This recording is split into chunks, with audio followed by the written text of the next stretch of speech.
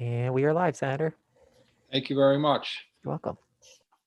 Good morning, everyone. Welcome to Maine's 130th State Legislature. My name is Joe Rafferty, and I represent Senate District 34 down in York County. This morning, we are hosting a public hearing in the Committee for Education and Cultural Affairs. The hearing will be relative to three bills this morning. They'd be LD 1172, 1188, and 1259. Please keep in mind that this meeting is currently being live streamed on the committee's YouTube channel. It means that anyone who's participating in the meeting via the Zoom can be seen and also heard if their microphone is unmuted. People on the Zoom meeting waiting to testify cannot be seen or heard until they are called upon to speak. This meeting is being recorded and available to view on the committee's YouTube channel soon after the meeting has concluded. And I'm just going to remind folks that should you be waiting to speak and when you are actually called in to do so, if you would be kind enough to be sure that your name is visible along with yourself, obviously, but your name visible down in the corner. And please be sure to introduce yourself. Let us know where you reside from, and also any affiliation you may have at that time. So with that said, I would just like to call upon my fellow committee members, if they would be kind enough to take a moment to introduce themselves, starting with my co-chair, Representative Brennan.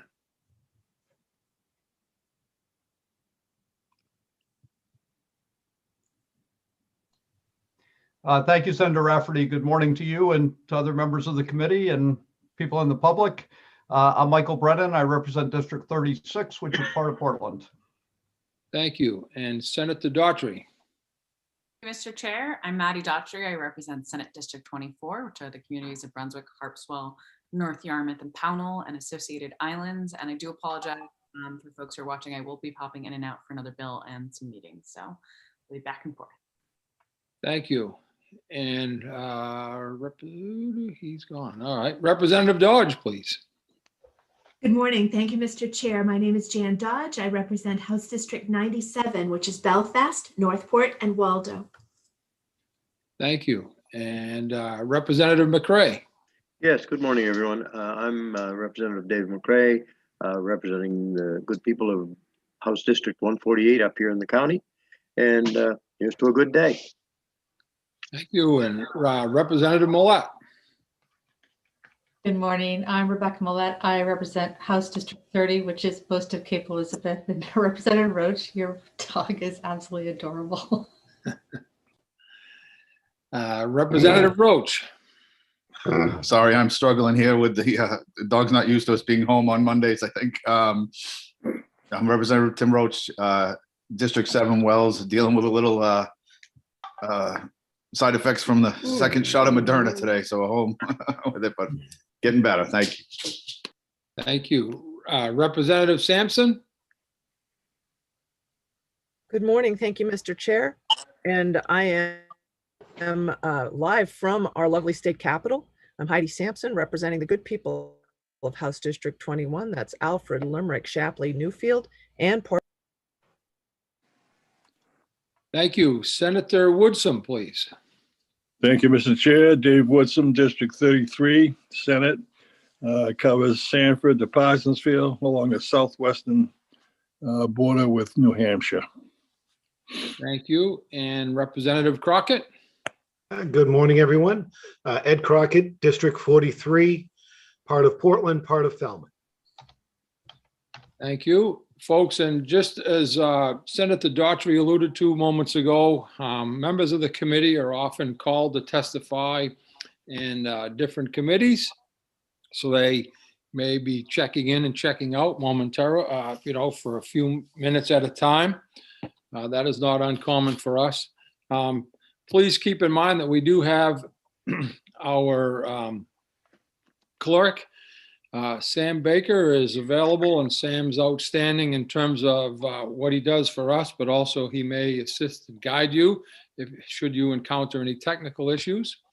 And with us this morning in terms of analysts is Sam Senfit, and you'll be hearing from Sam at different times today as well. But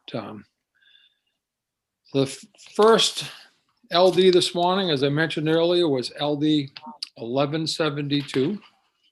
And that is an act to delay state mandated teacher and principal evaluations.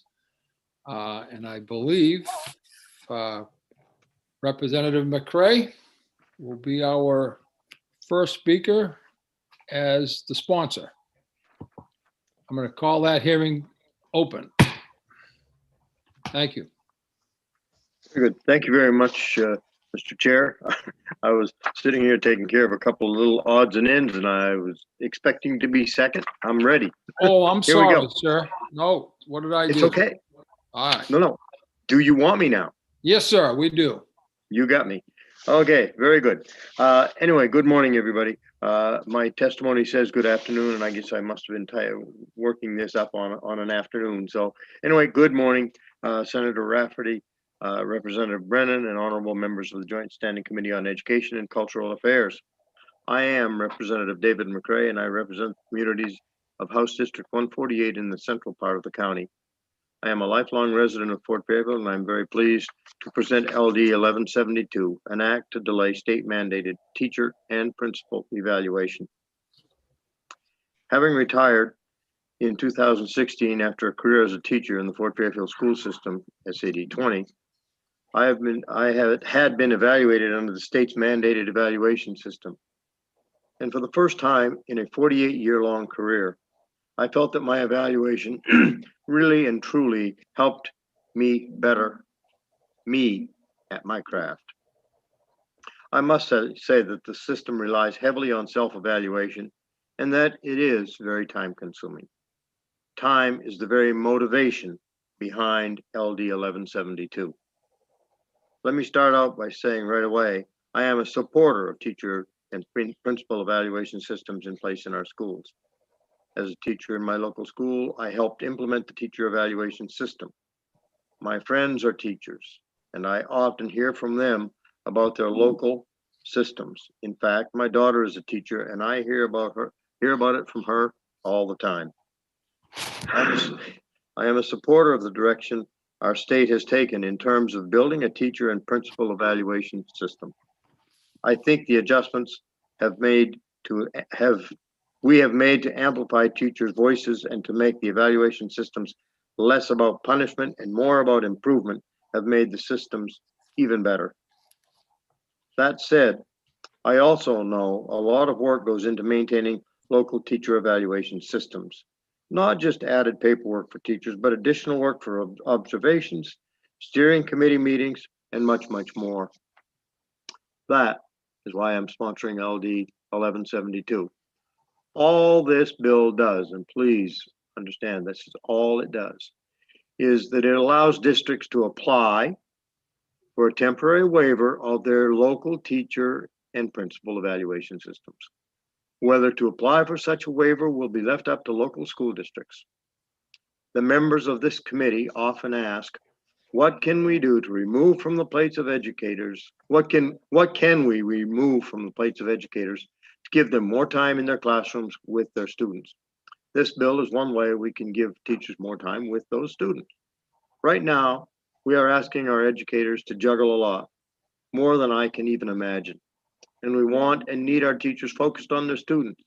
A lot of attention has been paid to the impact this pandemic will have on students, their learning, and in fact, their mental health. If a district wants to use the time it dedicates to their local evaluation systems instead of focus on the needs of students, I'm all for that, especially right now. Our educators face a lot right now, and I think we all agree that we would want any and all of their efforts focused squarely on the students, their needs, and their overall well-being.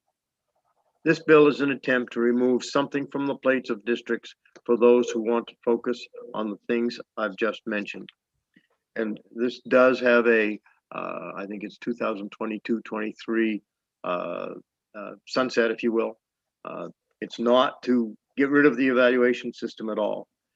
It just basically says we've got so much to do that maybe evaluations could take a back seat a little while all of these professionals, teachers, administrators, and all, spend their time on what we have to agree is the important thing right now, is getting things back to as close to normal as we can, and spending the time on making things come back to normal. So that's the intent of the bill. That's the sole intent of it.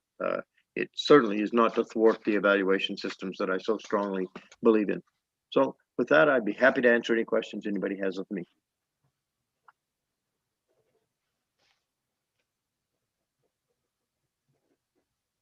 Sorry, Joe. Representative Stearns, please. Thank you, Mr. Chair. Excuse me. Thank you, Representative McCray, for bringing this bill forward. One question, does this in any way affect probationary and continuing contract language status?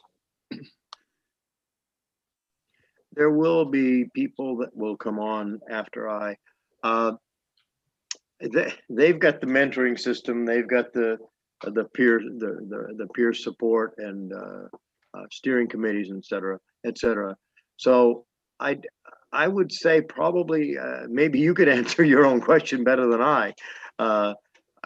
I don't know to what degree. I don't recall. I mean, I was chair of our steering committee forever. I don't recall there being really evaluation of new teachers to the degree that we had become in the end as I was preparing to retire. That was kind of left up to the mentorship programs. Now, I'm sure that you administrators, you had to recommend, are you gonna have this new kid, Dave McRae, come back next year or the next year? So you were aiming at, is this person worthy of rehiring? And the steering committee was more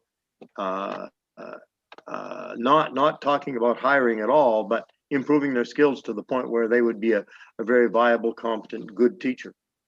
So I know that's kind of a political answer because I skated, but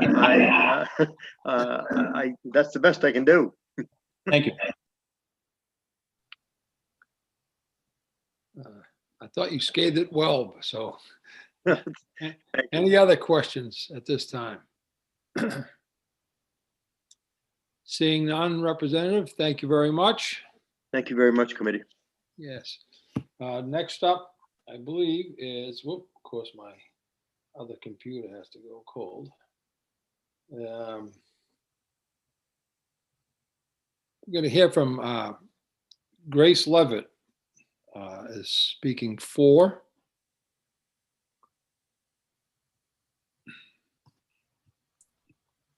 Morning. Good morning. All set? Yes, we are. Thank you. Senator Rafferty, Representative Brennan, and members of the Committee on Education and Cultural Affairs. My name is Grace Levitt. I'm a Spanish teacher, National Board Certified, on leave from Greeley High, serving as president of the Maine Education Association. The MEA has nearly 24,000 members, faculty and staff in pre-K through 12 public schools, higher ed, and many dedicated retired educators. I'm speaking on behalf of our members in support of LD 1172. As the sponsor said, this merely removes the requirement for school districts to carry out teacher and principal evaluations until things are hopefully back on track following the very major disruption that this pandemic has caused to everyone and all aspects of their lives, most certainly in our schools and to the work that educators have managed to do throughout this health crisis. Schools in Maine, unlike many other states, have remained open this year, but nowhere in the state could one say things have been normal. Educators, our teachers, our principals, all school support professionals and administrators have done nothing less than an amazing job in the most impossible of circumstances and have met one challenge after another. The evaluation systems for teachers and principals that each district has developed and has implemented obviously never took into account that a teacher would have to be providing synchronous instruction, working with students in person, simultaneously instructing students attending class remotely, also monitoring safety requirements, reminding students to pull up their masks, to stay 3 or 6 feet apart, cleaning surfaces in the few minutes between groups, and all while also coping with the ever-present worry about potentially contracting COVID or bringing it home to loved ones, or just worrying about the spread in our communities and the prolonged impact this is having on all of us. The evaluation systems did not anticipate having to prepare remote, online lessons, quickly learning new platforms and technologies, or having to shift within a few hours from one type of instruction to another when there's a positive case and a need for quarantines. MEA sought to have these evaluation systems put on hold throughout these past months for all the reasons above, as well as due to the fact that the evaluators were never trained in evaluating remote instruction or online lessons. In some districts, local steering committees were able to agree upon some temporary modifications to the systems in place. But even in these districts, I've heard teachers ask, why are we having to do this now with all that is much more essential to be addressed at the moment? So although there is widespread recognition of the additional work our educators have had to do this year, as they've remained dedicated to students and providing instruction in person safely and also remotely, and they have spent countless hours tending to additional tasks, supervising students without a break, communicating with parents much more frequently, preparing various types of lessons and materials, adapting to using technology in different ways, and cleaning, etc. Despite the recognition of many more hours spent each day, each week, and on weekends, there was still the requirement to carry on with an evaluation system, even if it ultimately was less than meaningful and meant just going through the motions rather than really serving its intended purpose. This bill merely removes the requirement temporarily. If somehow a district has found that what they are doing is working and is worthwhile, and especially worth the time it takes, then so be it. But for the districts that know that to get through these current challenges as intact as possible, we should be focusing on the most essential work, focusing on our students and things most closely related to them. LD 1172 would allow them to just forgo evaluations temporarily until things are back to normal, whatever that may look like months from now. We encourage you to support LD 1172. Thank you for your time. I'm glad to answer any questions you may have. I would add in just now that it's my understanding that this does not impact probationary teachers. That's my understanding, given that there was a question asked previously.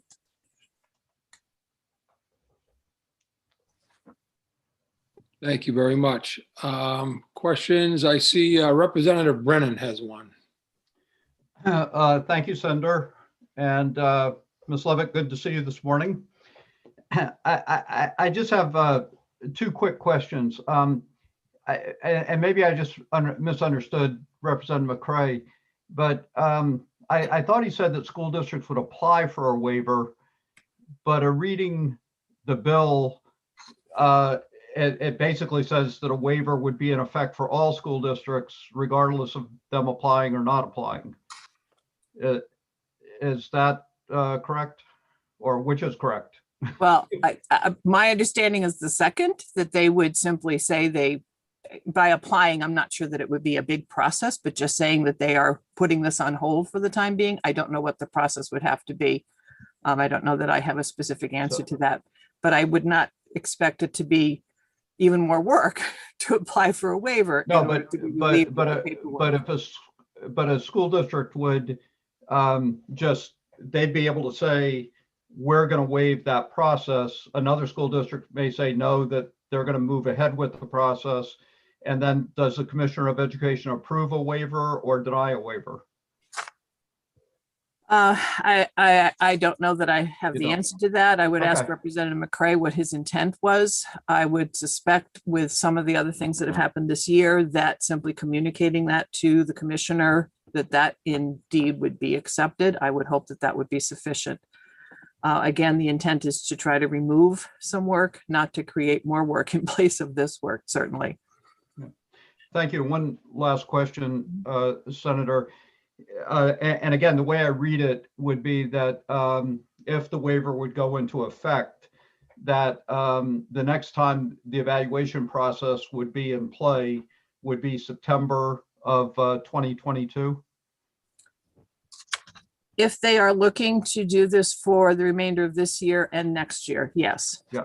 Okay. If things were to improve rapidly for next year, they may not have the need for it, but I think getting back on track is going to take a lot longer than any of us ever anticipated. So Okay. I suspect it would be 2022 in the fall. Right, as but you said. assuming that this year is pretty much over, it would be for the next school year. Yes, but if this took effect this year, a lot of the work I would have to do in my evaluation was basically at the end of the year is where a lot of the paperwork took place, certainly. And people may still be trying to fit an observation somehow. So the year's not over yet. So. Okay, thank you very much. Sure. Representative Stearns, please. Thank you, Mr. Chair. Ms. Levitt, I think that my question might have been answered. So we're looking for this waiver. If this bill were to pass, this would encompass the entire next school year as well as is there an emergency? Is there emergency language on this bill? No. I'm not seeing that now. So it really wouldn't affect this school year. I guess not. I thought the intent was that it could, but it's not reading that way. So. Okay, thank you. Mm-hmm. Any other questions at this time? Not seeing any. Thank you very much for being here, Ms. Levitt. We appreciate your time and most importantly, the work you continue to do. Thank you Have a very good day. much. Thank you for your work. Have a good day. You as well.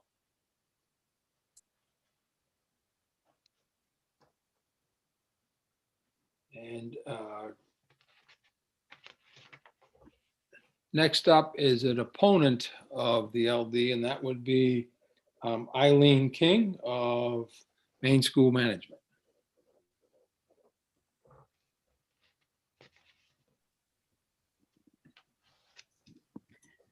Good morning, Senator Rafferty, Representative Brennan, and members of the Educational Cultural Affairs Committee. I am Eileen King, Deputy Executive Director of Maine School Management Association, testifying on behalf of legislative committees of the Maine School Boards Association and Maine School Superintendents Association in opposition to LD 1172. We oppose this bill because feedback is more critical than ever, given what our students, staff, and communities have been through in the last year. That conversation and feedback is taking on a different form. However, in recognition that we have been working under extraordinary circumstances, districts have tried to lighten the process and give teachers and principals voice about the struggles and the victories achieved under COVID conditions that include less in-person time, smaller class sizes, and communicating via Zoom. They're requesting more self-evaluation, giving teachers and building leaders an opportunity to reflect on their own performance during the extraordinary year. We also are using the process to get feedback on the struggles of the hybrid learning, along with what worked well. There is no doubt we can learn from what we all went through, including better ways to use the internet to support in-person instruction. This year's evaluation process is an opportunity to have meaningful conversations on the best way to move forward with students who may be at very different levels because of the COVID disruption. We also want to recognize and address in those conversations the social and emotional needs of not just our students, but the adults in the building after a very difficult year. One of the things I'd like to point out is that most of our evaluation systems do have a 3-year tiered model. If you're in a 3-year tiered model, you need to have a point of contact. One, you just need to speak to a colleague. Our teachers have been talking to each other throughout the year. They've been talking about our students' mental, emotional health. They've been talking about the struggles of learning how to teach remotely via Zoom, of how to do asynchronous instruction, of what curriculum works best and what doesn't work best. All they have to do is talk to one colleague. If you're effective, you're also on the 3-year plan. You also, once again, just have to talk to one colleague as a point of contact. All that work that they've been doing this year and all the evaluation process that's been going on this year has been meaningful in the work that they've been doing. If they have a directed plan, they're on a 2-year plan, and they have to talk to a colleague as well. And they can talk about curriculum, instruction. They can talk about what worked, what has worked, what hasn't worked.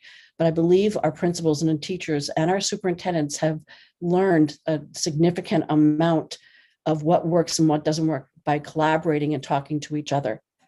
So this year's evaluation process has been modified across the state, district by district. I believe to waive next year's would waste some of the important time that our teachers are using not to be able to use that information towards their evaluation system, would be, I think, harmful for them. I think they need to continue to access their points of contact. I think they need that and that important feedback on what's working, what's not working well, and they should be able to use those conversations as a means to continue to be evaluated. I am pleased to know that this is not in effect for probationary teachers. And I also hope that there is some conversation about our ineffective teachers that may have been identified as ineffective and how this would impact any type of support for them in their improvement plan. And I'd be happy to answer any questions.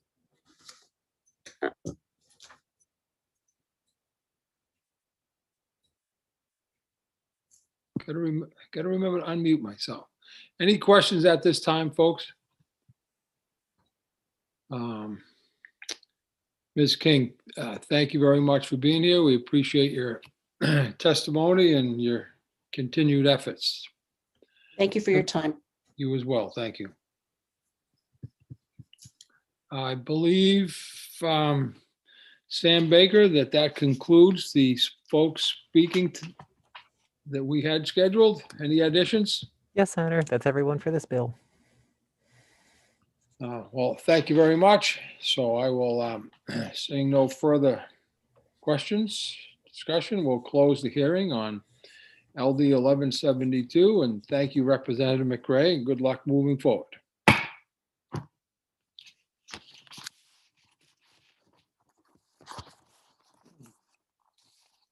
Our next hearing that will be on LD 1188, and that is an act to include librarians and career and technical education teachers into the minimum $40,000 salary initiative.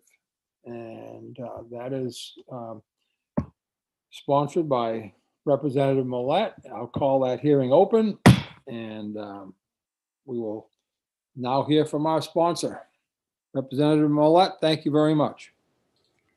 Good morning, Senator Rafferty, Representative Brennan, and esteemed colleagues of the Education and Cultural Affairs Committee. I am Representative Rebecca Millette, and I represent House District 30, which is most of Cape Elizabeth. I'm pleased to present to you LD 1188, an act to include librarians and career and technical education teachers in the minimum $40,000 salary initiative. I'm going to keep this really brief. In the 129th legislature, Maine finally took action to raise the minimum salary for our educators. But the statutory language put in place created an unforeseen exclusion of educators in CTE regions. Section 13407 references, quote, school administrative unit, unquote, or SAUs. CTE centers are part of SAUs, but CTE regions are separate from SAUs and therefore have been found to not fall under the current statute. After meeting with the department, it appears that the librarian issue is no longer a concern, but CTE regions do require our attention. So as amended, this bill would rectify this issue and make sure our CTE region educators are treated fairly and equally with educators in CTE centers. I hope you will join me in correcting this oversight and support passage of this bill as amended. And I am happy to answer any questions. The amendment, I believe, was sent to the committee earlier and is also at the bottom of my testimony. Thank you, Representative. Any questions for Representative Millette at this time? I see Representative Brennan, followed by Senator Woodson. There we go. Thank you, Senator. I appreciate it. Thank you, Representative Millet, for the bill. If you could just, you mentioned this is just an oversight. How did that happen? It happened in the dark hours of the budget process in the 129th. Okay, so it was simply an oversight not to include these two categories. Okay, Yeah, I don't think anyone was really catching the fact that the language only applied to SAUs. great. Well, thank you. All right. Senator Woodson, sir. Thank you, Mr. Chair. Had the same question and concerns that Representative Brennan did. If both groups, the librarians and CTEs, were involved in the oversight, but now the librarians are in it, how did that happen?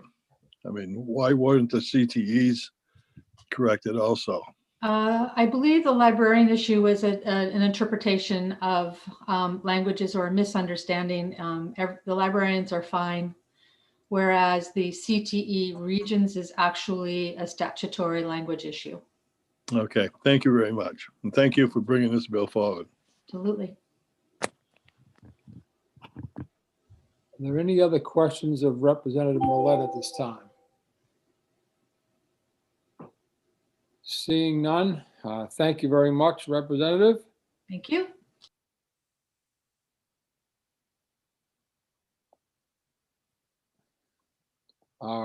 We do have some additional speakers, all speaking in favor of LD 1188.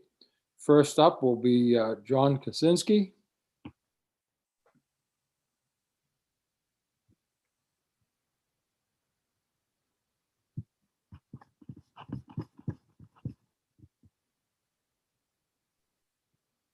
Good morning. Morning. Senator Rafferty, Representative Brennan, and other esteemed members of the Education and Cultural Affairs Committee. My name is John Kaczynski. I'm here on behalf of the Maine Education Association to testify in support of LD 1188 as amended. The MEA appreciates the efforts to lift the minimum teacher salary in our state. I've included the ramp up in my written testimony. As the sponsor said, LD 1188 is intended to correct a minor oversight in the increase in the minimum teacher salary. We represent public school teachers in almost every public school, including our CTE centers and regions. And as the sponsor mentioned, in the definition, in the language that was included in the budget, creating the minimum or lifting the minimum teacher salary, the term school administrative unit was used. And so that covered the CTE centers, the 19 centers that are part of school administrative units, but it left out the 8 regions that are not part of school or not considered under the language definition of school administrative unit. Those regions can be found in Holton, Lincoln, Bangor, Waldo, Rockland, Mexico, Brunswick, and Norway. We hope this bill will rectify this situation to make sure the teachers in our CTE regions are treated the same as those in the centers and that the minimum salary would apply as well. I've included in my testimony the Department of Education's priority notice of the verification of minimum teacher salaries. And this is where this issue first arose, where we first understood the problem. I must also note that the department's list of qualified positions does not include school nurses, occupational therapists, or speech and language pathologists, all who are certified and all who work in our schools. While they were left off, we have no evidence that any of these positions are being paid less than the $40,000 minimum teacher salary currently. I'm also happy to address the librarian issue because that did pop up last year, but it has been rectified and it was just a misunderstanding of a certification issue. But I believe the librarians at this point are covered. So thank you so much for your time, and I'm happy to try to answer any questions you may have. Thank you, sir. I have a question from Senator Woodson. Hello, Senator. Thank you, Mr. Chair. Good morning, John. Morning, Do you sir. know, as the bill is written, these folks in the regional CTEs obviously have lost money. Does it cover the lost pay, this bill? Doesn't cover the lost pay. I'm not sure there, in all cases, there would be lost pay. I included in my testimony that we're ramping up to that 40,000. So I believe, let me just make sure I pull up on my testimony exactly. We are currently at 35,000. That will increase to 37,500 next school year. And then finally 40,000 2023. What we have found in most places is that schools are already above that. So I would have to take a look at these regions to see if any are currently below the 35,000, sir. Okay, very good. Thank you.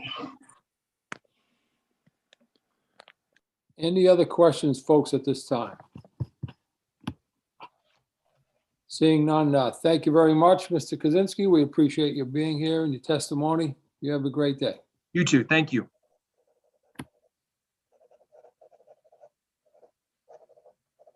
Next up, also speaking for will be Simon West.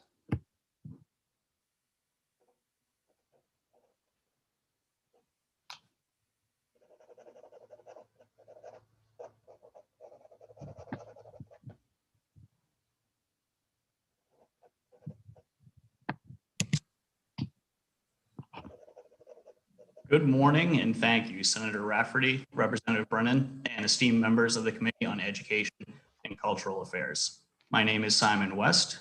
I'm from Gardner, Maine. I'm here to represent the Maine State Chamber of Commerce, a statewide business association made up of both large and small businesses, to have testimony in support of LD 1188, an act to include librarians and career and technical education teachers in the minimum 40,000 salary initiative.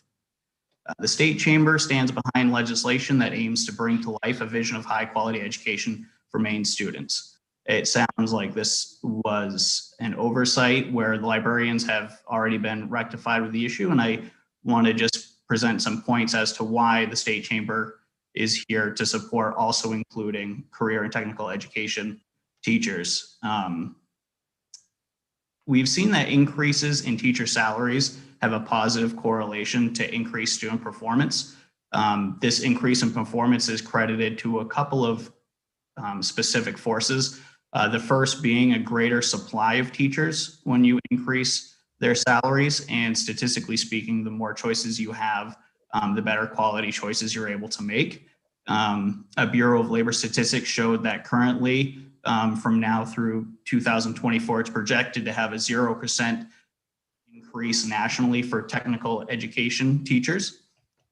Secondly, the supply of teachers becomes higher quality when you have higher salaries. One of the things that we've seen in a report from Education Next presented was only 23% of individuals who graduated at the top of their class with a teaching degree were currently in the field.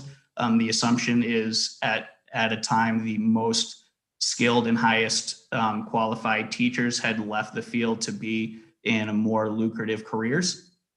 And lastly, a report from the Center for American Progress reported that teachers are 30% more likely to hold a second job than non-teaching professionals. I understand that a lot of this could be due to the unique scheduling that teachers have as compared to other professions, but the report did state that teachers often cited having financial issues for why they took on a second job. And with these forces in mind, showing that there is a correlation between teacher pay and student performance, we at the Chamber believe that all students should have the opportunity to benefit from the results of increased pay for teachers, and career and technical education students should be included in that. And aside from the benefits felt by the students, our economy would also benefit from more students exploring technical education, as well as those students receiving a robust education from highly engaged teachers. And I would be glad to take any questions. Do we have any questions at this time for Mr. West? Seeing none, sir, thank you very much for being here today. We appreciate your testimony. You have a great rest of your day. You as well. Thank you. Also speaking for LD 1188 will be Eileen King of Maine School Management.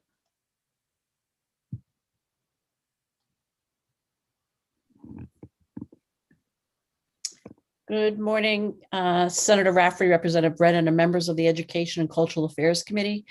I am Eileen King, Deputy Executive Director of the Maine School Management Association, testifying on behalf of the legislative committees of the Maine School Boards Association and Maine School Superintendents Association in support of LD 1188.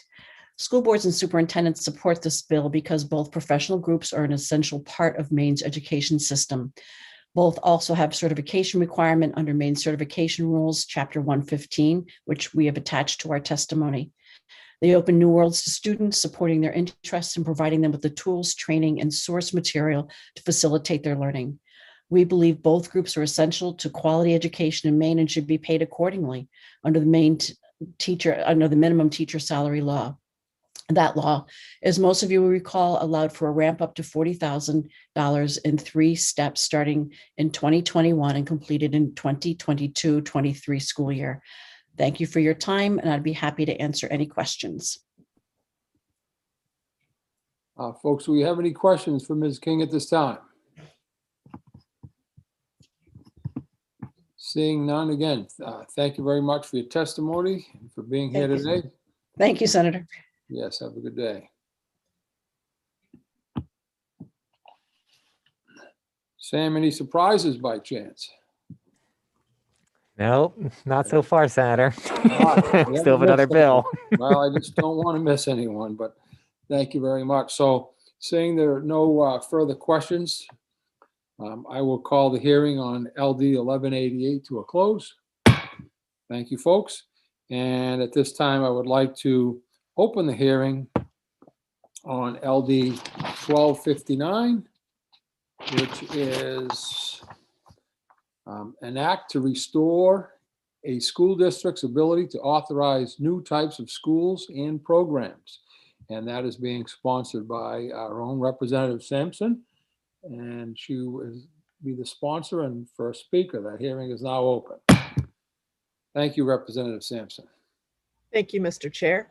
Senator Rafferty, Representative Brennan, and fellow colleagues on the Education and Cultural Affairs Committee. I am Representative Heidi Sampson, serving the good people of House District 21. That's Alfred, Limerick, Shapley, Newfield, and Parsonsfield. I present you today with LD 1259, an act to restore a school district's ability to authorize new types of schools and programs. This bill offers a minor amendment to 20A MRSA 2040, 2405. We'll just do that. Subsection 10, which changes this got changed last session, and I would propose that this section would read as follows, quote, no more than 10 may operate at any time. Anytime that cap is reached, the commissioner may not accept further registrations from the commission, end quote. This change removes the rest of that sentence, which states currently, quote, or from local school boards and collaboratives or local school boards, end quote. So for the sake of historical context, allow me to lay out a vision most of us serving today would not be aware of. 10 years ago, in the 125th legislature, an act to create innovative public school zones and innovative public school districts passed into law. To this date, it has not been implemented. It addresses the idea of collaboration between school boards to produce innovative public school zones. The idea is simple. 2 or more school districts could work together to jointly authorize a charter school that would serve their mutual interests. This law paves the way for schools to innovate among, quote, autonomous public schools or teacher-led schools operated by a school administrative unit that share common interests, such as their geographical location or educational focus, or that sequentially serve classes of students as they progress through elementary and secondary education, and in which a school board implements an innovation plan approved pursuant to this section, end quote. The key difference is how the eligible authorizer operates. The local school board becomes the eligible authorizer, and they collaborate to form a regional public charter school that would be located within the area managed and controlled by those 2 or more local school boards. This bill offers superintendents, principals, and teachers an opportunity, but more importantly, a choice to explore these new ideas and options in the spirit of the original law.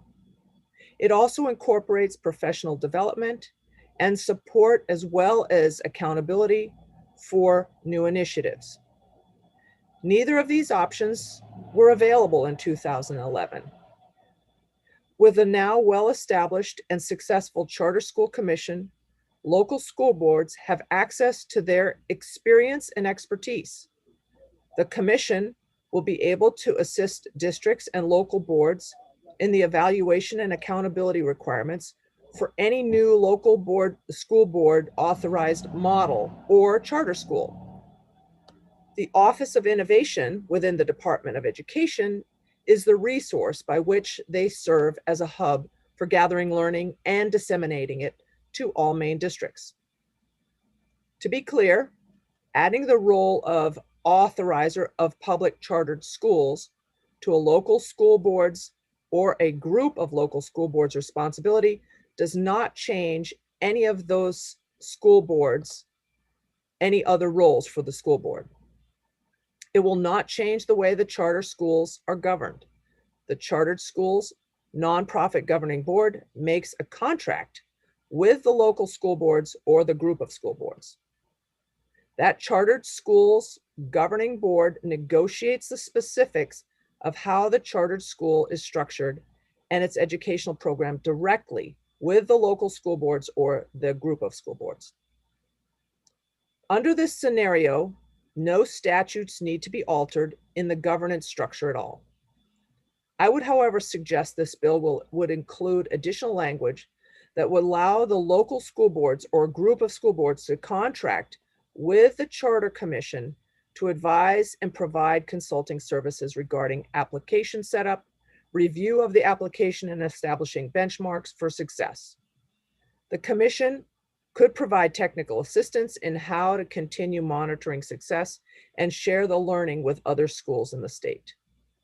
This new relationship gives more control to superintendents and local school boards on the one hand, while simultaneously leveraging the structural and technical assets of the state level Charter Commission to ensure high quality performance standards. This framework would encourage the sharing of successful innovation with the rest of the state.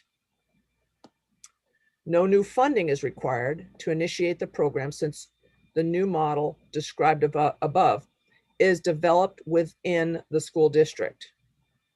The districts and the local school boards may be challenged with finding creative use of existing budgets for these new structures, but no new money is needed to launch the programming.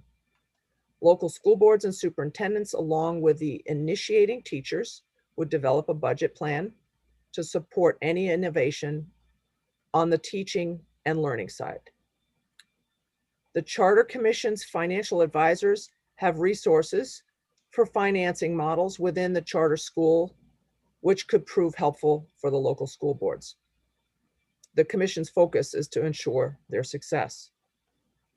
Finally, building on existing innovation for teacher-led school models, such as the Reike Elementary School in Portland and the Athens Community School in Athens, this bill would allow teachers and districts to establish a memorandum of understanding with their district to create new learning and teaching models in their current school.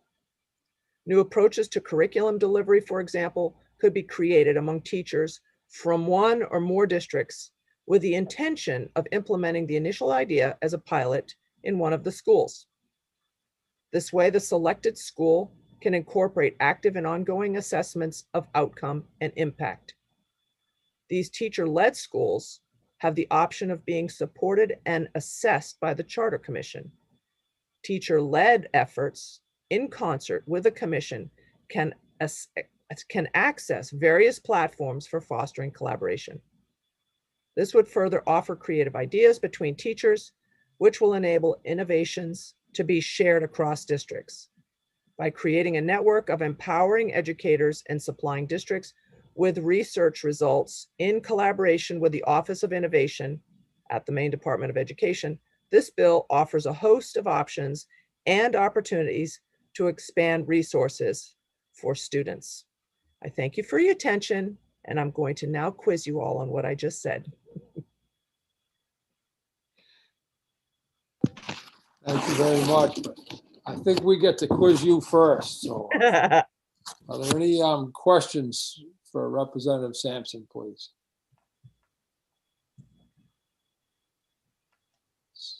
Yes, I do see a couple of hands up. Representative Stearns, followed by Representative Dodge. Thank you, Mr. Chair.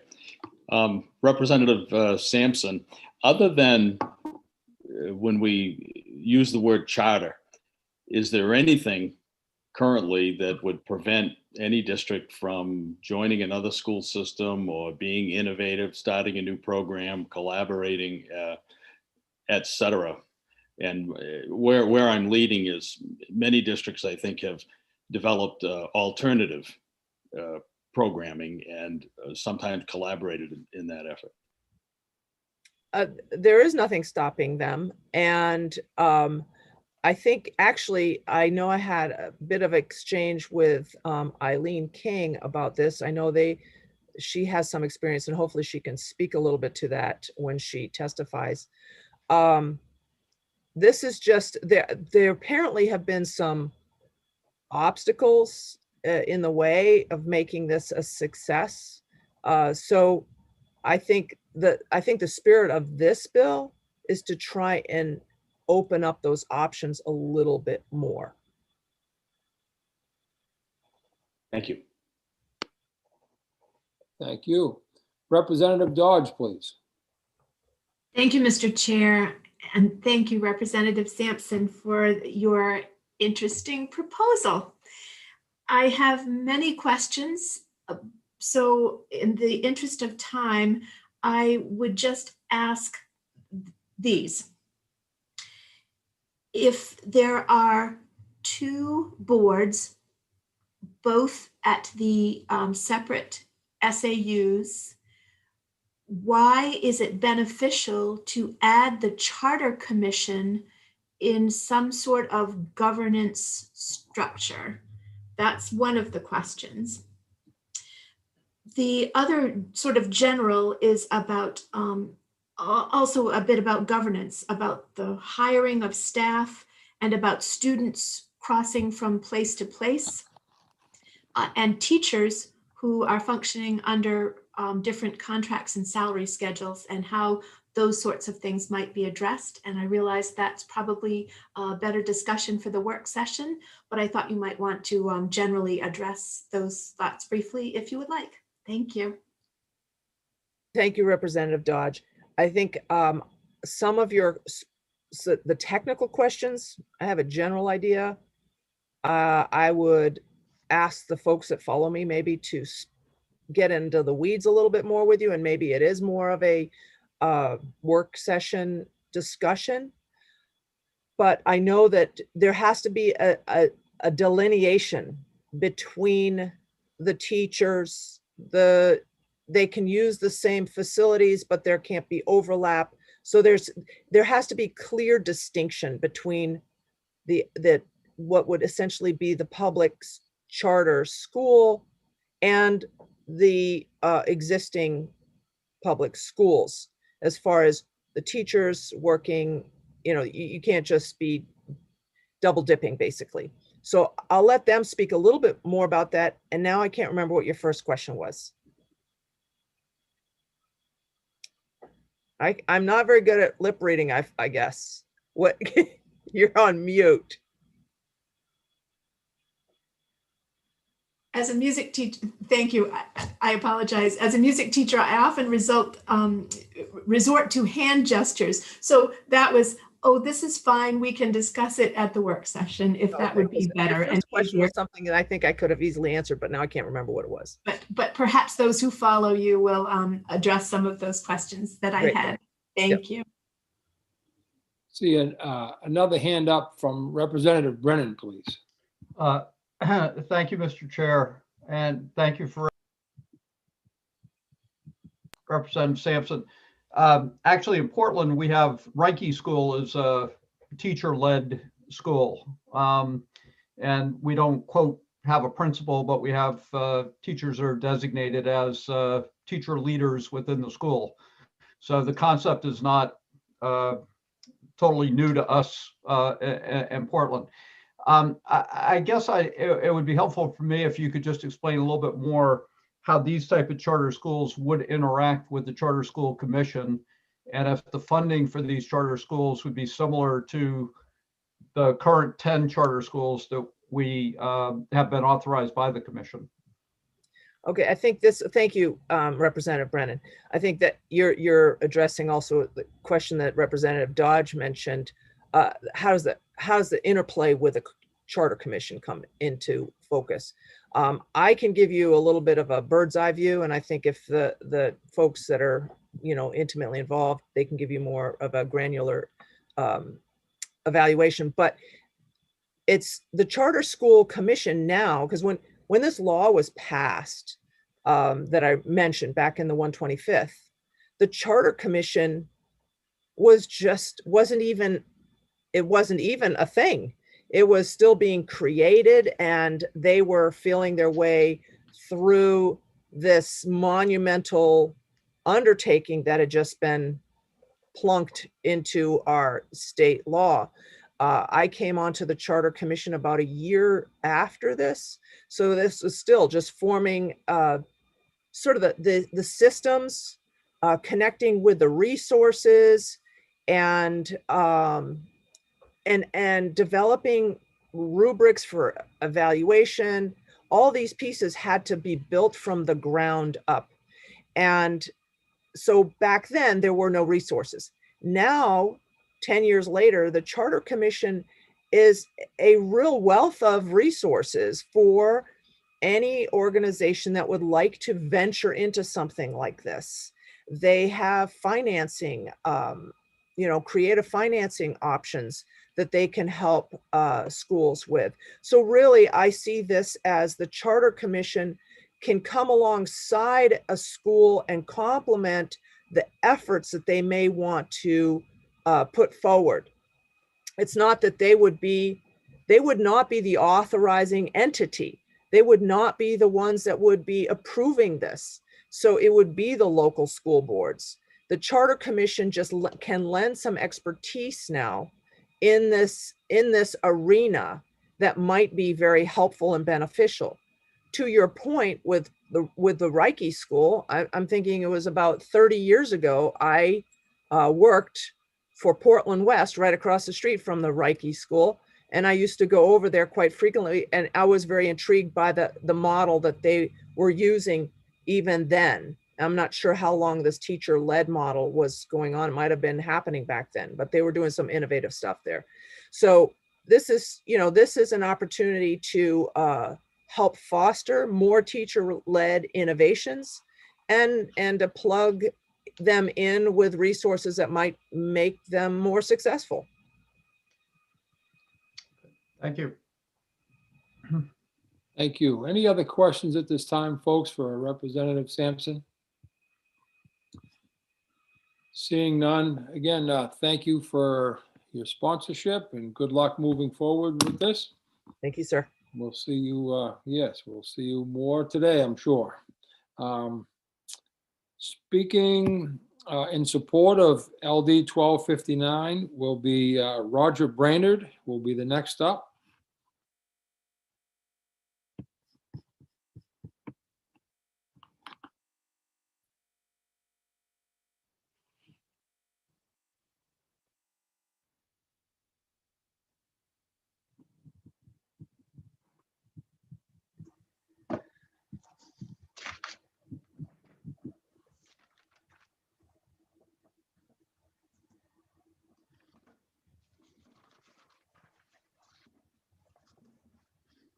Good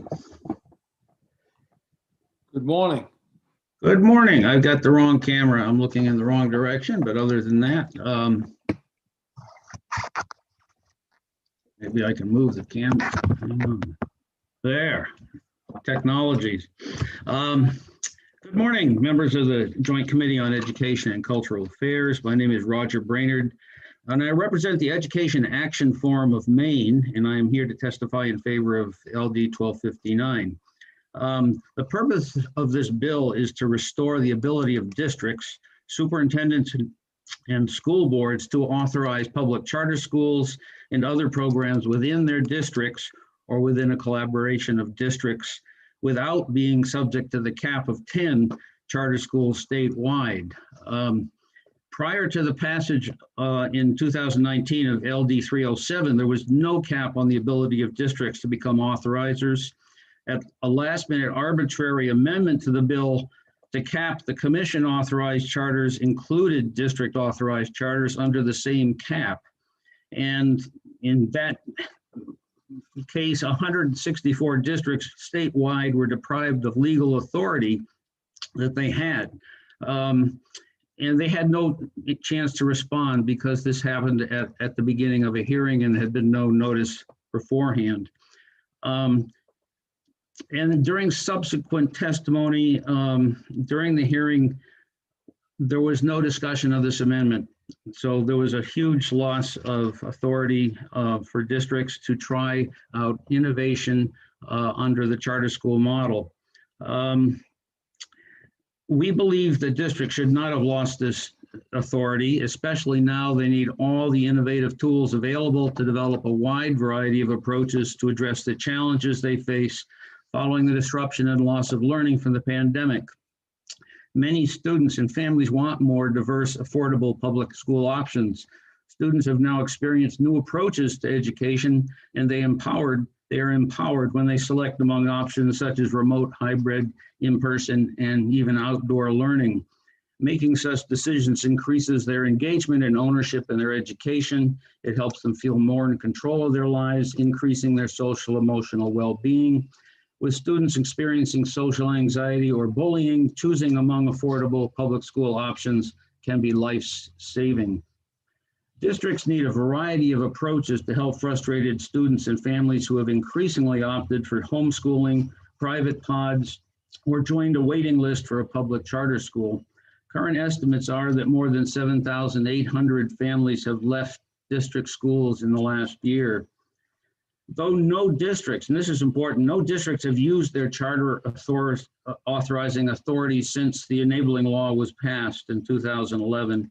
Superintendents and school boards have been interested. To increase its usefulness for districts, there may be disincentives in the law that we can address once we get the basic right restored. If districts regain this authority, they will be eligible for substantial grants through the federal charter school grant program. There are some alternative pathways that allow some students and parents to choose among public schools, such as the CTE programs, but rarely are these options within a school district or outside the boundaries of their resident district. Maine's public school options are limited. Of the approximately 174,000 publicly funded pre-K-12 students in the state, fewer than 5% have access to educational options within the public school system. Public school options should not be a partisan issue. They should be explored, supported by the legislature, implemented by the Department of Education, and used by superintendents and school boards to offer students, their families, and their teachers new teaching and learning opportunities. I'd like you to vote ought to pass on LD 1259. And I realize there's a lot of questions about how this might work. And I think we would love to work with you on this. Thank you, and I'm happy to answer any questions I can.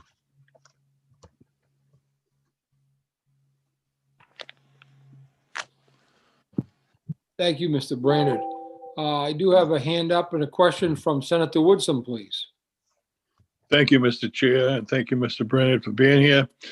I'm not familiar with the You mentioned 2011, and you mentioned the bill in 2019 that capped the charter schools to 10. And you said the local districts lost their options to pursue this endeavor. But I'm not, then you mentioned since 2011, districts have not been able to use this option. Can you clarify that? Maybe I misunderstood what you said. No, I would be happy to. Across the country, charter schools have been around for almost 30 years now. And most of the 7,000 charter schools across the country have been authorized by local districts.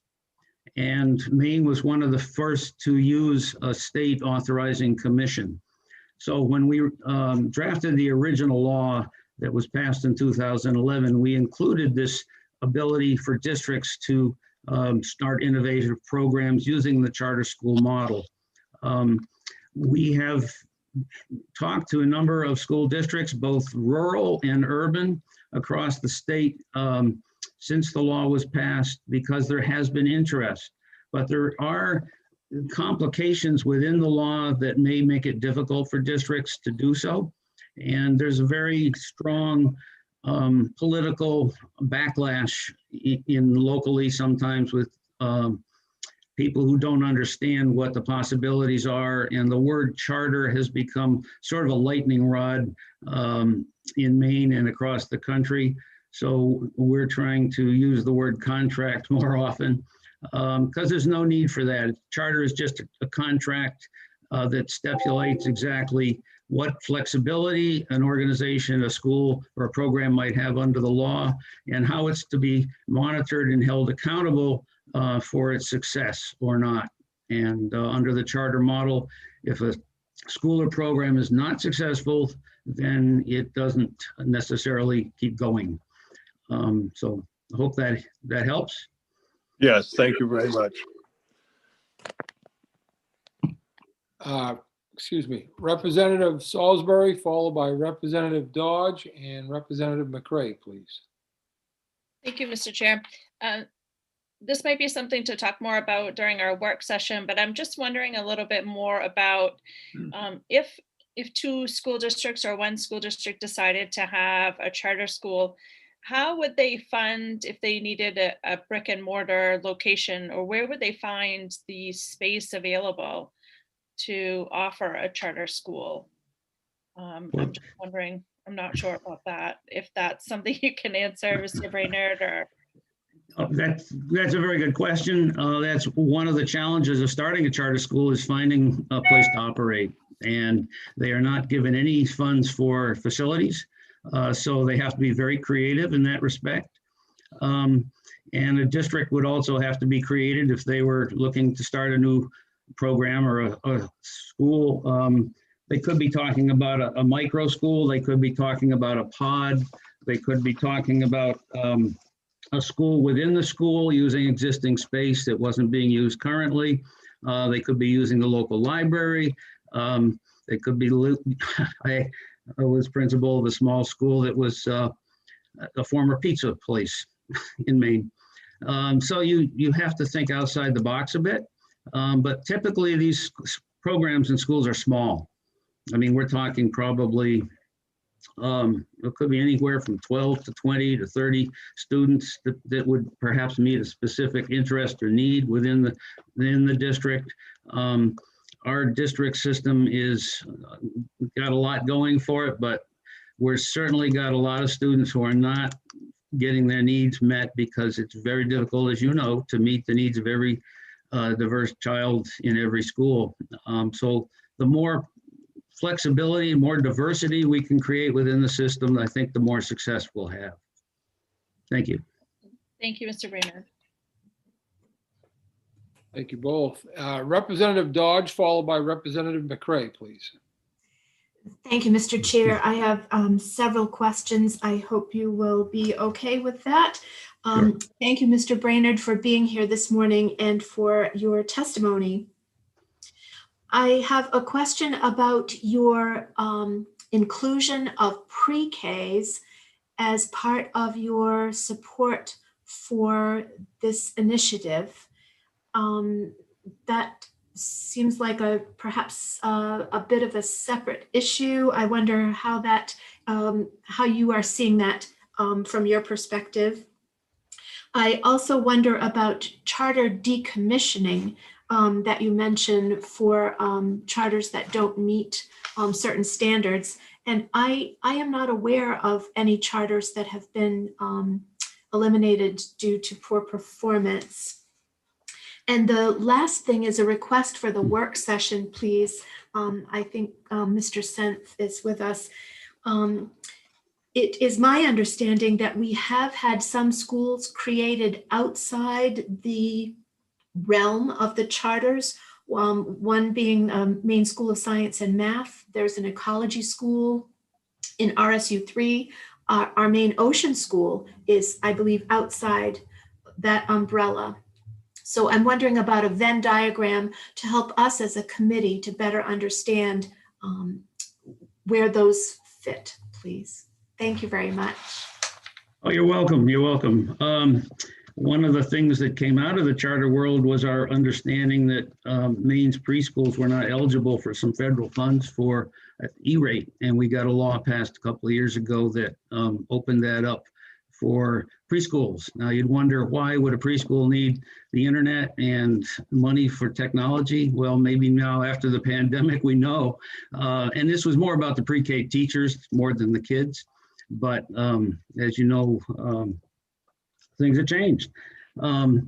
So pre-K is part of the public system. So I do not have all the answers about how this might work. I think it's an exciting possibility to be thinking about helping districts create more flexibility, more options within their jurisdiction to meet the needs of more students. So we think this is the beginning of a conversation that has to happen, and it may take a long time and it may take some experimentation, but that's what the charter model is all about. It's allowing some innovation, and it's also setting some guidelines on accountability. So it's not an open-ended thing to do something different and just do it forever. We have been really fortunate in Maine to have this Charter School Commission group of volunteers with incredible expertise in education and in other fields come together and work this out over the last 10 years. So when they look at a school's initial application, which typically takes 500 to 600 pages at least of detail, they're very knowledgeable about what might work and what might not, what questions to ask, et cetera, et cetera. When they do approve one and they come up with a contract that specifies exactly what they think should happen in order for that school to meet the needs financially and academically of the students they're serving. And as the model says, if after time, I mean, things are discovered along the way. Things don't always work right off the bat. Sometimes you have to, I don't remember how many times Edison had to break a light bulb before he got one that lit. But with charter schools, you're trying new things, and sometimes you need to back up and try something different. But it's a formative process. It's a lot of the discussion about charters has been about evaluating their test results, for instance. That's a summative judgment based on a point in time, but it doesn't say whether things are progressing or regressing. And that's the thing that an experienced body like the commission has its thumb on and can figure out. If it gets to the point where it just can't be salvaged, yeah, a school has to close. And that's hard on everybody. And it's happened a lot across the country. But when Maine passed its law, we worked very closely with the national people to find out what had been learned across the other states and how to create a law that protected our whole public system from the kind of experience other states were having. It was like Wild Wild West in places, but not in Maine, because our law was very carefully crafted. So we haven't had one close. We haven't had one close to closing. We've had some that have experienced some problems, and we've taken the learning from those problems and found solutions. And a lot of the criticisms about charters in the state have been taking a look at a report in a period of time and saying, oh, this isn't right. Well, maybe it isn't, but what's being done about it? That's the key. And looking at this as a matter of growth, like we do with students. Is this school growing or is it not? So I'm hoping I'm helping you. The last question about the variety of public schools that are not charters in the state. You mentioned the two magnet schools, the Maine School of Science and Mathematics in Limestone, which was created a long time ago. And then the recent school, the Maine Ocean School, created in Searsport. The magnet model is a different model of public education. It's used across the country. It's usually thematic. It puts out a specific type of program that seems to be needed in the state. It's a public school that's authorized by the legislature. And that's the key point. It takes a law and it takes a funding mechanism that the legislature has to approve every 2 years. So it's a very, very different model. In the charter model, the money that the state pays in the essential program and services formula follows the student to whatever public school they're going. What does not follow the student is the money that every town, or almost every town, allocates from their property taxes to support public education locally. That does not go with that student. They leave that behind. So there's a lot of confusion about how charter schools are funded. They do not take, no charter school takes a penny from another school. A student and their family, when they decide that a different school makes more sense for them, the money follows that student. All right, so the student and the family make the decision, not the school. If no students show up, no charter school opens. If students leave because they're not meeting the needs, the charter school will probably close. Matter of fact, most charter schools across the country have closed because of finances, not academics. Right? There have been some abuses across the country with charter schools. We understand that. That's not appropriate. They need to be shut down quickly. But a lot of what's being criticized about charter schools is not accurate, and that needs to be corrected. I've heard a lot of criticism of charters in this committee during hearings and work sessions, which is not accurate. They are public schools. They're not for-profit, which has been claimed so many times.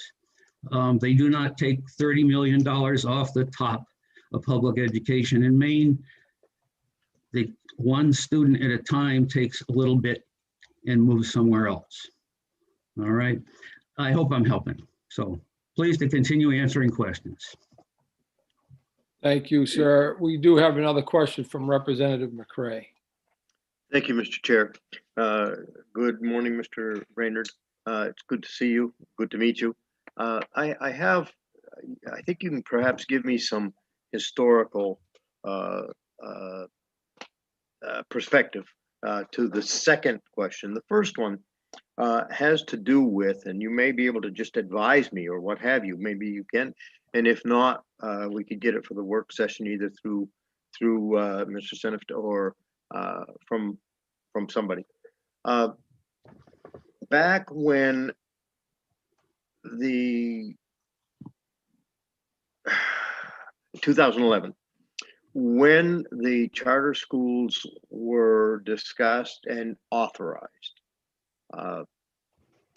and apparently up until that point, school districts all over the state had the ability to create schools within a school or between other districts.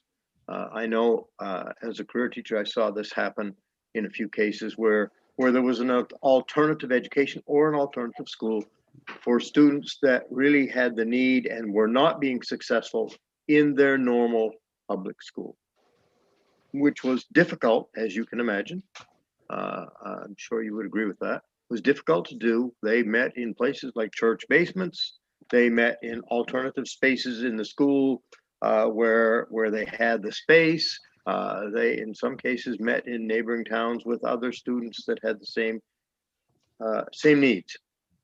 Was that traded off, that ability? You said that the districts have kind of lost that, and I'm not sure that they have really lost it, but if they have, was that traded off to get the Charter Commission established in 2011 and said, okay, we've got a charter program, Charter Commission, and if we can get that, then there won't be the same need at the local level? Is that part of this at all?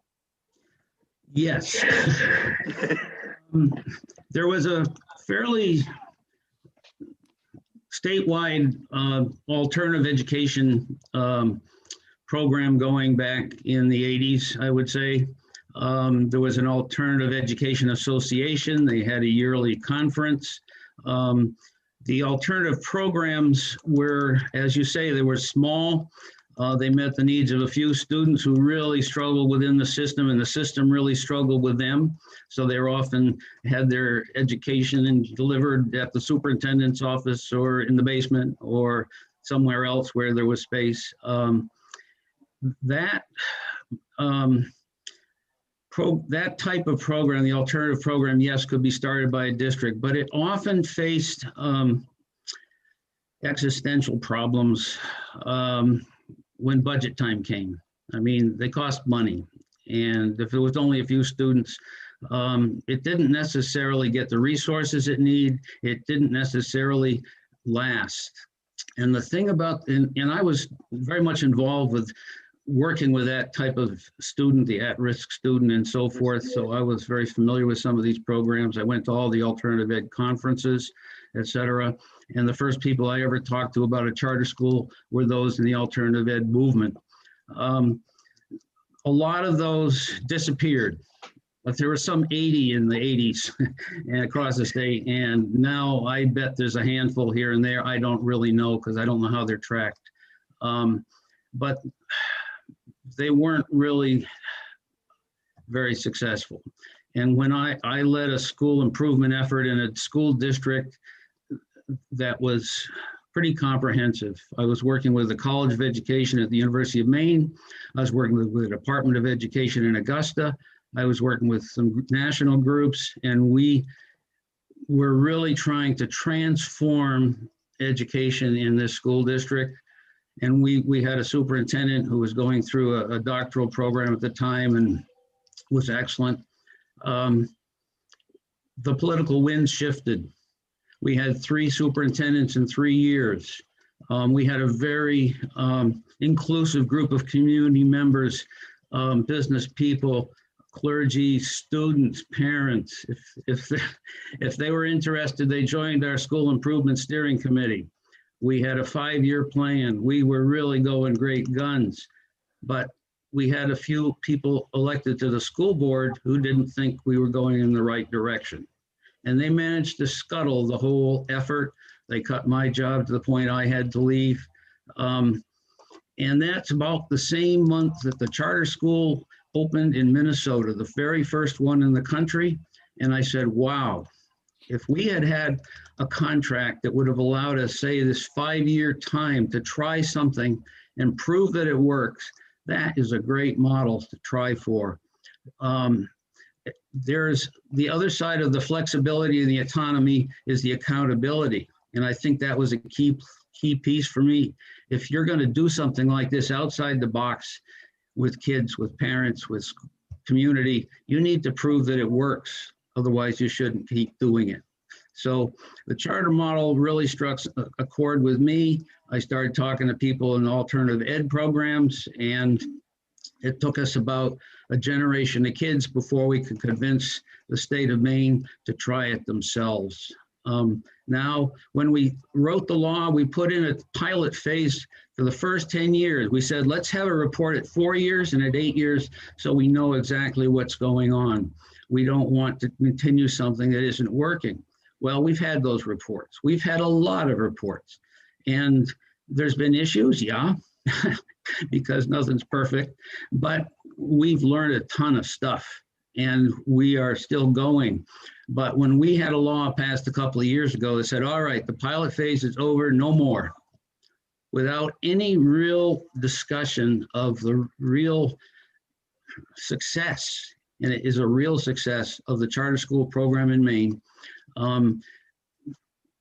The cap is because the pilot program was discontinued with a law. Well, the permanent cap can be discontinued with a law too, right? But when the districts lost their right to try it, that really, to me, was an egregious problem. They need all the help they can get to think creatively. And this model is a very prescriptive model. It's not easy to understand. It's not easy to implement. It requires a tremendous amount of work. But I think that's work that needs to be done. And we have an incredibly efficient charter school commission with a very, very strong staff and a lot of experience and some strong volunteers who know the business of education. And they can help the districts come up with something that works, whether it's a mini school, whether it's a pod that works at the local library, whether it's an outdoor education program. I have looking across the country at the different kinds of vocational programs that charter districts have authorized. They could be related to the health field, the marine environment, you name it, any field of interest that a student and a business might have.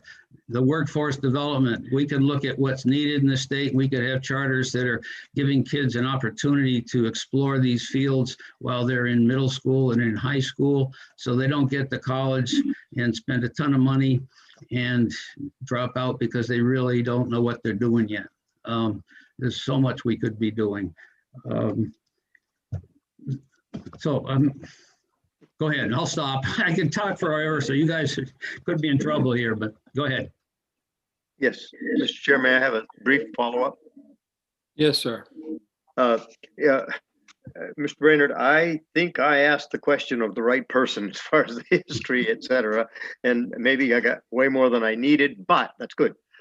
My follow-up would be, I assume that school districts have the ability, even to this day, to create these alternative programs for students that are not being successful in the general school. And I guess my question is, why, if my district was interested in that, or a district in a nearby district was interested in pursuing that, why would they not, let's say, contact the Charter Commission, say, do you have recommendations of the way we might best approach this without necessarily creating a charter school? Yes. I think that kind of communication with the commission would be wonderful. The reason the charter model to me is so worthwhile is because it's very prescriptive about what should work and what shouldn't work from the get-go. So you know what you're getting into. You're dealing with a contract. So if you have invested your time, energy, whatever resources in starting a new program, you don't lose it after a year or two because the political winds have shifted or the resources are diminished or this, that, the other thing. You have enough of a permission, of an authorization to do something and to come to some conclusion about whether it's working or not. The alternative programs in this state were not guaranteed that survival, and they went out of business. And the kids, well, I don't know what happened. And it's not always about the kids that aren't being successful. You heard some testimony last week from students who are extremely bright, extremely successful in their schools, but they still wanted something more or something different.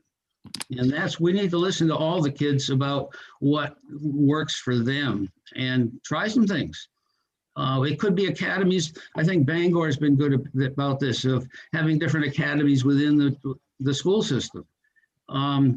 There are so many people in our communities that could come in and work with our kids if we had a process that allows that. So it's the flexibility, it's the autonomy, it's the accountability. So those things make a strong program that has success. It breeds innovation. It gives people the desire to try something and the support they need to see that it's going to work. Thank you very much for your explanation. Folks, any other questions of Mr. Brainerd at this time? Seeing none, sir, thank you very much for your testimony and being here, your knowledge in terms of all those questions. Have a great day. Thank you. It's been my pleasure.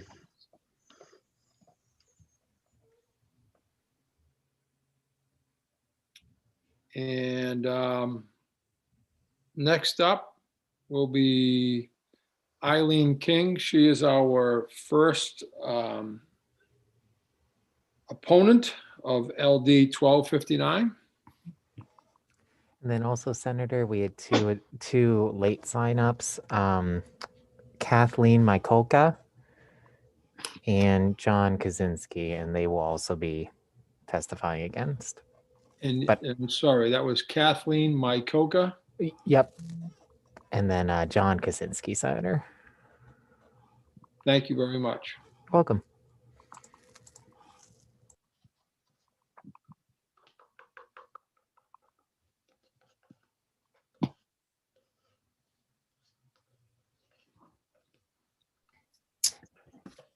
Good.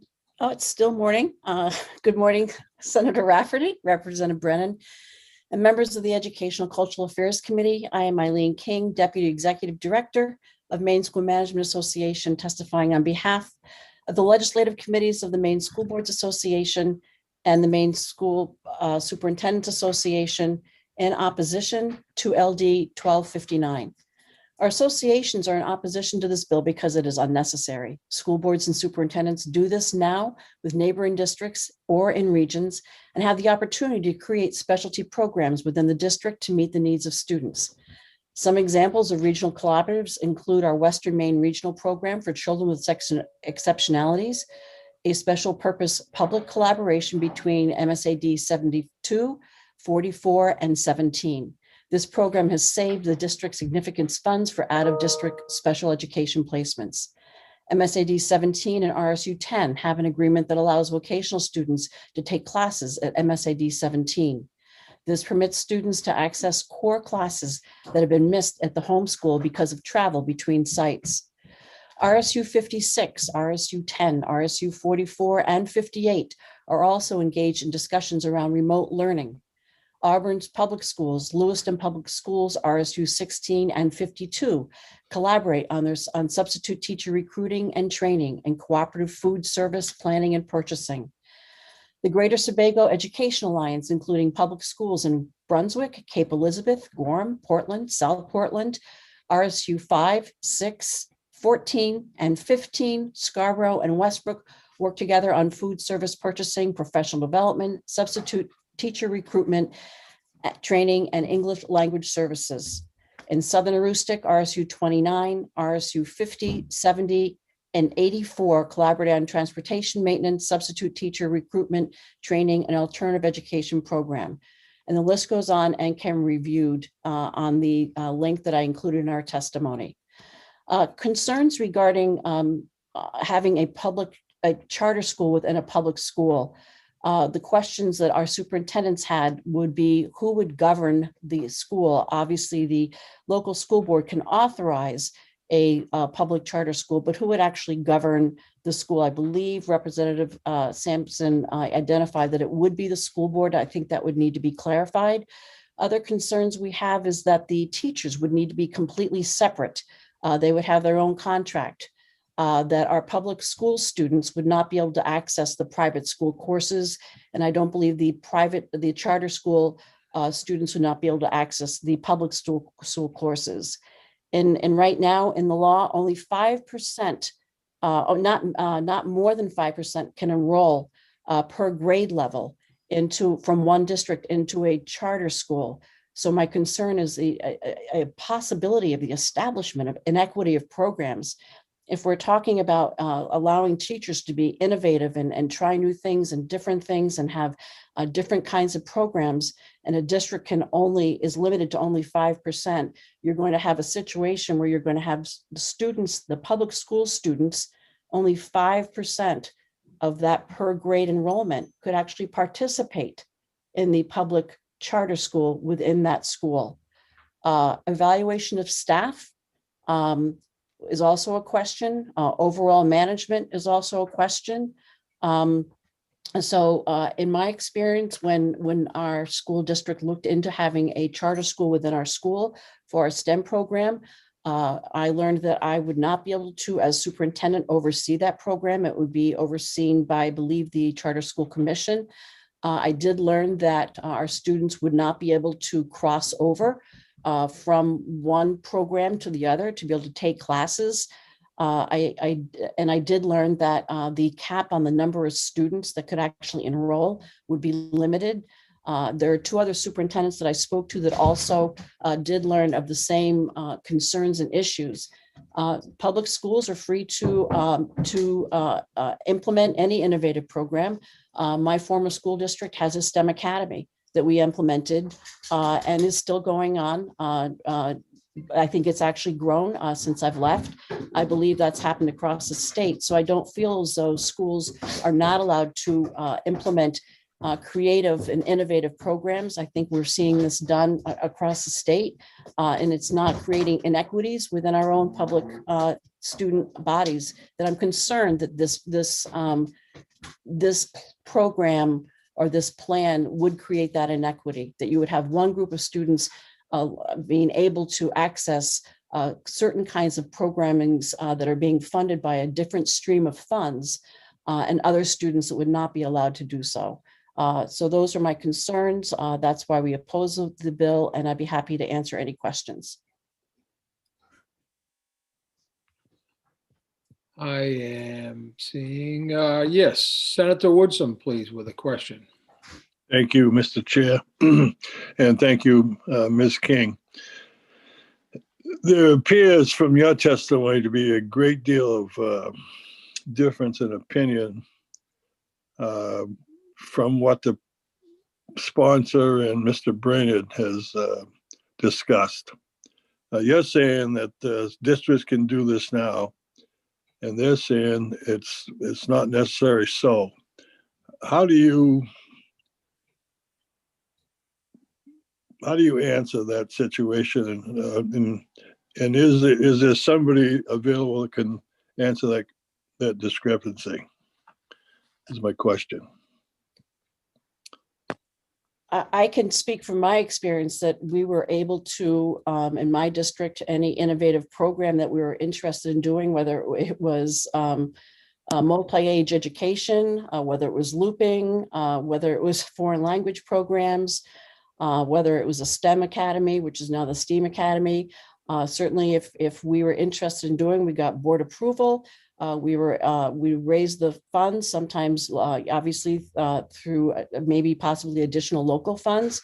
If we had community support, those programs went through and were successful and were supported. We didn't have students that were alienated because of the 5% were not allowed to participate in a program.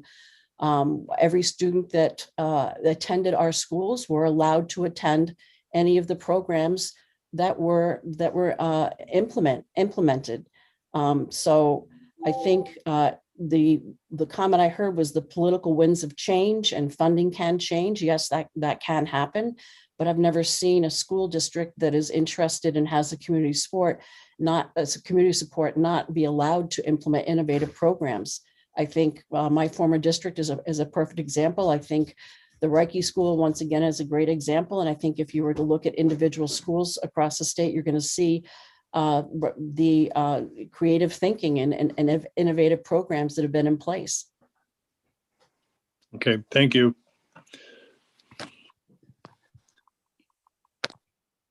I am not seeing any other questions at this time, Ms. King. So again, I'd like to thank you for your testimony and for you being here and your continued work. Have a good day. Thank you. Thank you for your time. You're welcome. So we have a couple of additional folks. And first up is Kathleen Mykoka. And I believe John Kaczynski will follow. And Sam, am I correct in saying these are opponents? Correct, Senator. Yep. Thank you, sir.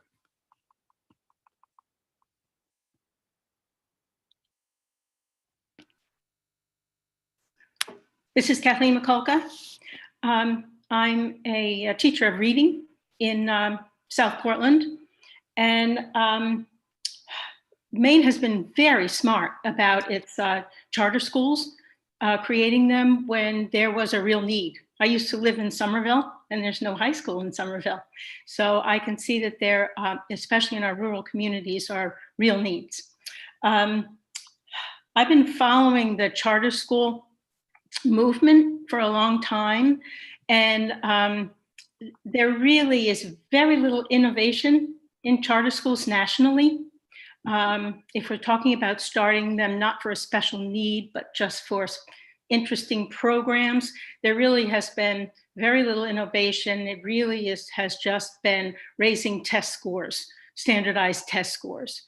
Also, I'd like to say that if we can't fund our regular school system fully, can't fund it beyond 55%, there's no way we can begin to support two school systems if we can't fully fund one.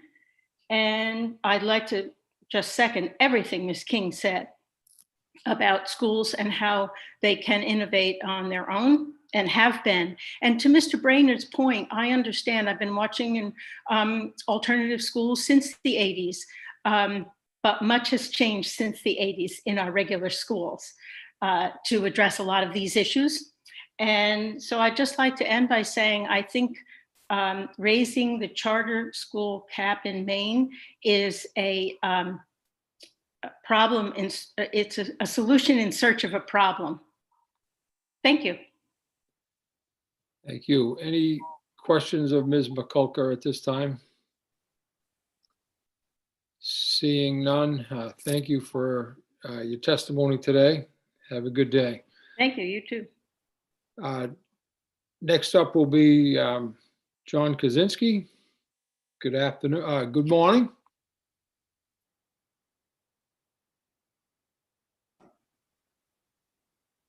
Hello, Senator Rafferty, Representative Brennan, and other esteemed members of the Education and Cultural Affairs Committee. I have to beg your pardon. My computer has decided to update and shut off, so I am joining you today by my phone, so I'll do my best. I have submitted written testimony, but I won't be able to see it, but I do want to hit a couple key points that were included in the testimony.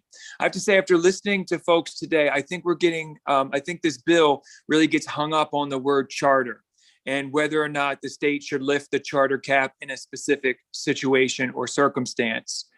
And I want to just flag for the committee, there are some legitimate concerns, and Ms. King hit on some of these, around public schools converting to charter schools. And primarily, the top of the list would be catchment areas. Because if a public charter school opens as a conversion, then they have the ability to draw students from surrounding communities and surrounding towns. And that places a volatility, as we've seen recently on student counts in the state budget. It creates volatility in funding for public schools. You could see how in a rural community, this could have a major impact, but even in larger towns and cities, if a charter school opens, it could draw other students from nearby communities. And as Ms. King also mentioned, there's also concerns that when public schools can convert to charters around oversight and accountability. You would assume in most cases that the school board would maintain that. But obviously it's an issue where if they start accepting students from all over, those school board members might not be accountable to those families who are sending their kids to this converted charter school. Ms. King really knocks it out of the park in terms of talking about all the innovation that's happening in our schools. I just want to flag a few more. There's the Spanish language immersion program happening in Portland. There's lots of great work being done in our public schools around alternative ed and dropout prevention. I think of RSU 11. I think of my own community of Brunswick. Certainly the teacher-led model is something MEA has been very supportive of. In fact, NEA was very integral in the Reiki School and helped support that. To Senator Woodson's question of someone earlier, I think if anything, in some cases, public schools need help publicizing the good work that they're doing because it's happening all over, and Ms. King really covered that. In my testimony, I did say there's great news here. And the good news is this bill is not necessary because of current law, that things that are already in law that allow school boards and communities to innovate. In 2011, the same year that the charter's enabling legislation passed, the legislature also passed, and Representative Sampson mentioned this, I will turn the committee's attention to Title 20A, Section 6213, Innovative Public School Zones and Innovative Public School Districts. This gives schools broad opportunities to innovate, and in fact, we know that they are. It covers things such as curriculum and academic standards, assessments. It's all spelled out in law, ways that schools can innovate. And in fact, it's encouraged. I heard Mr. Brainerd say the good thing about the charter model is it's prescriptive, but I thought the real focus was on innovation. I'd also like to turn the committee's attention to another bill that passed, I believe it was in 2017, around education service centers. Much of the work that Ms. King mentioned, all the work that's being done for school districts to collaborate, was fostered in some degree by Chapter 123 of Title 20A, which again creates education service centers and allows communities, encourages communities to work together for a broad array of programs. And that's happening all over the state right now. So for those reasons, we don't think this bill is necessary. We ask the committee to vote ought not to pass, and I will do my best to answer any questions you have. Thank you for your time. Thank you, sir. Do we have any questions of Mr. Kaczynski at this time? Seeing none, sir, we're going to say thank you again for your testimony and for being with us today. Have a good day. Thank you, sir. How are we doing, Sam? Good, Senator. That should be everyone. All right. Thank you very much for that. So in that we have no other folks coming in to testify and in any capacity. Any quick questions before we break for our lunch? I'm going to call the hearing on LD 1259 to a close. And just remind folks, we are meeting this afternoon. I think we have several, I believe, in terms of a work session. I forget a total number, but I will see all of you at 1 and some of you shortly. I think we're going to have a little bit of a working lunch. Thank you. Reminder of muting and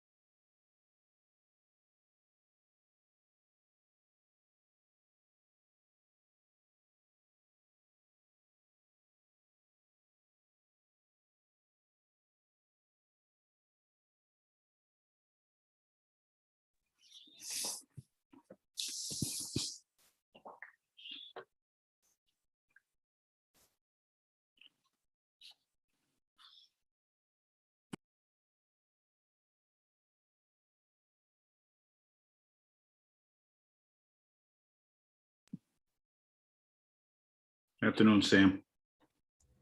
Hey, Representative, how are you feeling? No, still weird, but well, it's definitely the temperature's gone, so it's getting. I have my Yasso ice cream though, so maybe that'll help.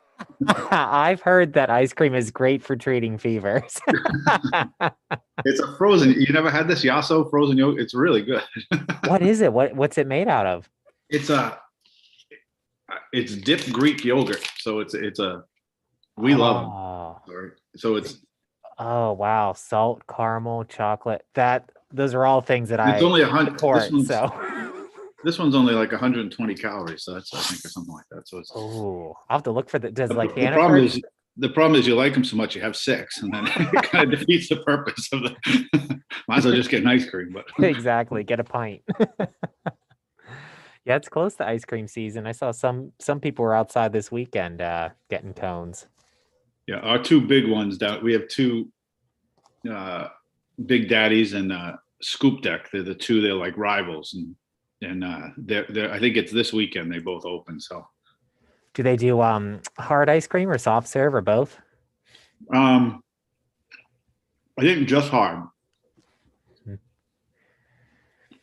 I worked at a Dairy Queen for 4 years. So I'm always very interested in different ice cream. And I hate Dairy Queen. I don't. Oh no! Sorry, Sam. It's okay. Yeah, people have strong feelings about it. I don't know why. I've always like the kids love it. The kids go down every day, get blizzards. They're like, Coach, go get a blizzard with us. I'm like, I don't like Dairy Queen. Never had it that I liked. That's fair. I got sick of it after 4 years, but it definitely gets old. I guess I don't like soft ice cream that much, so that's my maybe that's why. Yeah. If you're not into the consistency, especially of like a blizzard with all the candy and stuff blended in, then yeah.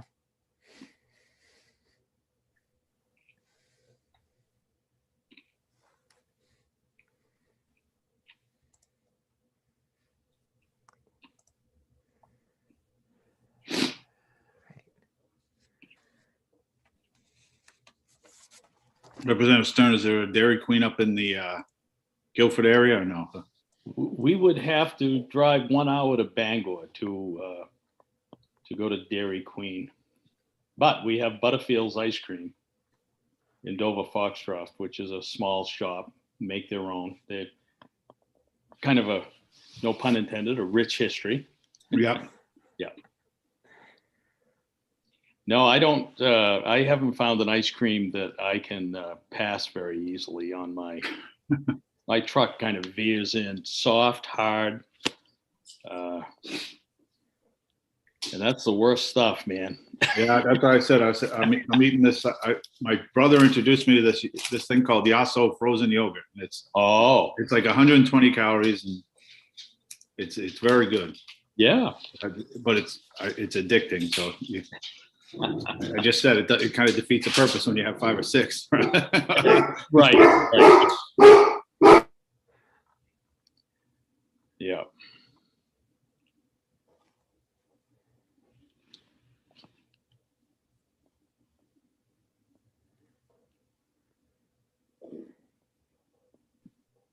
My dog is really struggling with the Monday here. He doesn't. What kind of dog is he? I'm gonna tell you between barks. I hope he's mostly yellow lab with a greyhound mix.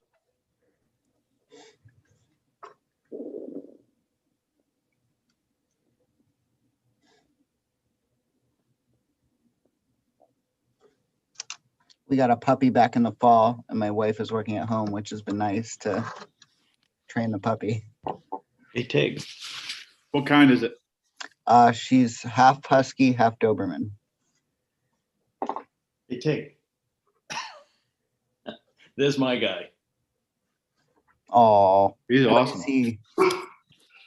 My son is a Border Patrol agent, and he found him about 8 years ago in West Texas. Wow. Yeah. What kind do you have any idea what he is? Well, we ended up adopting him. We brought him up to Maine because he was living in a tiny apartment and it was just not good. So we took him to the vet, and it came back and it said golden doodle. So I said to my wife, "What's a golden doodle?" She goes, "Oh, they're very expensive." I said, "Good. This guy's going on Google Marketplace or Facebook," and she was going to throw me out of the house for even suggesting that. So he's been a good little fella. Yeah, I think those can run like a couple $1,000s from some breeders. Well, it's too late now, and he has no moral character at all, which is really why I like him. He likes to sit on the couch and eat. He's listening to me now.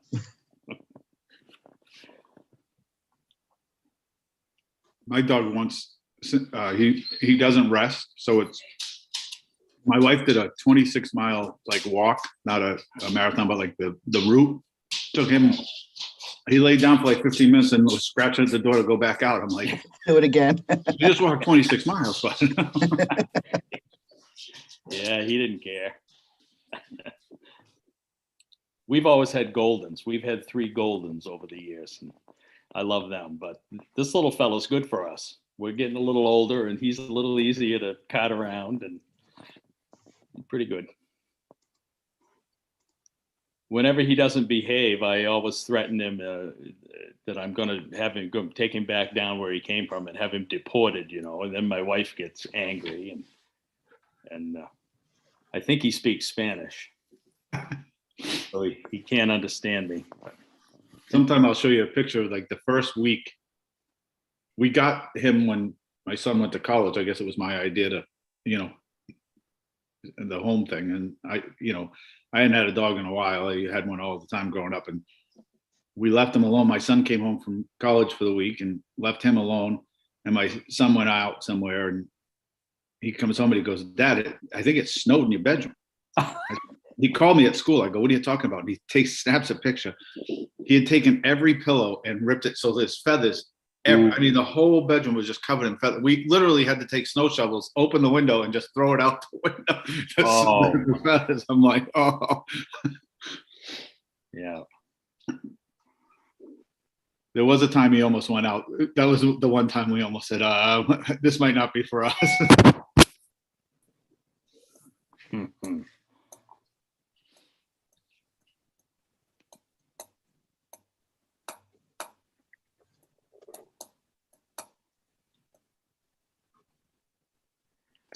I had one golden.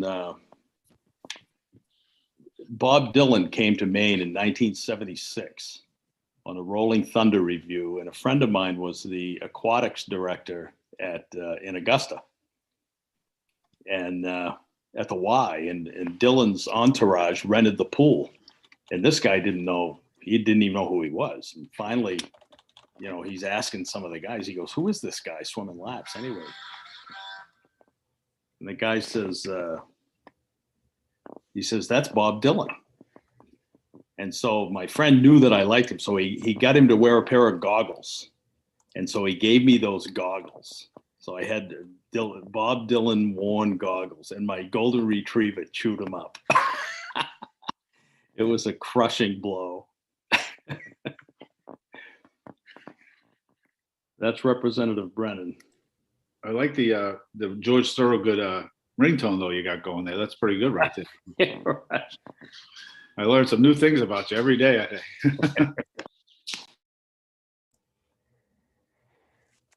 I just got off the phone with Representative Brennan. He did say we might start at 1:15.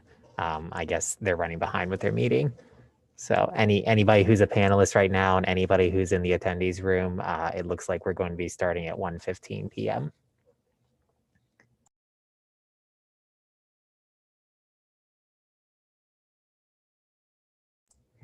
Which means Representative Roach, you could have another one of those bars. I think I'm all out, Sam. So I think we're good. Thank you, though. It was tempting. I must admit, I forgot we were on live too as I'm eating my ice cream. I think that's a nonpartisan thing. I think everybody likes ice cream.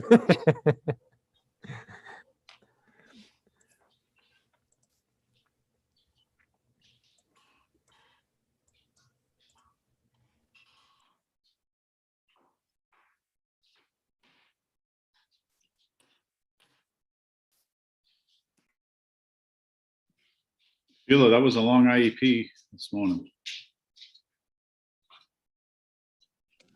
It was very long. I've been on this child's IEP since she was in primary school and she's going into high school next year. Oh. And I've been working as an advocate for her, and yeah, it went till 11. Wow.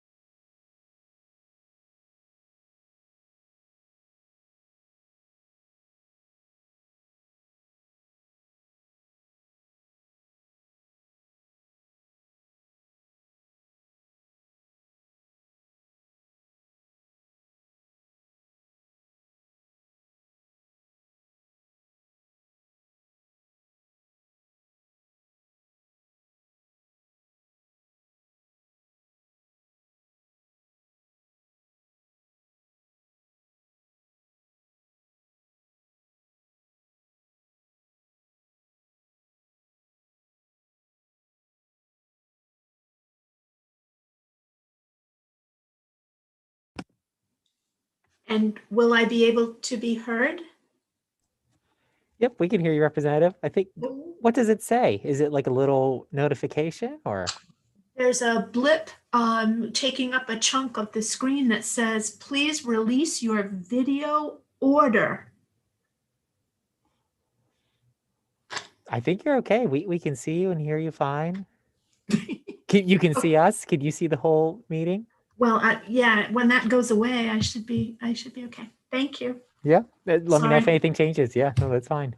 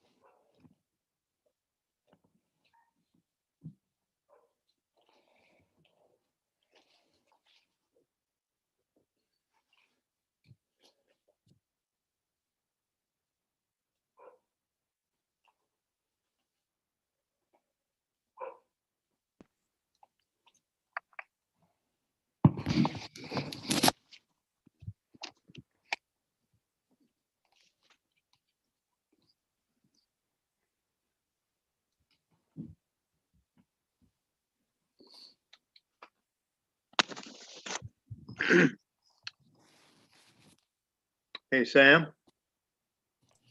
Yes, Representative. thank you very much. I don't know where that link went. They have a way of disappearing. No Oh, problem. boy, I'll tell you, if anybody can make them disappear, it's me. No problem. Thank you. You're welcome.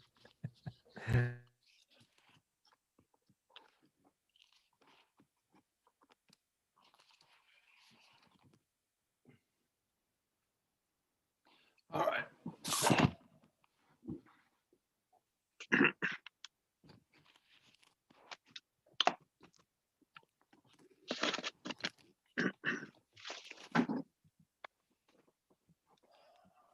Yeah.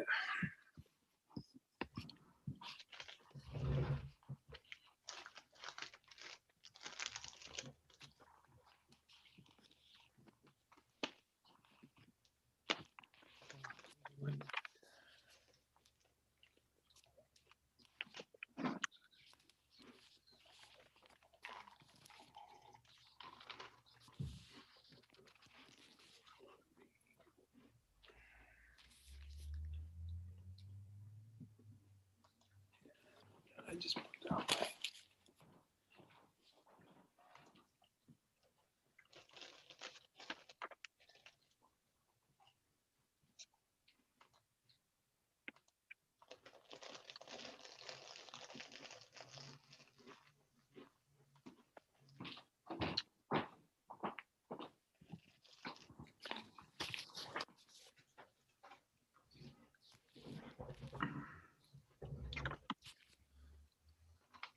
How we doing on numbers here? 1, 2, 3, 4, 5, 6, 7, 8. All right.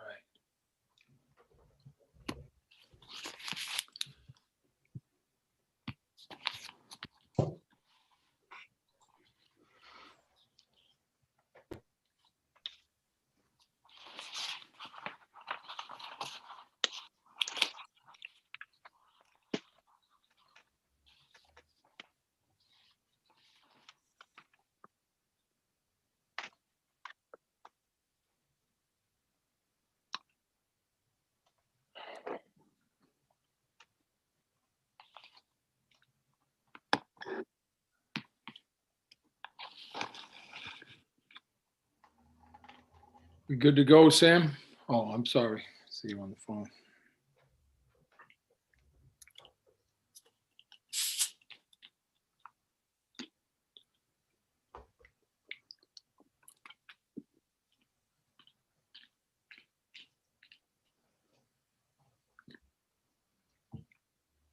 Senator Rafferty. Yes, sir. When I got up this morning, the local news was on, and there was a veterans bill that they were highlighting on the news, and your name was associated with it. So way up here, you're famous. Oh, yeah. Well, I appreciate that. Thank you. Yeah, I thought, well, there, I know that man. I know somebody famous.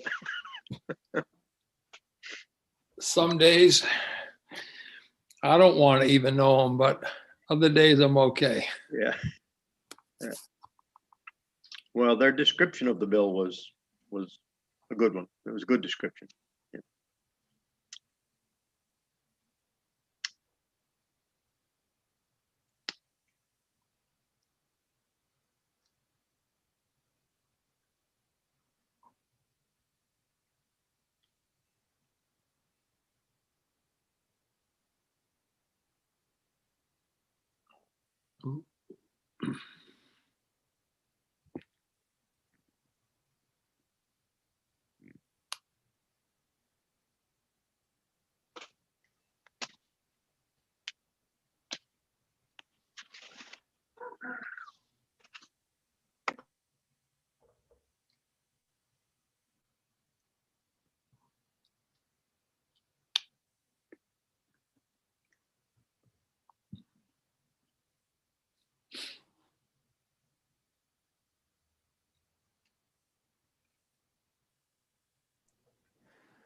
We're all good. We're all juggling, Sam. We're all juggling, but I'm good to go when you are, sir. Yep, we're all good, Senator. Remember, the live stream always runs, so. Thank you very much. So, folks, good afternoon. My name is Joe Rafferty, and I am a state senator in District 34, which is down in York County. It covers Acton, Lebanon, parts of Berwick, North Berwick, Wells, and Kennebunk. And this afternoon, I, along with the other members of the Education and Cultural Affairs Committee, are here to hold a work session on a number of LDs, which I'll go through in a moment. But just keep in mind that the purpose of this meeting is for the committee to receive information from staff and others in order for members to consider the legislative proposals before them and to make recommendation or reports to the legislature. Only committee members, the committee analysts, and those specifically invited to attend will be participating in the work session using Zoom.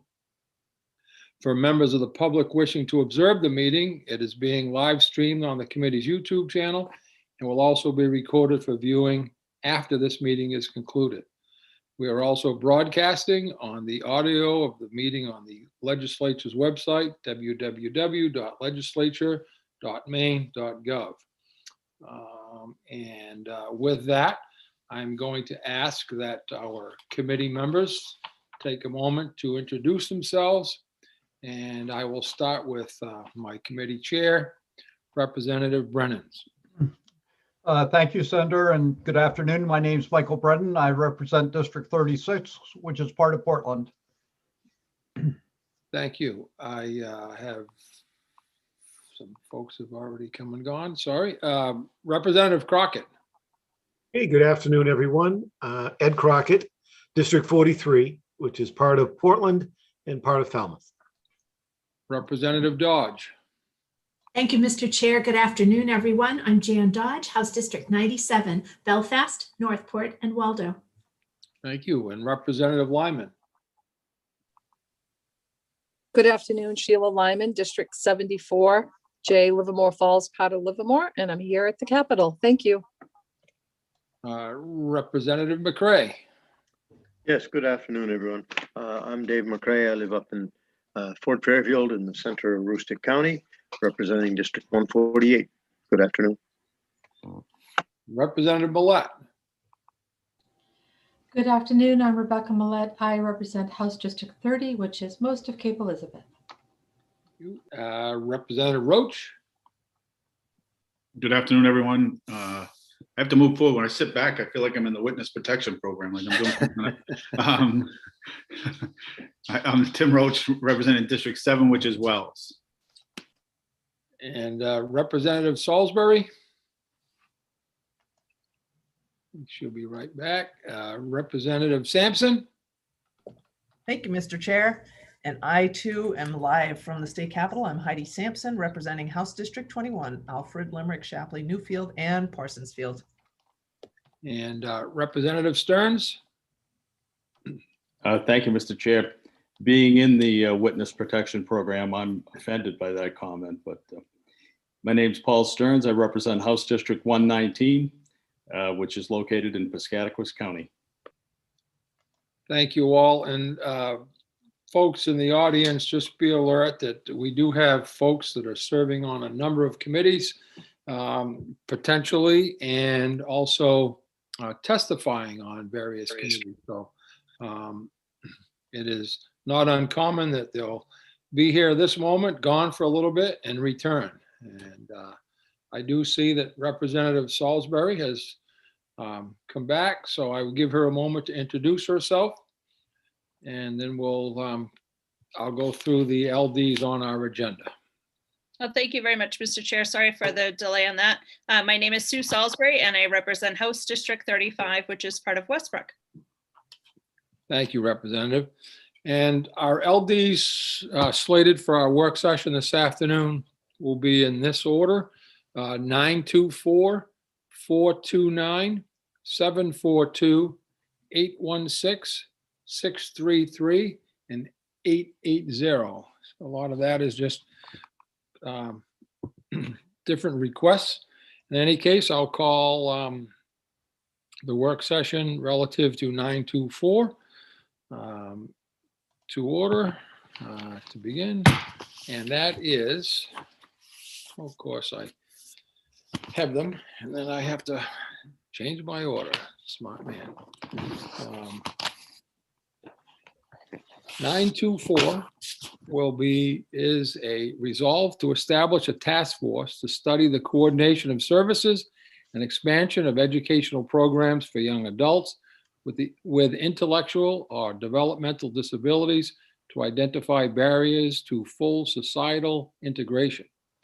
And prior to doing so, I failed to mention that our clerk, Sam Baker, will help us along this afternoon and assist you with any potential technological issues. And I'm sure in a moment, I see Sam Senfit is our analyst, and he'll be the first person to address LD 924. All right, if I go ahead and share my screen, Senator? Yes, please, sir. I'll go ahead and do that. All right, so this is the work session for LD 924. LD 924 is a resolve to establish a task force to study the coordination of services and expansion of educational programs for young adults with intellectual or developmental disabilities to identify barriers to full societal integration. So this resolve establishes the task force to study the coordination of services and expansion of educational programs for young adults with intellectual or developmental disabilities to identify barriers inhibiting adults 18 to 40 with intellectual or developmental disabilities from being fully integrated into society and to recommend potential solutions. The membership of the task force would consist of legislators serving on the joint standing committees of the legislature, having jurisdiction over education and cultural affairs, health and human services, and labor and housing, the commissioner of education or designee, the commissioner of health and human services or designee, the commissioner of labor or designee, members of organizations or associations knowledgeable regarding services for young adults with disabilities after high school, parents or guardians or direct care providers of young adults with a disability, and young adults with disabilities who are eligible for services from the state. The Commissioner of Education is tasked with convening the task force, which must consist of a minimum of 4 meetings and submit reports to the Committee on Education and Cultural Affairs, the Committee on Health and Human Services, and the Committee on Labor and Housing with recommendations. The task force must also analyze current data and retrospective data for the past 6 years regarding the efficacy of current programs and to provide recommendations to enhance coordination. The committee heard quite a bit of testimony in favor of the bill. It was noted that this bill had been one of the bills that had ended prematurely based on the early adjournment of the legislature last spring. It had originally received a unanimous report out of committee. It wasn't exactly the same bill, and I will go through that in some more detail in just a bit. But it was a very similar bill. It was also noted the Permanent Commission on the Status of Racial, Indigenous, and Maine Tribal Populations included this bill in an initial list of prioritized bills last session. There was quite a bit of testimony regarding the fact that the population of people who are aging out of child services isn't consistently tracked. So there is different systems of services, and this bill seeks to address the gaps in services when people age out of child services or when they move in from out of state. A couple of changes were suggested in the testimony. I wanted to mention those here. It was noted that Section 2 is a single category describing task force membership for direct service professionals, which you might hear shortened to DSPs and parent guardians. It's noted that those are distinct roles and should be separated. And it was also suggested that an authorization for the introduction of legislation be added. Quite a lot of testimony regarding the what is termed often the service cliff when people age out of child services, which there is under the IDEA and under Medicaid, there is some right to those services, whereas adult services is not. There's often waiting lists for adult services in Maine and many other states.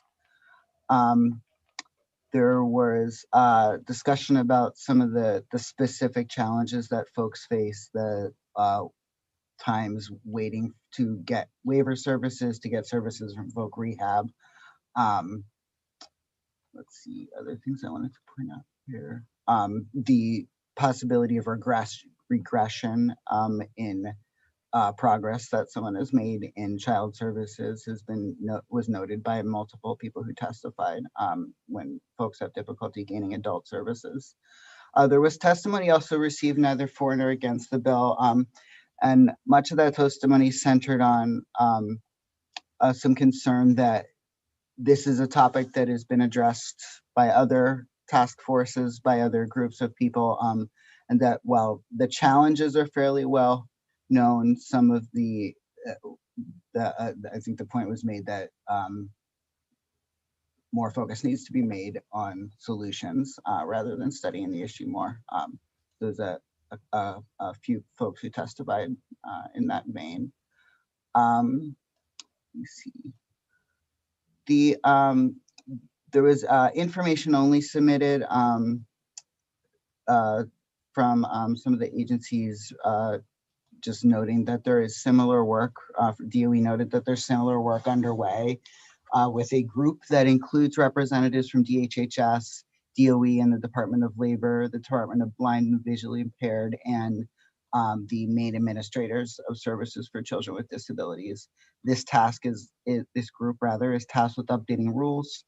DOE did note that it is just very recently issued a letter clarifying that Maine will implement what it terms the federal standard, so that free appropriate education should extend to students to their 22nd birthday. So this decision was made clear, was pursuant to a recent First Circuit ruling that interpreted the IDEA as requiring that services be provided through the 22nd to the 22nd birthday, rather than the prior birthday. I did include a link to a number of documents or reports that were identified in testimony so that you would have easier access to them. So for example, that DOE letter that discusses that change in the end date for special education services. I linked a diagram that describes developmental services from the Maine Parent Coalition. There was a fair amount of testimony about higher education programs intended to integrate adults with developmental and intellectual disabilities into higher education. There's a number of models for that across the country. So I included some information about some of those models that were mentioned in testimony. I also, in case folks needed some more kind of primers on what services are available to this population, I did include some links to some foundational reports that were submitted to the HHS committee to introduce that committee to those services in case that would be useful to any members. Just a couple potential issues that I think are fairly easily cleared up. The population to be considered is not quite clear. So the bill refers to young adults with intellectual or developmental disabilities, and it's not quite clear if the intent is to limit that group to those folks who are eligible through services through the IDEA, people who are eligible for children's services through Maine Care, people eligible for adult services through Maine Care, or just anybody who has a diagnosis of an intellectual or developmental disability or an acquired brain injury. So there's a lot of overlap in those categories, but there are slight differences. So the committee may want to just clarify which of those populations should be included in the group to be studied. So task force members, again, just little things. The resolve directs the Department of Education in consultation with the Commissioners of Health and Human Services to appoint many of the task force members. One of those appointments is a member representing the Department of Transportation. Because that person wouldn't fall under the purview of DOE, DHHS, or DOL, it may be better that appointment be made by the Commissioner of DOT. Similarly, one of those appointments is for somebody from the Maine State Housing Authority. That is an independent authority, so that position, some options are to have that position represented by the director or the designee. Finally, 3 of the members of the task force are members who are each a young adult with a disability eligible to receive services from the state. That language is, again, just a little ambiguous. It's not clear what category of services are indicated. My guess is the intent is that it's folks who are eligible for waiver services, home and community-based services through ODES, but wasn't quite clear. And then the final thing, just the resolve does state that the task force may seek outside funding. It doesn't include, there's some typical language that you usually see in resolves that anticipate use of outside funding that requires oversight by the executive director. That language was not included here. Wouldn't need it if there was no intent to actually seek outside funding. But if there is indeed an intent to get some outside funding, you would just need to add that language. So I did want to just illustrate a little bit for the committee. There are some differences to LD 852, which was the bill that the committee reviewed last session and did receive a unanimous report out of committee. So I just did a little simple side-by-side of what those bills, what this bill did compared to that bill. So it is quite similar. The language is slightly different in talking about the group of folks to be reviewed. So this bill talks about individuals 18 to 40. The previous bill is a little more ambiguous. And I think the biggest difference is that there's quite a few more members on this task force than was anticipated in the original task force. That's probably the biggest difference. So it's really an addition of folks. So there's the same group plus some more folks who are community members. Let's see. And I think that's about all I've got for you on this bill. So I will unshare my screen so you can see each other. All right.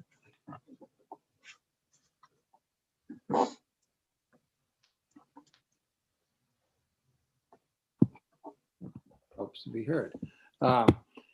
Is there anyone or any questions of Sam at this time?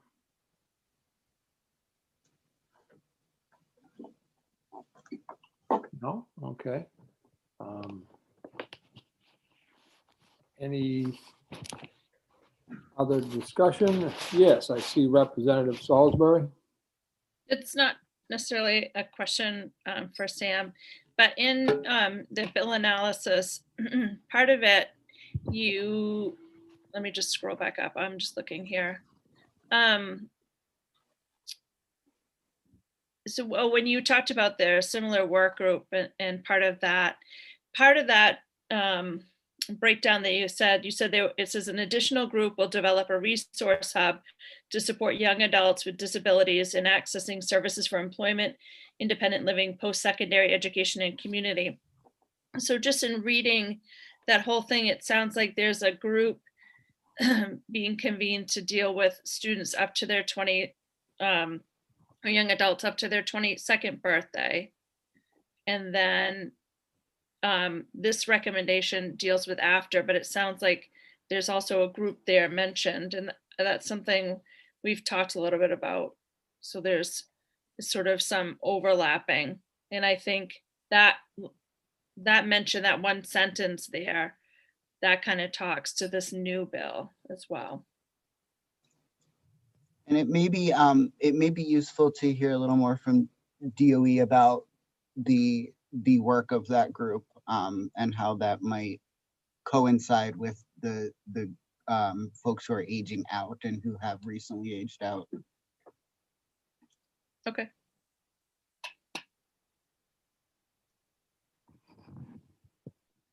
Any other questions? Yes, Representative Stearns. Thank you, Mr. Chair. To follow up a bit on Sam's prompt, I'm wondering if we could hear from Bear Shea from the department, his thoughts. Is Mr. Shea available? He is, Senator. Want me to bring him in? Please, if you would, thank you.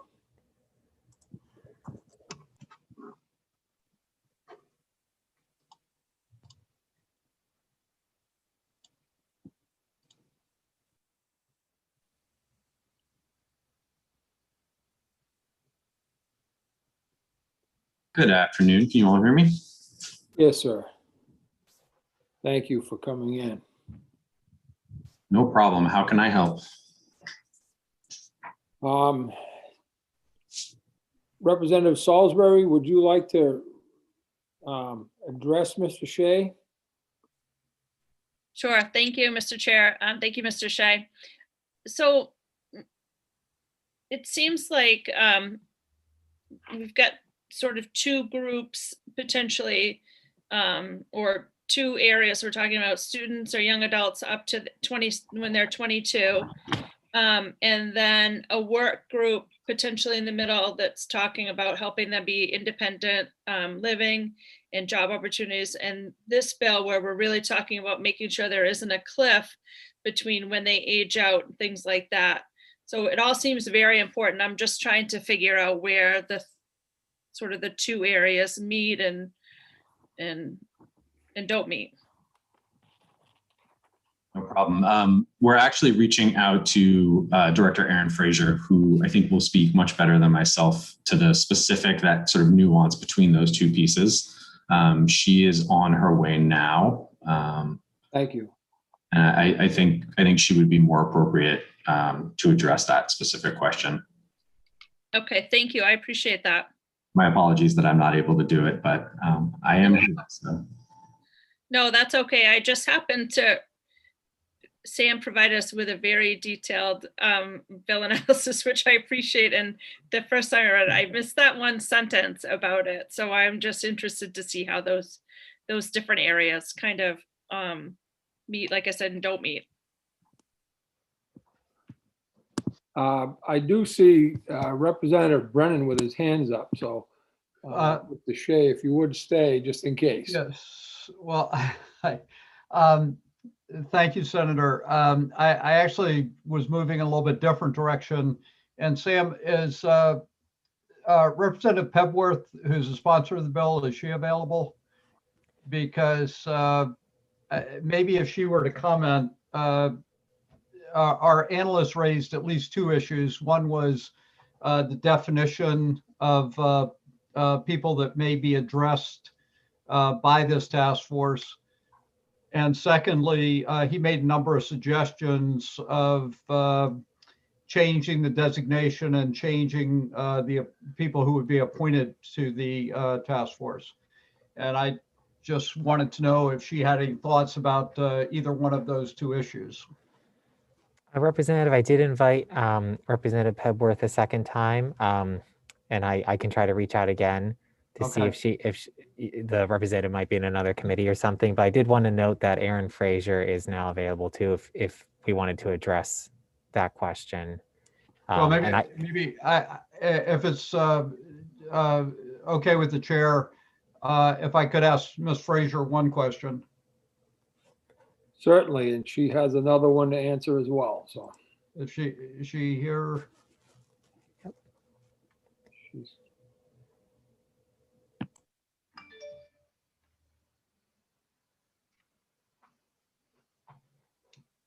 Hi. Good afternoon. Hi, Ms. Fraser. Thank you for joining us.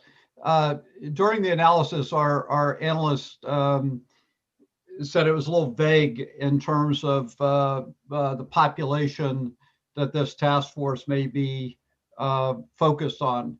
And he offered several potential definitions, people that qualify for main care and so on.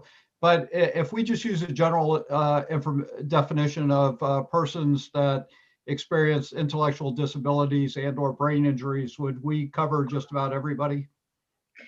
And I'm sorry, I'm just getting here right now, so I'm trying to kind of assimilate all this information. If you're talking about people with intellectual disabilities or people with traumatic brain injuries, you are kind of leaving out a whole host of other people with disabilities, including autism, for instance, and any other disability other than those two categories. There's 13 categories of disability in under IDEA. So what would be a definition that we could use that would be all inclusive? People with disabilities. Okay. Okay. So, Mr. Seneff, does that answer that question to some degree?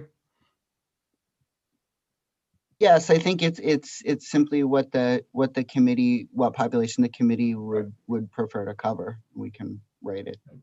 Thank you. However the committee wishes. Thank you.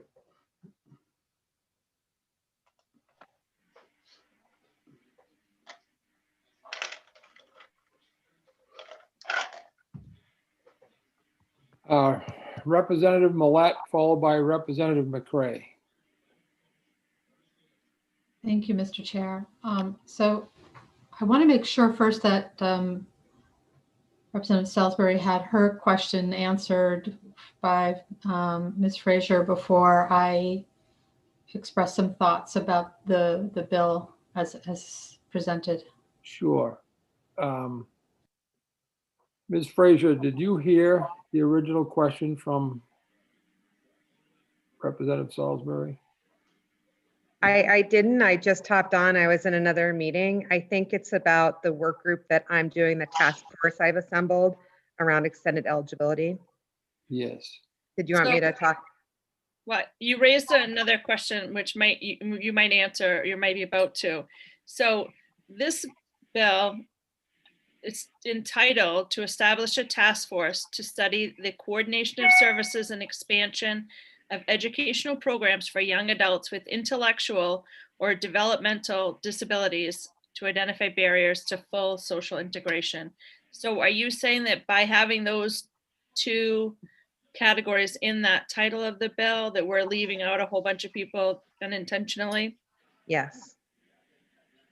Okay. For instance, people with autism who might have a lot of challenges to integrating into community experiences. So they wouldn't be considered intellectually disabled or developmentally disabled. That's another. They may be developmentally delayed, but it's not the category that explains their personal, that disability category isn't typically used. Developmental disabilities can include autism. But I think if it would be kind of, that would lead questions to, in order to be developmentally delayed, do you have to meet a certain criteria on, for instance, a functional rating scale? So if the intent were to work with only individuals with significant disability, then I would think that it would capture it. If the intent is to support individuals with disabilities, I think developmental disability might be a limiting term. Okay, we'd have to get some clarification around that from the sponsor, but my question was about, so now with the expanded, so the eligibility up to 22, sounds like there's a task force dealing with that group of young adults. And then there's a work group talking about living independently and helping with finding a job. And then this bill that has been presented would sort of help with that cliff after they've aged out of that sort of those available resources. So I'm just wondering where that work group in the middle to help about living and working would fit. Well, the work group is focused on kind of creating a more robust transition system. And we're kind of using the analogy of creating a bridge. Instead of having a cliff, we have a bridge now into community services and employment, competitive integrated employment. So the task force is working on that coordination of the transition between school age services and adult services. So we have members on, we have a policy group and a task force. The task force work group is working on the 3 aspects of transition planning, including independent living, community inclusion, post-secondary education. And then we have members from DHHS, Voc Rehab. We have members from ODES, Office of Child and Family Services. We also have CTE, Career and Technical Education. We have Maine Site. We have members of the Department of Labor. We have school districts. We have the Maine Parent Federation and Disability Rights on that committee to do that work. And our purpose is to make a more authentic and integrated transition experience in school so that the transition to adult services is more, is better, frankly. Thank you. Yeah, for that. I'm all set. Thank you, Representative Millette. That helped. Thank you. So I have Representative Millette, followed by Representative McCray and Representative Stearns.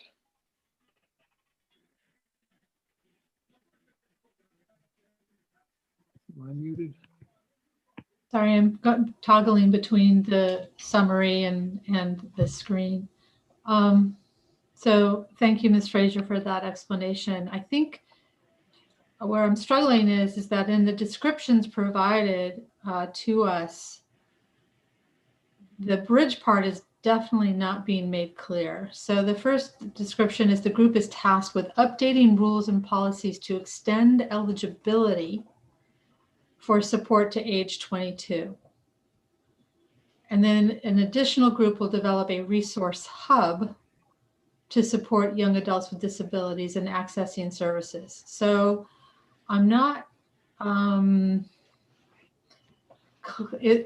there any official documents that actually describe these groups? So I could feel more comfortable believing that what this bill is addressing is actually going to be dealt with. The work is being supported by NTACT, which is the Association to Support Transition, and they work with a lot of states. So we are building this work as we go. It's just a really important part for everyone on the committee to address that bridge, because we do feel like the transition from school age to adult-based services is not a smooth transition in some contexts. So it, we will be developing a resource hub. We will be developing products, but it's very in the initial stages. We just met today. We had the policy group meeting, the initial policy group meeting, and that's all the stakeholders who, for instance, I have to change MUSER because of the new extended eligibility guideline. So we have all of those people who can, start to look at the policies around these individuals and see how we can support them best. So it is a goal of the group. It's not clearly articulated in that couple sentences, I would agree. But it is the goal of this committee is to kind of extend that work beyond, because that is the goal of transition planning and the IEP, to get the child to their transition goal. So that would be the goal of the work. Do you have families and or clients in this work group that's working on this? Yeah, we have Maine Parent Federation. That's it? We have a couple members of Maine Parent Federation. Okay. We have a lot of educators. We have a lot of different stakeholders. And how about, okay, so Maine Parent, so 2 representatives from Maine Parent Yeah. Federation. And Maine Parent Federation is doing work on peer coaching in transition. And so that's something that we're looking at. There was a cross collaborative doing this work, an interagency cross collaborative that I think slowed down during COVID. It was starting to get rolling, but it slowed down during COVID. So I'm trying to figure out what happened to that committee and if we can reinvigorate that as well. But Maine Parent Federation is on that committee as well, and they have been working to support peer coaching through Maine Parent Federation. So that would be know, That's the extent of individuals. their involvement, is just a review or working on peer coaching, not any. No, that's just one prong of one of the recommendations from national organizations, is to have a peer coaching element in your state. Thank you. So, Mr. Chair, definitely don't want to reinvent the wheel, right? I mean, if there's a lot of this work that's already happening, that's a good thing. But I'm not clear that it's meeting the full scope of what the sponsor had presented to us, in particular, the involvement of, heaven's sakes, it keeps disappearing on me. The involvement of, hello.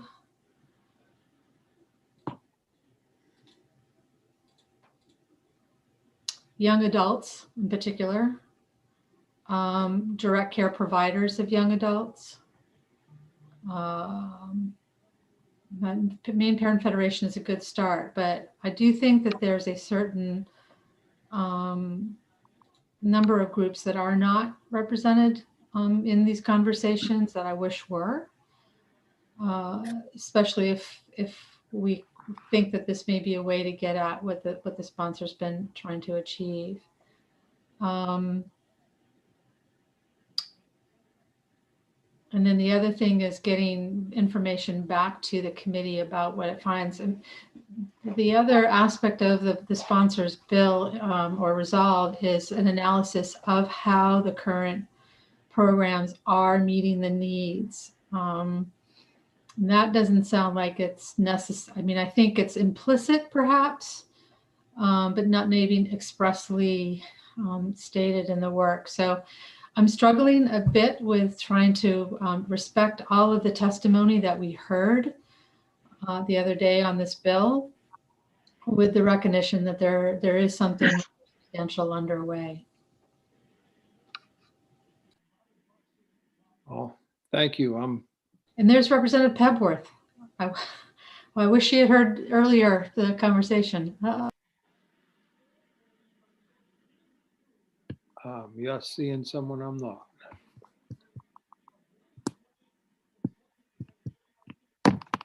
Good afternoon, Representative Pebworth. Thank you, Mr. Chair. Thank you, everybody. I apologize. I had my second COVID test yesterday, and it has really put me under the weather. Well, I'm happy that you had it, but you know, those effects, they are uncomfortable. But thank you for joining us, as we know that this is an important issue for you. And we're just, we want to make sure that we're targeting all the needs and concerns that your proposal has. And I think what we're struggling with now is that gap between the school age and the next level, and where exactly the current groups that are looking at these issues, where they stop, or how far into the needs of the folks that we listened to the other day, you know, are addressed. I mean, certainly, honestly, when I sitting here the other day listening to the testimony, I within a minute or two would have gone into a work session and said ought to pass. But you know, we're right now we're just scrambling with making sure that we have all your target areas, I guess, met, and want to be sure that those are being addressed as we make our decision moving forward. So I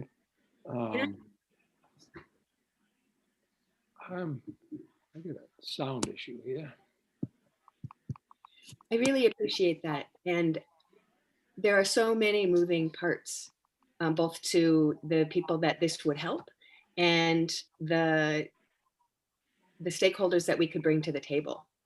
And I think that there's a lot of low-hanging fruit.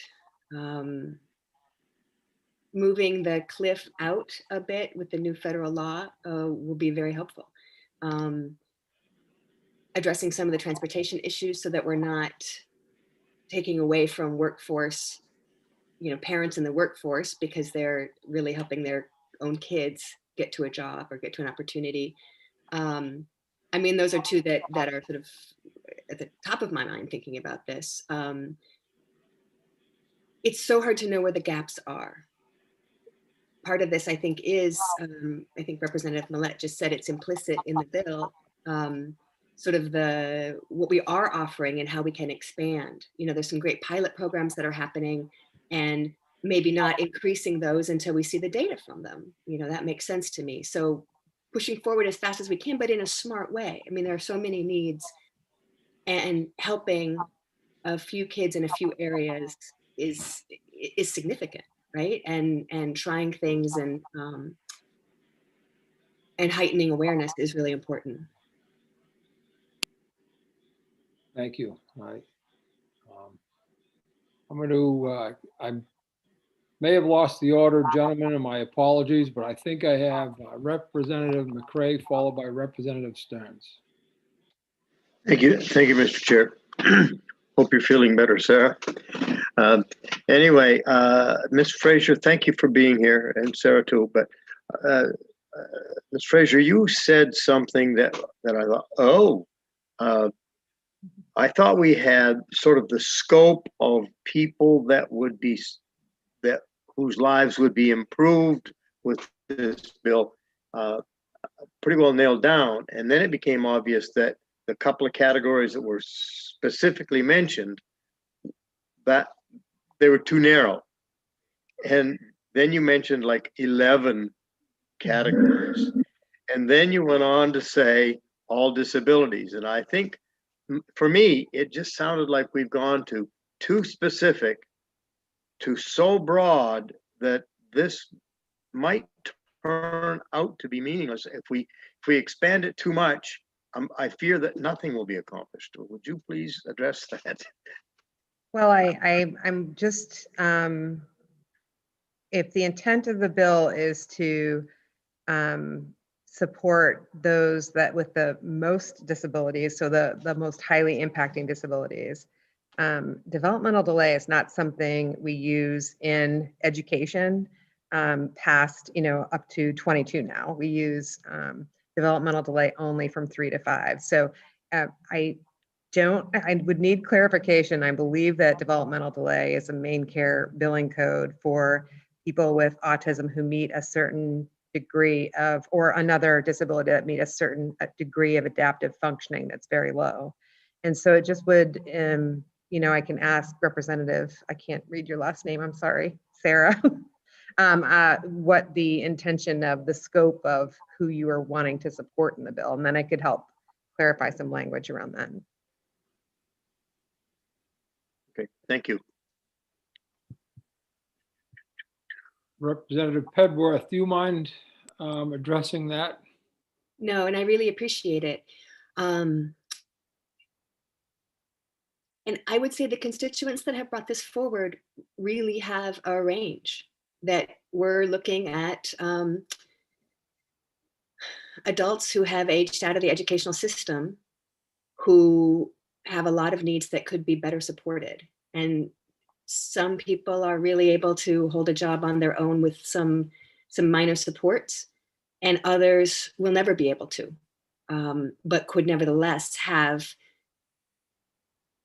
with some support, with some coordination, have a better quality of life and a more meaningful life.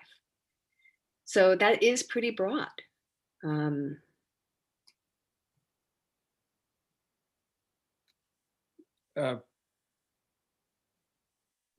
right.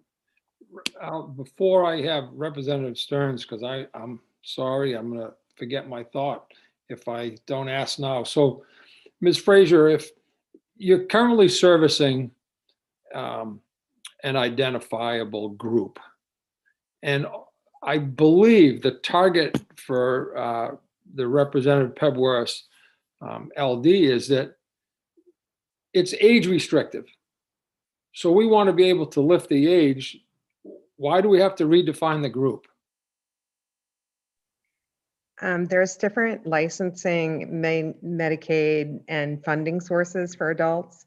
So after you transition from an IEP, I think you always have access to voc rehab as a person with an identified disability.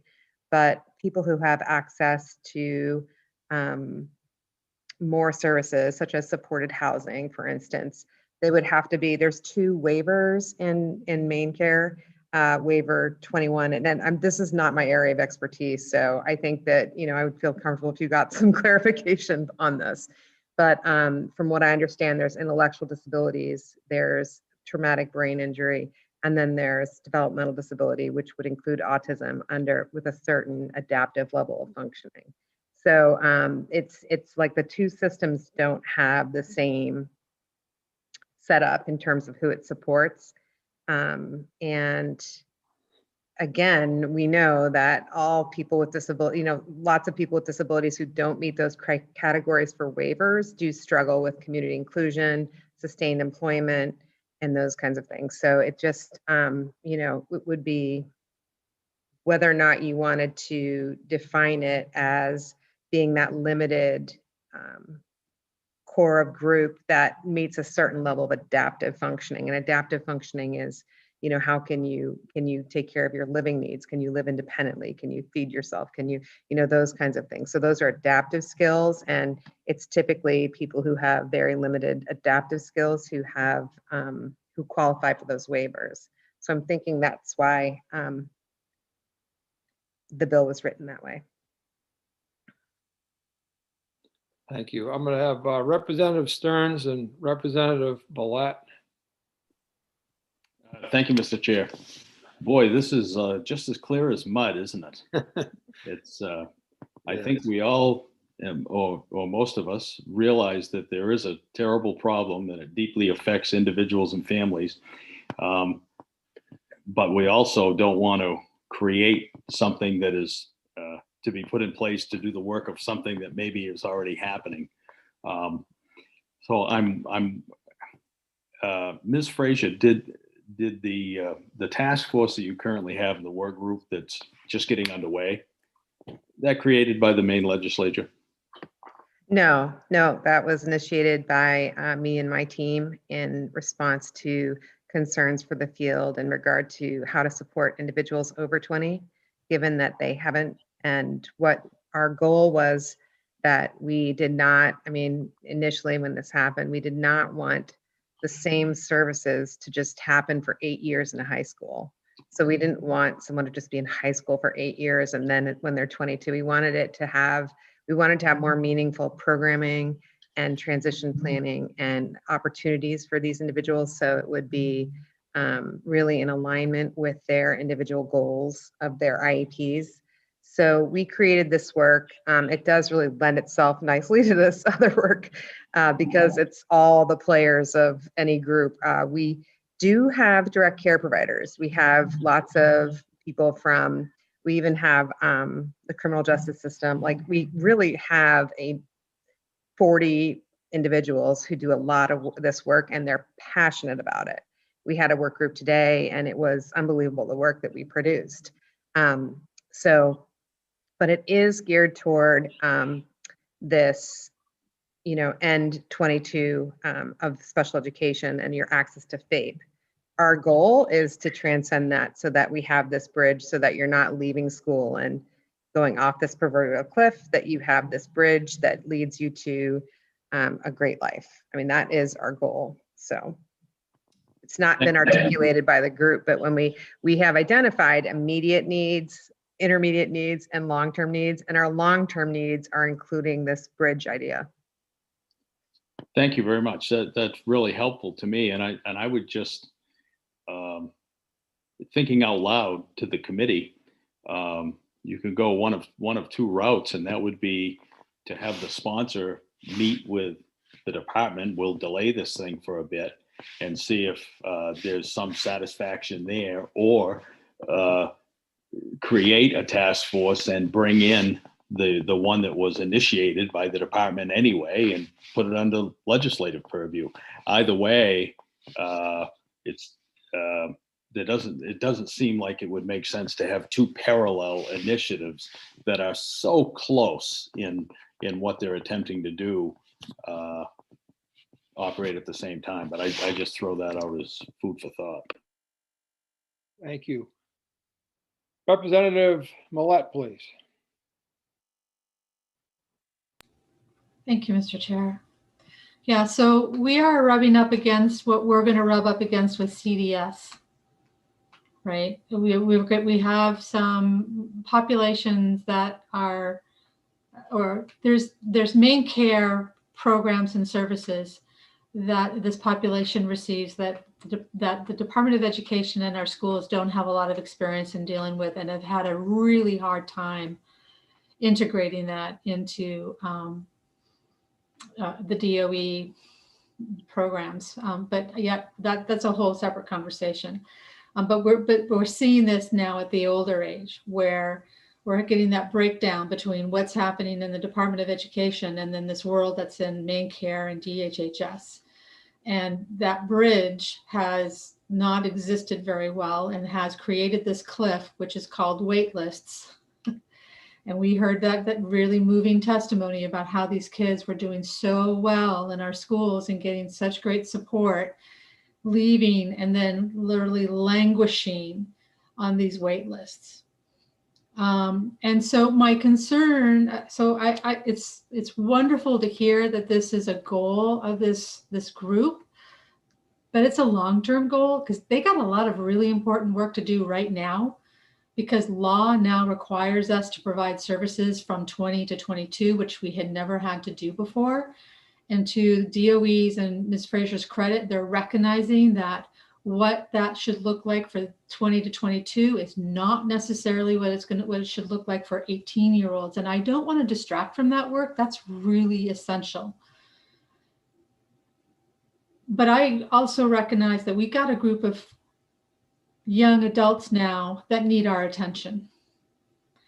And so I'm struggling with, because we don't have enough people. We got these folks are doing really great work in these groups and having these conversations, but we also need folks to concentrate on the kiddos that are there right now. So can somebody solve this problem, please? I'll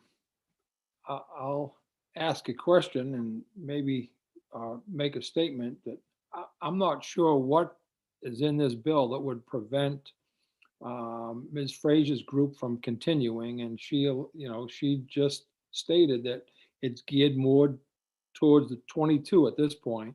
So there's nothing that prevents anyone that's working and doing the work that she is doing now, her and her group, from being added to with folks that are currently working with older people with these issues that can't bring them together. Essentially, the two groups might end up migrating because we're dealing with the same problems. I know the law is defining it by age in many cases, but we're just looking at a group of people that are seeking services. And I think that in this particular case, this bill makes it, we're going to mandate that group is getting some people that are working for them or doing the research and homework for them, where her group right now technically still only has to go to 22. And a lot of the people we heard from the other day are older than 22. And that's what we're trying to do, is help solve the problem. I may have just added to the confusion, but Representative Brennan, followed by Representative Dodge, please.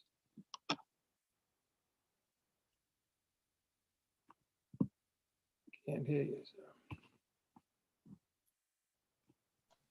sir. Thank you, Senator Rafferty. And I'm not sure I can immediately bring a lot more clarity to this, but I do think, given the testimony that we received, and I have seen this issue with this age group, is that you have young adults that have aged out of the education system. They have, because of family support and other community support, done okay. But then when they get to be 22, 23, 24, and transition into independent living and into work situation, the types of cohesiveness that has been needed to allow them to do okay, kind of falls apart. So that's where I see this task force picking up that conversation. At the same time, we could, if we wanted to, table the bill and ask the sponsor to meet with Ms. Frazier and see if they can delineate a clearer definition of a work plan between the two groups, or how they might cross over with each other, and come back to us with that discussion. Because I think it's very hard for us to sit here and to try to fully understand what Ms. Frazier's group is doing, and how where the work she's doing stops with the work that might start as a result of this task force. But I think if they could clarify that, we could move fairly quickly as a committee. Thank you. Representative Dodge, please. Thank you, Mr. Chair. I was prepared to make a motion ought to pass, but I would defer to the sponsor for with the direction that Representative Brennan has just offered. Could the sponsor, is the sponsor willing to talk with not only Ms. Frazier, but also our analyst about the clarifying of the population, the outside funding, and the task force membership, if that still is in question? And would she prefer that we table that moving forward? Thank you. Representative Pebworth. Thank you, Mr. Chair. Thank you, Representative Dodge. This is great. I mean, earlier I was thinking, well, Ms. Frazier, you know, what bill would help you further your work? But as much as I like that bridge, I don't want us to turn our backs on somebody who's 30 or somebody who's 40. So I would happily meet with the department and the analyst. I will admit that I am not coming recently out of experience in education or with this particular age group. So I would welcome someone from the committee attending this conversation with me.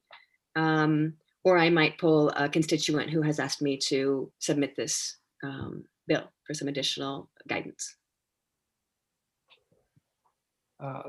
Thank you. And I think that whether it was someone on this committee or we definitely would like for you to have somebody that you're comfortable with there to help you through this. So I lost the order, but I know Sam had his hand up a number of times. Sarah, saw Sam Senfit, please. So just to, a suggestion might be to also include somebody from DHHS, from the adult side of services, in that conversation to help, perhaps in particular with defining the appropriate population for the group. Thank you. So I have Representative Stearns and Representative Dodge and Representative Brennan. Thank you, Mr. Chair. I think that's a great idea because once again, I think we've got several people with the same goal in mind. And if that good conversation can take place, they give us a little bit of guidance that we don't have right to make a good move on. So I'm all in favor of that. Thank you. Representative Dodge, please, and Representative Brennan. Thank you, Mr. Chair. Thank you, Representative Pebworth, for that clarification. I hope I'm not jumping the gun, but I would move to table LD 924, please. And I would second. So a motion's been made by Representative Dodge to table LD 924, seconded by Representative Brennan. Any further discussion? Folks, I am going to have Sam call the roll, if you would, please. So if you are saying yes, you are agreeing to the motion to table. Senator, I think you just need a majority vote on this one. Thank you. To table, you are correct. Thank you. So we'll do that with a show of hands. All those in favor of tabling, show of hands, please. I see Senator Rafferty, 2, 3, 4, 5. We got it, 6, 7, 8, 9, 10, 11 at a minimum. So the motion to table carries, and the LD 924 hearing is closed. Representative Pebworth, good luck moving this forward, and if we can help you in any way, I know I'd be happy to do so. So Thank you very much. I really appreciate the comments today. thank you.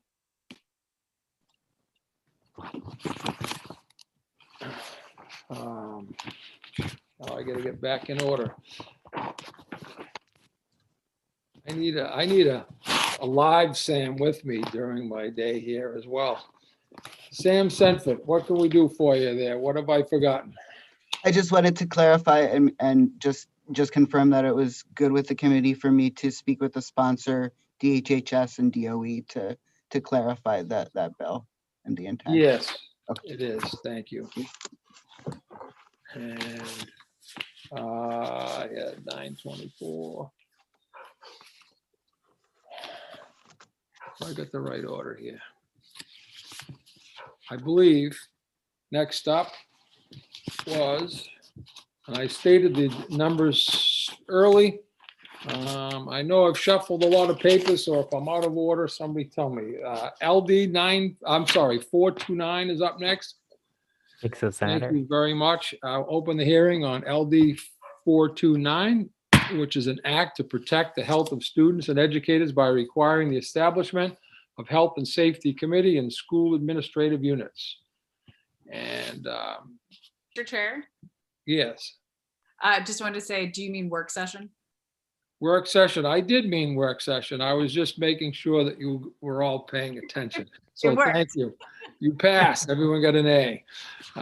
Work session on LD 429. I appreciate that. So that is open, and we are going to hear from Mr. Senford again. Thank you. Go ahead and share my screen again here. Sorry. Hold on. All right. This is LD 429, an act to protect the health of students and educators by requiring the establishment of health and safety committee in school administrative units. This bill requires each school administrative unit to establish a health and safety committee to coordinate planning and response to health and safety matters affecting students and staff of the school administrative unit. It requires these committees to prioritize planning and response to health and safety concerns associated with the outbreak of COVID-19 while there is still a state of emergency declared by the governor. And the bill specifies that each committee must include teachers and other school employees, administrators, board members, and parents. Testimony in favor of the bill noted that the trying experience of the epidemic for educators and for students. Noted that the bill is very similar to language around existing statute regarding steering committees for teacher evaluation systems. These work well. Noted that or a suggestion that making the committee optional at request of the school board, superintendent, or teachers. It was also, I think there was a little bit of confusion about the duration of the requirement, and I'll talk about that in a minute. It was noted that it was only mandated for the duration of the state of emergency. I think that's partially correct. And I will go into specifics on that. Opponents stated that the bill is specific to COVID, and the majority of schools already have a committee. A concern that there's not a nurse or healthcare professional required, and concern over redundancy related to existing statutory language regarding the comprehensive emergency management plan. Information provided from DOE noted that current best practices in school emergency management necessitate that each schools do develop a collaborative planning team. There was information provided about the U.S. Department of Education Readiness and Emergency Management for Schools website, which has specific recommendations on emergency planning. And note that health and safety is already intertwined in many components of an emergency operations plan and shouldn't be handled in isolation. There's the existing statutory language regarding school safety committees was requested. I provided the citation and copied and pasted it here. And I also have a little comparison at the end here. So I wanted to make it clear what was required in current statute and what's required by this bill. They are a little different. So current statute requires a comprehensive emergency management plan, whereas the bill requires a committee. The plan in existing law is convened by the school board, whereas this is convened more generally by the administrative unit. The plan is required annually. There's not like a, the committee appears to be a standing committee. It must be convened within 90 days of the effective date of the bill. The personnel involved in the plan required by statute involve local officials, including mental health officials, law enforcement, fire, public safety, working with school administration. The bill is a little more internal to the SAU, so it'll include teachers and school employees, administrators, members of the board, and parents selected by existing parents groups, or if non-existent school board. The requirements of the plan and statute are to identify hazards and potential hazards that could reasonably be expected to impact the school.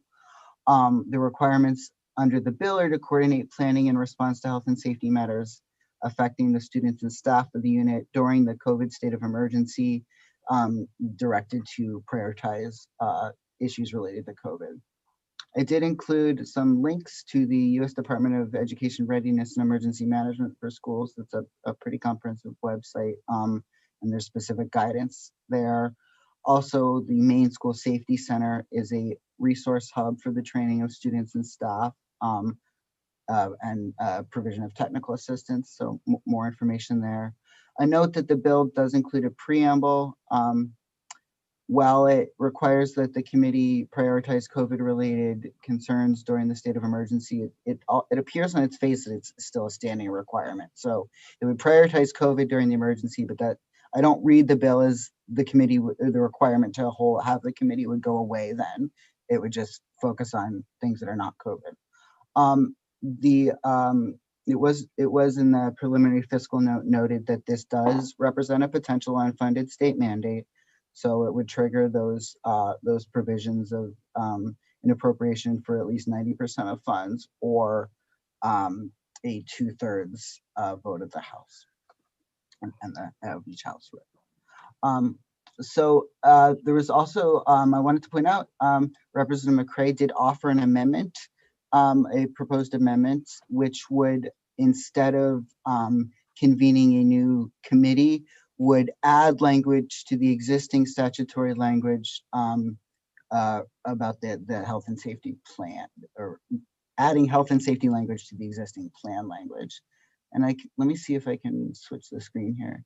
Can you see the amendment now? Did that switch the screen? Yes, Sam, it did. Okay, thank you. So Representative McCray's amendment would add to existing statute to the comprehensive emergency management plan language specific to health and safety, and would add some language around steering committees being formed to review that plan. So it would do away with the committee originally anticipated under the bill, and instead sort of beef up the requirements of the emergency management plan. I'm going to stop sharing so you can speak to one another. Go. Any questions, folks?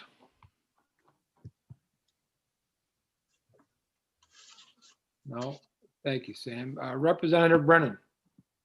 Thank you, Senator.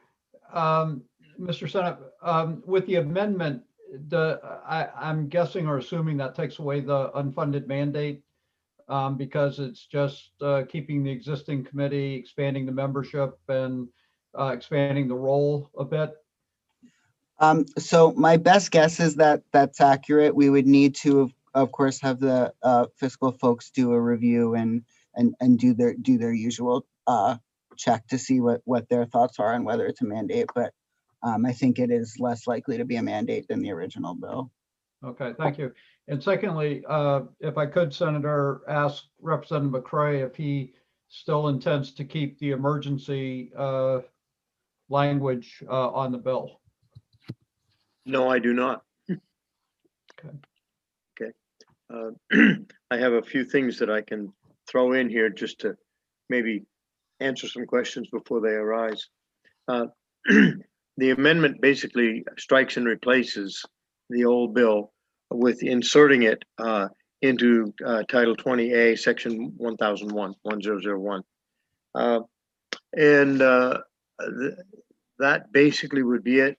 It would change the existing emergency management plan to it says each school board shall annually approve a comprehensive health and safety and emergency management plan.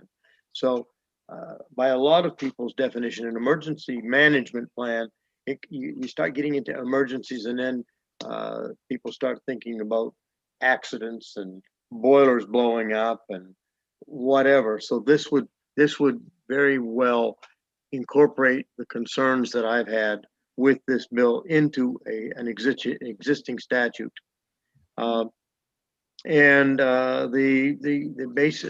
committee basically would be as described, plus the ones that were already in the emergency management plan.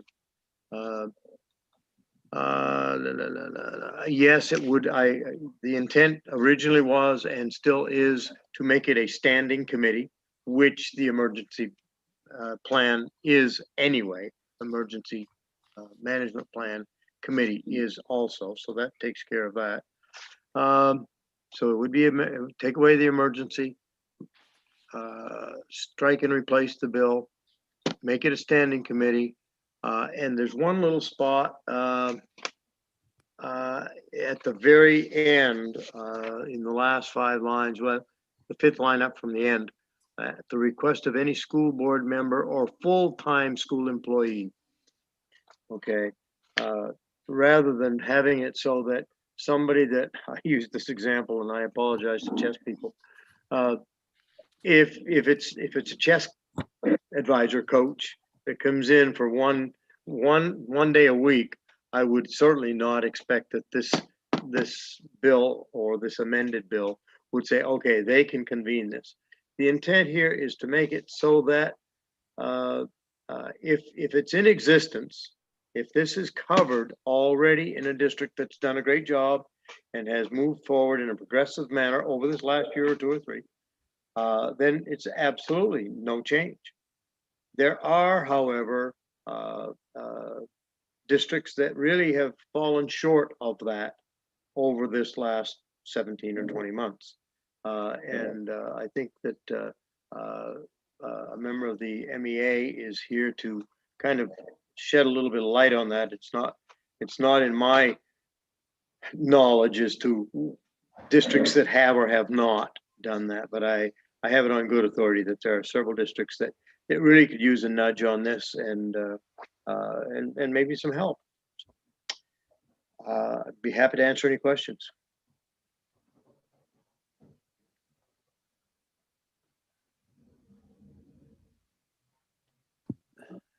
Not seeing any at this time.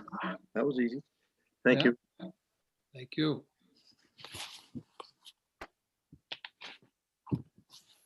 Any other discussions? Yeah, Senator, I'd like to ask a member of the MEA, I think maybe John Kaczynski is in the waiting room. I think he's the. Sam will let us know. He is, yes. Please, could we invite him in? Thank you. Bring him in now, Representative. Thank you very much.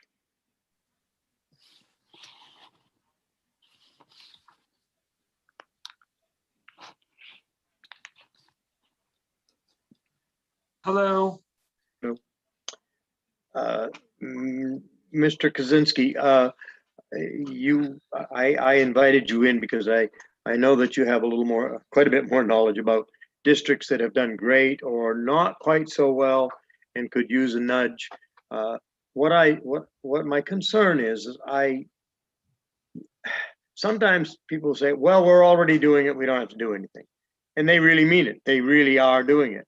And we've all been part of organizations where somebody that really doesn't want to do something just says, we're already doing it, so don't propose change. So could you address some of those concerns of mine and ours, please?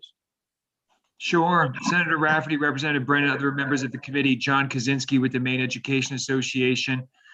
Just to add to what Representative McCray said, overwhelmingly, school districts around the state, when they were looking at reopening plans in the fall, overwhelmingly, most districts did the right thing. They convened committees, as you've heard, and this was just so important in so many places, because if we want educators to return to work, they have to feel safe. And in those when we were looking at, July and August, there was a tremendous amount of anxiety. And the anxiety among educators was far higher in places where these health and safety committees in some form or fashion were just not operating. And I would rather not, unless the committee really wants me to, go into sort of specific examples. The one I will mention, because it was in the press, and this is Googleable, if that's a word, but I would say Lewiston was one place where there wasn't a health and safety committee, where the teachers there asked for one. And what ended up happening was the start of the school year was frankly delayed, because the teachers there had raised concerns about the health and safety protocols that were going to be in place. Had they had a health and safety committee, I feel pretty strongly that those kinks could have been worked out in advance. Representative McCray's amendment makes good sense because it's at the request. So if a school board member wants to request a convening of this group, or a school employee wants to convene, I heard Representative McCray say full-time, that also makes sense. I will say there's a lot of hourly part-time employees that might have concerns, particularly I'm thinking of ed techs and bus drivers in particular. With the reopening plans, there were a lot of concerns because there was really no way to protect them from the 6 feet when students are getting on and off the bus. And I think at that point, the science wasn't as solid as we know now about the duration of exposure for an individual to someone who has COVID. But, it's just those places where I can name other districts if the committee really wants to, but those districts where this didn't happen, where had it happened, school reopening would have been done in a way that was much more comfortable for the educators, the parents, and everyone involved. So the amendment here just makes it an option that someone can request. I heard the testimony as well from others pointing to this, saying this language is already there. So I think Representative McCray's amendment sort of adds to it and cleans it up. But I'm happy to answer any more questions if there are some. I hope that's helpful. You're on mute, Senator Rafferty. Yeah, thank you. It is very helpful. And are there any questions? Representative Stearns, please. Thank you, Mr. Chair. I don't have a question, but a couple of points. I will not be supporting the bill, partly based on the testimony that was just given, that the word used was overwhelmingly. Districts have done a great job with this. I don't want to be in the position of creating statewide statutes for perhaps a few folks. Secondly, I don't care for the piece that any employee at any time can call a safety meeting. I've seen situations over the years where grievances were stacked up. Everybody decided to put a grievance on somebody's desk day after day after day. And the same thing could happen with, I want a safety meeting. I want another safety meeting. I want a safety meeting. Thirdly, what if you have a safety committee meeting and they come up with a plan that you don't like? Then what? Are we going to have a assistant safety committee meeting? I think all the pieces are in place. Some districts handle certain things better than other districts. Sometimes administrators miss the ball. Sometimes school teachers miss the ball. But the last thing we need to do is have this Maine legislature weighing in on every single tiny little component of school life. That's my opinion. Thank you. Any other questions or issues? Yes, Representative McCray. Yes, just in a bit of a response to Representative Stearns. This is not giving anybody the opportunity to say, hey, I want a safety committee meeting. This is, we need to establish a committee to deal with these things so that it can't be every week. I want a meeting. I want a meeting. I'd be right with you. Okay. We can't stand many more meetings, but this would be to establish one. And I don't think anybody's going to request to establish one if one already exists. They already have the emergency plan, management plan committee there. This would just be a facet or a tentacle, if you would, of that very same committee that already exists. So it was not aimed at having meetings willy-nilly. Thank you. Representative Millet. Thank you, Mr. Chair. Just a quick response as well to Representative Stearns' comments. I think most of our jobs are because even though a majority of our society knows correct behavior, we legislate new laws because of that minority that doesn't.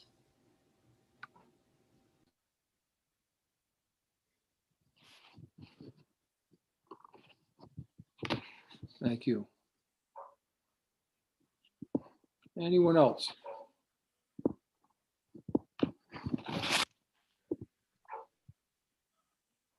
Yes, I'm sorry. Representative Lyman. Thank you, Mr. Chair. I would just like to state again that in the testimony, I heard them say that, it's within our law to do this and that there was redundancy in this. And I can only go by the experience that I had where we had safety and health committees within our school, within our district that involved all stakeholders. And, I just feel like this is being done. And if there are areas that need to be addressed, then it should be done. So it's not like it's not there for them to do the work. Thank you. Thank you. Representative McCray, followed by Representative Millet. Yes, Mr. Chair. When discussion is done, or discussion can go after the motion, when you are ready, I'll make a motion. Thank you, sir. Representative Millet. I had raised my hand to make the motion as well, so I'd be pleased to second it. But I do want to be very clear that Representative McCray's amendment, I believe, does address Representative Lyman, the issue of redundancy. It actually places language within existing statute just to provide some clarification. So I do appreciate Representative McCray hearing that testimony and making some new changes to address that. Thank you. We haven't got a motion yet, but Representative Lyman, please, and then Representative McCray. Thank you, Mr. Chair. And I guess this might be my newness, so forgive me if I need that. But I guess I would need clarification. If this is already part of an expectation, then I don't understand even why we need an amendment to it. If the expectation is that districts are doing this, and that's what I lived, I just need if anybody can clarify that. Thank you. I believe the amendment reference was to the current bill. It's not, it's to this bill proposal. Representative McCray. Yes, thank you, Mr. Chair. I would like to make a motion that LD 429 as amended ought to pass as amended. Thank you. And do I have a second? Representative Millet. Thank you, Mr. Chair. I would second that. And also hopefully try to respond to Representative Lyman's question The amendment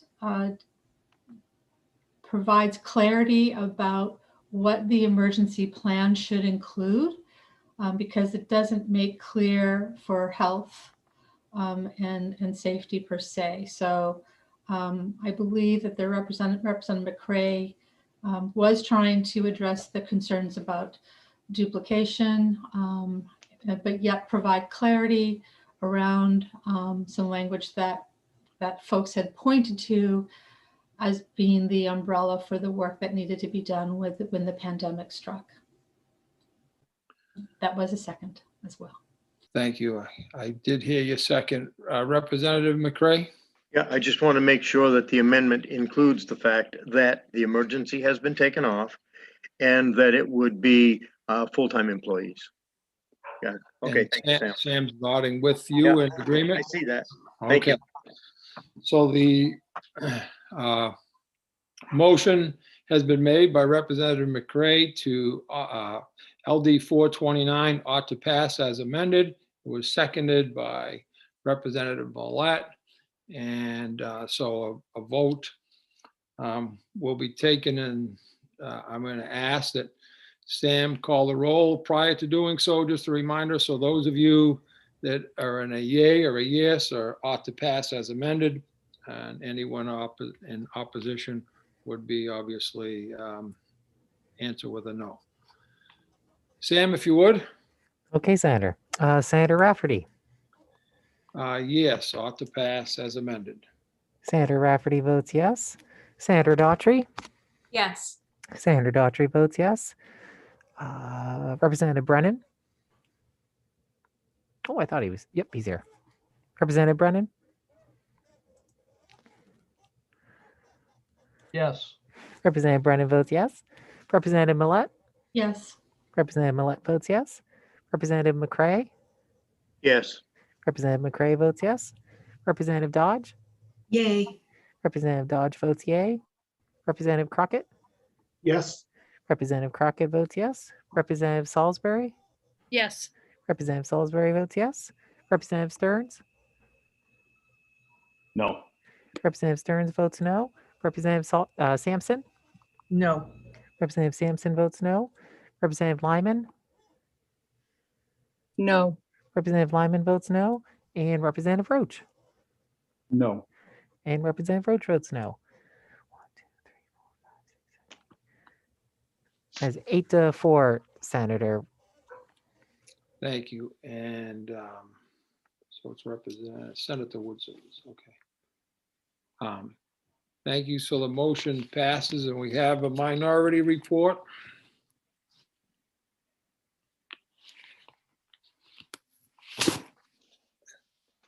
That be Ought not to pass. Thank you very much for that.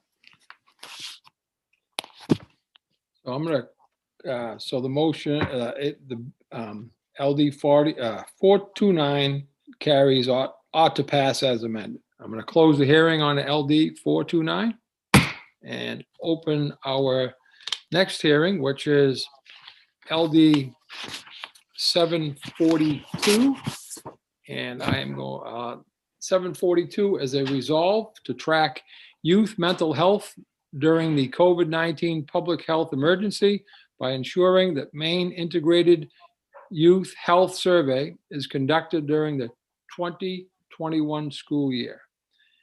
And I will call that hearing open. And I would call upon Sam Senford again as the analyst to give us the review and impact of that bill. Thank you. Sure. I'm going to go ahead and share my screen here. All right. This is LD 742, resolve to track youth mental health during the COVID-19 public health emergency by ensuring the Maine Integrated Youth Health Survey is conducted during the 2020 to 2021 school year. This resolve directs the Department of Health and Human Services and Department of Education to ensure that the survey referred to as the Maine Integrated Youth Health Survey is conducted during the 20 to 21 school year in addition to the planned survey in the 21 to 22 school year in order to track youth mental health during the COVID-19 public health emergency. The committee heard testimony in favor of the bill, noting the stressors that have accompanied the pandemic for students, and that it is not possible to determine the extent of those issues without some sort of a survey or tool. It was suggested that implementation of the survey in an extra year would be a good use of Federal CARES Act funds, instead of focusing on less urgent issues. A request that if this tool cannot be administered this year, another avenue or another survey should be identified. It was noted that in the 2019 survey, which was the last time the survey was conducted, it is an every other year survey, that around 16% of high school students had noted that they had seriously considered suicide, and 12 to 13% had a plan, while 9% indicated a prior attempt. As a note that it's likely that there is a burgeoning youth mental health crisis that's not being given sufficient attention, and teacher training is insufficient to address this. Again, noted that the survey is typically done every other year. It was not administered this year due to concern that it wouldn't adequately represent all students, as students are many of them are engaged in remote or hybrid learning. DOA estimated it would cost about $700,000 to administer the survey out of cycle. A concern about, in addition to suicidality, mental decline, and drug use, and again, the need for real data. A hope that an additional year of data would help track progress in reducing discrimination and bullying, and making sure LGBTQ youth have support they need, and a note that school boards do rely on this data. Opponents noted that the survey has been administered again every other year since 2009. Participation is voluntary. Data is collected and compiled and reviewed for quality, and is then publicly reported at state and county levels. Each school receives their access to their data in November of the subsequent school year. Originally, the intention was to administer the survey in February of this year, and it has been postponed to September of October of this year. So the next school year, because schools have limited capacity and are disrupted due to the epidemic.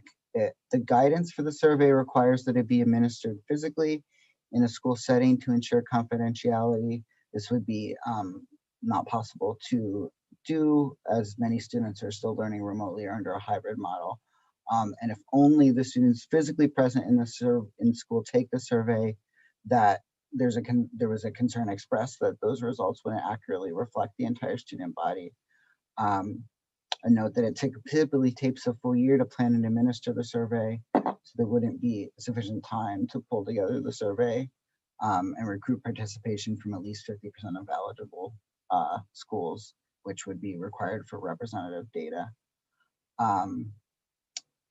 DHHS and DOE, it was noted, are working with schools and across agencies to try to identify risky behaviors and physical health and emotional health concerns. In neither for nor against testimony, it was noted that while the information provided by the survey is valuable, requiring schools to conduct the survey would be difficult this year. Again, just to note, the survey is administered to grades 5 to 12 in Maine. And the survey is compiled into the Kids Count data book every year by the Maine Children's Alliance. There was a hope expressed that data in the future will help understand better the impacts of school disruption due to the pandemic.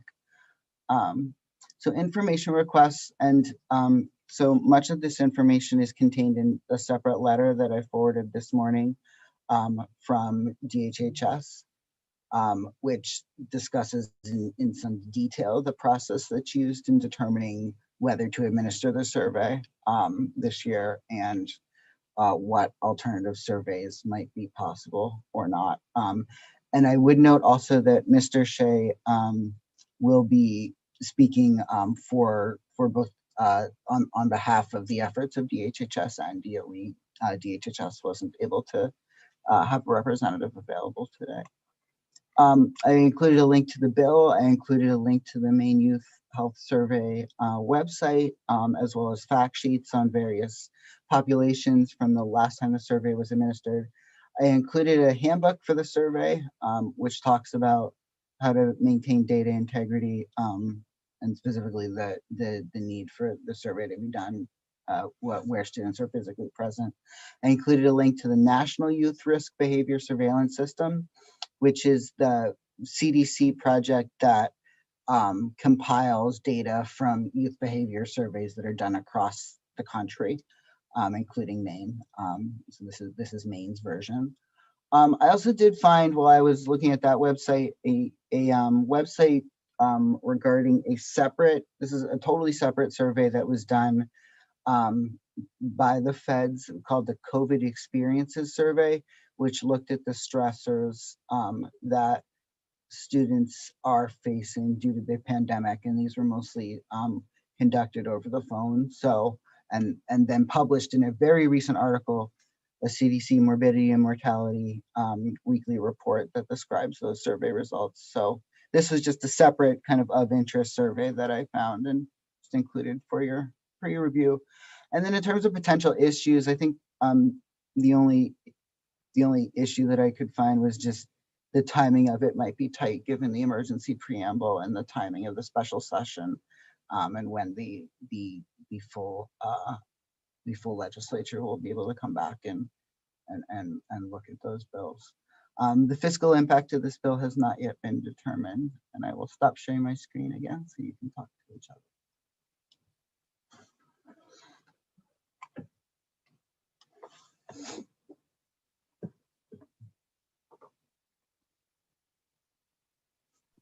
Any questions of Sam at this point in terms of his analysis? No? Okay. Thank you, Sam. Representative Brennan?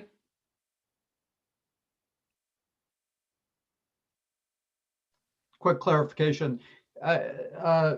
In your summary, it was suggested that it would cost $700,000 to do the survey.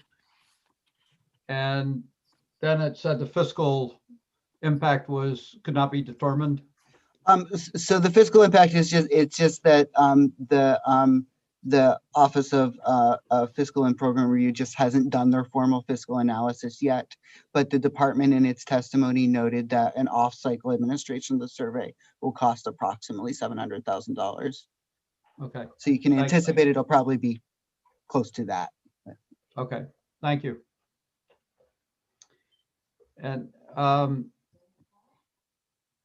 if I could follow up quickly, Mr. Chair, I guess I'd ask the sponsor of the bill, Representative Fecto, given the analysis that we've just heard from our staff person and the joint comments that were made and the response to questions from both DOE and DHHS, do you have further reflections on the bill?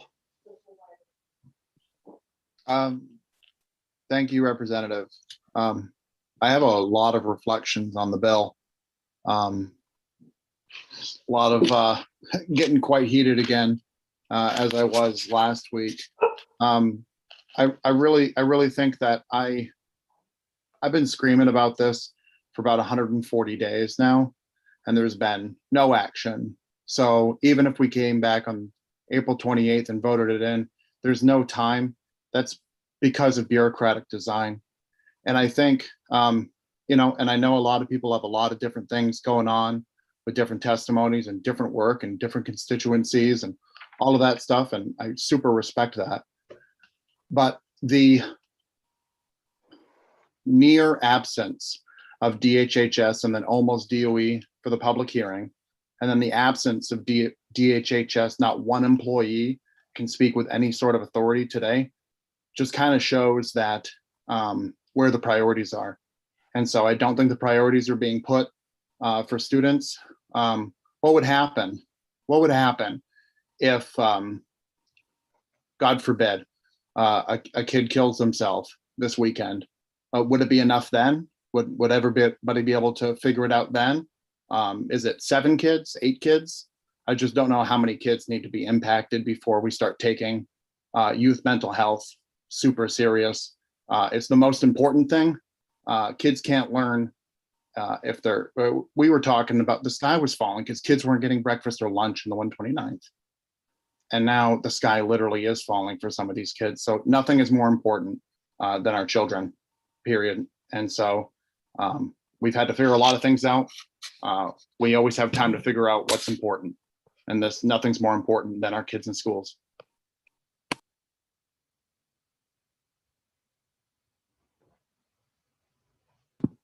Thank you. I have Representative Dodge followed by Representative Millet, please. Thank you, Mr. Chair. Thank you again, Representative Fecteau, for bringing this bill forward and for caring so much. I have a question for you about the Cell for Me, the social emotional learning site on the Department of Education website. And if you have some reactions or thoughts about how that may or may not empower teachers to be better prepared to intervene with students they perceive as being in distress, and how you think we could administer or discover another tool in time to make this happen so that it will be timely. I'll stop there. Thank you. Yeah, thank you, Representative. I've actually received the initial SEL training. It's from the beginning of the year because I was teaching until February 5th of this school year. I received it. I've done it. I've implemented it in my classroom, implemented it in my standards as much as possible. I've taken stuff off the plate. I've done that. I've tried to put bumper lanes just like everybody else has on their curriculum and doing this. But the fact of the matter is, it's really hard to build relationships with kids that are online. And it's really hard to build relationships with kids that are 6 feet away from you, that are behind masks, and that are dealing with all kinds of different impacts. And that while the training and while the rolling out is all well and good, that is one tool, that is one pronged. And I think I kind of explained it in my further questioning in my public hearing, that the SEL is more of like a first aid kind of thing. We know there's a problem, so we're implementing SEL. But when you bring the person to the hospital, I think I use it as like a triage. When you bring a person to the hospital, the first thing they do is they pull blood and they hook you up and they start collecting data. And without that, we're only putting a few band-aids on and saying, pretty please, don't have anything irreversibly happen to you. And it's not going far enough. It's not holistic. As far as another tool, that's something the steering committee should have been working on for several months now. It should never be delaying gathering information on quite possibly the most impactful year, hopefully any Maine student has. And to not even collect that data during that school year is student last. And I can't express that enough. It's one of those figure it out type of things that I hope I explained several times in my public hearing. Thank you. Thank you. I have Representative Millet followed by Senator Daughtry and Representative Stearns. Thank you, Mr. Chair. Good afternoon, Representative Fecteau. I too want to acknowledge, as Representative Dodge did, some appreciation for how much you do care for our students. I assume you had an opportunity to review the additional information provided by Department of Health and Human Services and Education around their concerns with implementing this survey with fidelity. I would be interested to hear your thoughts on those concerns, and as well, why you think implementing the survey in the fall would not capture what our students experienced fairly recently this spring.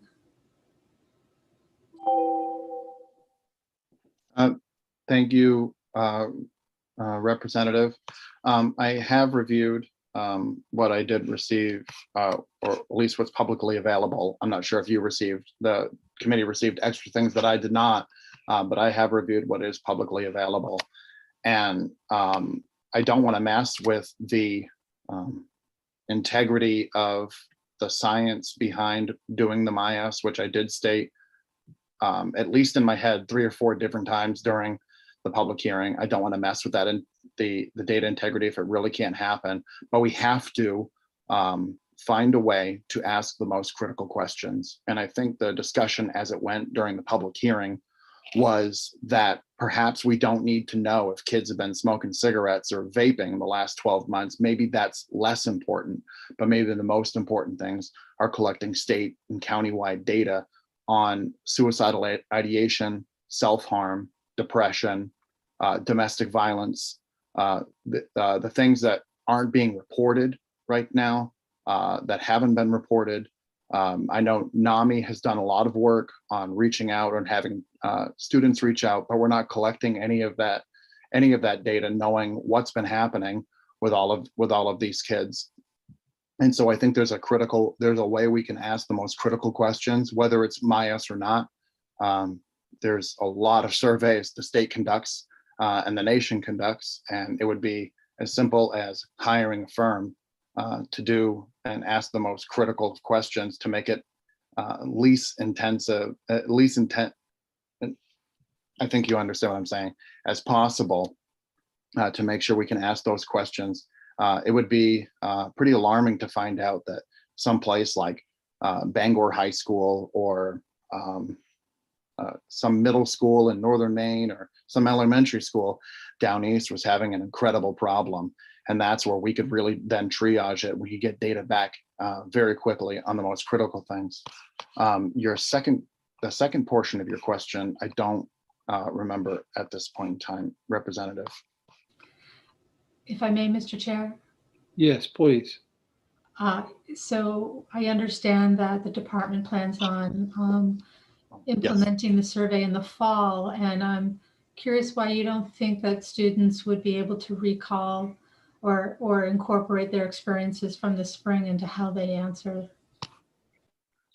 And thank you, Representative. How I initially had this bill go together was that we would actually have the survey happen during this school year and next school year. Since it's already happening next school year, this bill only attacks this current school year. So essentially, in order to have any sort of data trend, you need 3 points.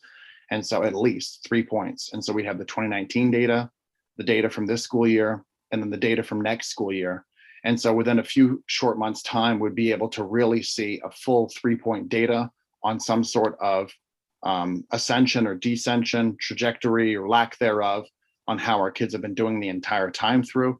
And so if everything resumes to normal in the fall, which I'm sure schools are starting to realize, and we are starting to realize that that won't be happening for every school, or for any school, perhaps.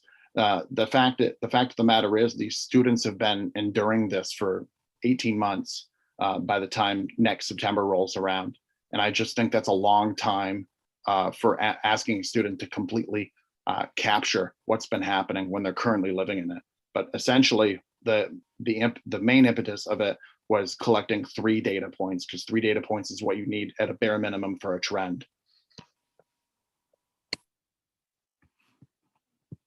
Thank you.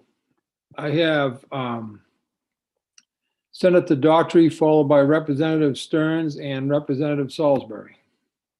Thank you, Mr. Chair, and thank you, Representative Fecteau. I mean, I do echo what my other colleagues have said, that you have done an immense amount of work on this, and I definitely want to acknowledge that. But I do just want to say I do take a little bit of offense when you made the statement of how many kids have to die before people care. I felt that, that's demeaning not only to the work of our different departments, to all of us here. And I try never to speak for anyone else, but I imagine every single one of us in these Zoom screens right now, that is a top priority. I just want to assure you that not only do each of us want to make sure that our schools are working as hard as they can to make sure our students are supported, this is also something that's near and dear and personal to me, not only in my own, family and from when I was in high school, of having classmates who were going through this even before the pandemic and needing to make sure that we had mental health supports. And is even more true now, and especially with, having had to go through this with a suicide in our own district and the tragic and incredible loss. So I just wanted to make sure that to everyone to just be careful when we're using language to talk about this.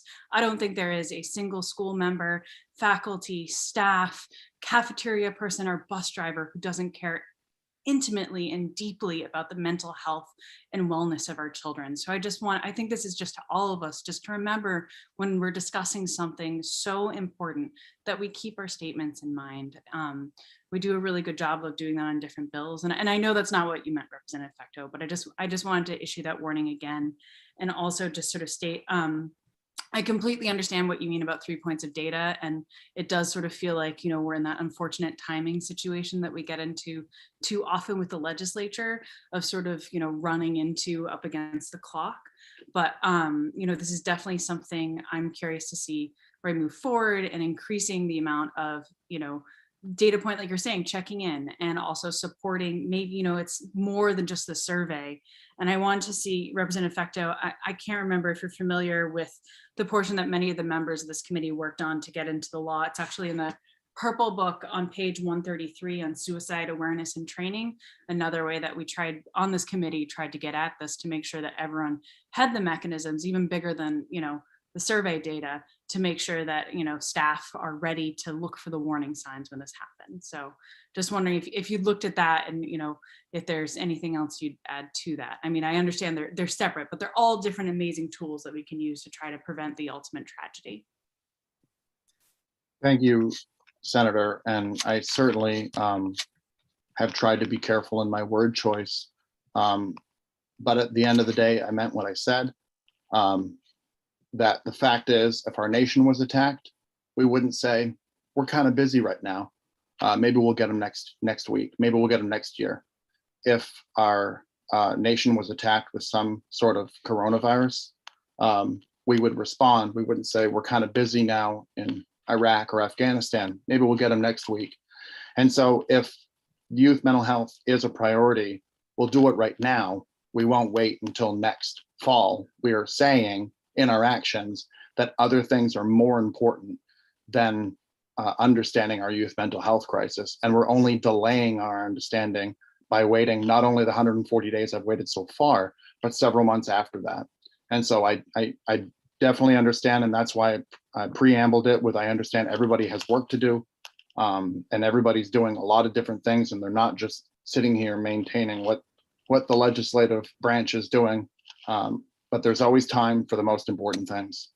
And so to answer your second question, I've done a lot of reading of the statutes. I've been at the receiving end of the statutes. I've seen the work that's gone on in the social and emotional learning. One thing that isn't happening is the even outreach to those that are possibly the most affected by this COVID-19 crisis. And those are families with multiple siblings. Those are families where students haven't even been to the school. And we don't even know where some kids are. We actually have missing children in the state currently. And so I think these policies work best for the kids that can come to school and can respond. But there's been a lot of where that isn't happening right now, or happening to the best of, we're trying our best, but there's a lot of kids we can't do a lot of outreach for. So I think, while it's great, we still have to, and again, going to my, you meet someone with a medical emergency, all right, put the Band-Aid on, now you get them to the hospital. Now that's when the real work is being done. So I understand it. I think it's great that they focused on that, but it's not enough. And the longer we wait, the longer we kind of indicate that it's less important than other things. If I may ask a follow-up, Mr. Chair? Please. Thank you. You know, I absolutely agree. You know, the house is on fire. You got to take action. You got to put it out. And I think that, you know, this bill, the heart of the survey, you know, it's one tool we have in our toolbox. And I think we can all agree that our best advocates in this are the folks who are in the field, like yourself, Representative Fecto. When you're in the classroom, I'm willing to bet that you had a much better pulse on, you know, the well-being of all your students than necessarily just the survey data. But building off of, you know, what you just said in the disruptions, I am actually curious, Mr. Chair, if it'd be possible. I do see we have Bear Shea in the waiting room from the DOE. So I'm wondering if we could have him in and ask him, you know, directly, you know, if they can't administer the survey, what are they doing right now to, you know, address the house that's on fire, to use that analogy? Would that be possible? Sam is, yeah, he is, okay. Yes, if you could invite him in, please, thank you. Thank you, Mr. Chair.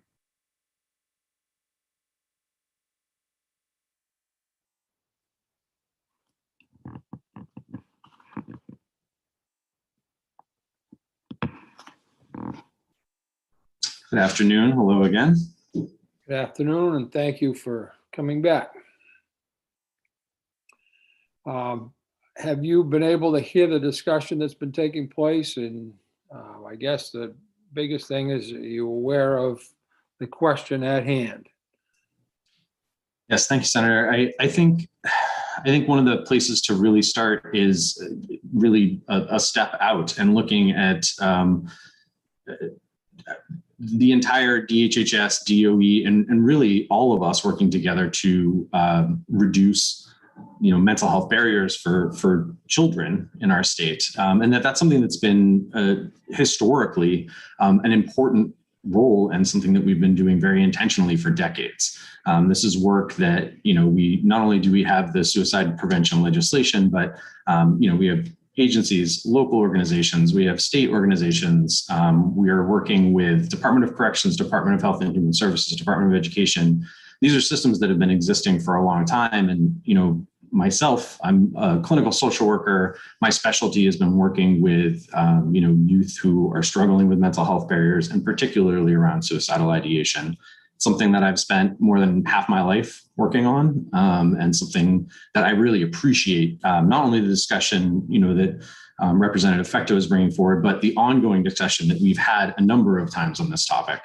And I think even my position itself, you know, being the first mental health specialist to be part of the Department of Education, you know, that as well as our SEL specialist and other expertise that's been brought into the DOE pre-pandemic. This is all work that has been not only, you know, important to me personally, but certainly something that's been important to increasing within the Department of Education. And I think the SEL for me curriculum, the programming that we've released, I think that is one of, you know, very many things that we've been working on. And again, that was something that was happening before the pandemic itself. I think so. When we're looking at, you know, we know that our MIAS data in the past has shown that our youth have, you know, higher rates of suicidal ideation, depression, anxiety than a national average. This is really important data that has existed consistently for a really long time and does give us that chance to sort of reflect back and look at trends on that macro level.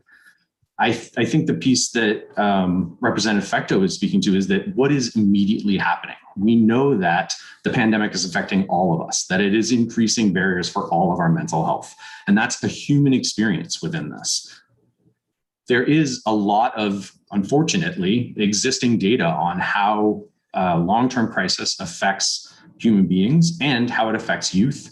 And when March sort of started coming in 2020, it was one of the places that the DOE went to look for how are we going to provide supports to the field to make sure that we know how this is going to most likely affect youth.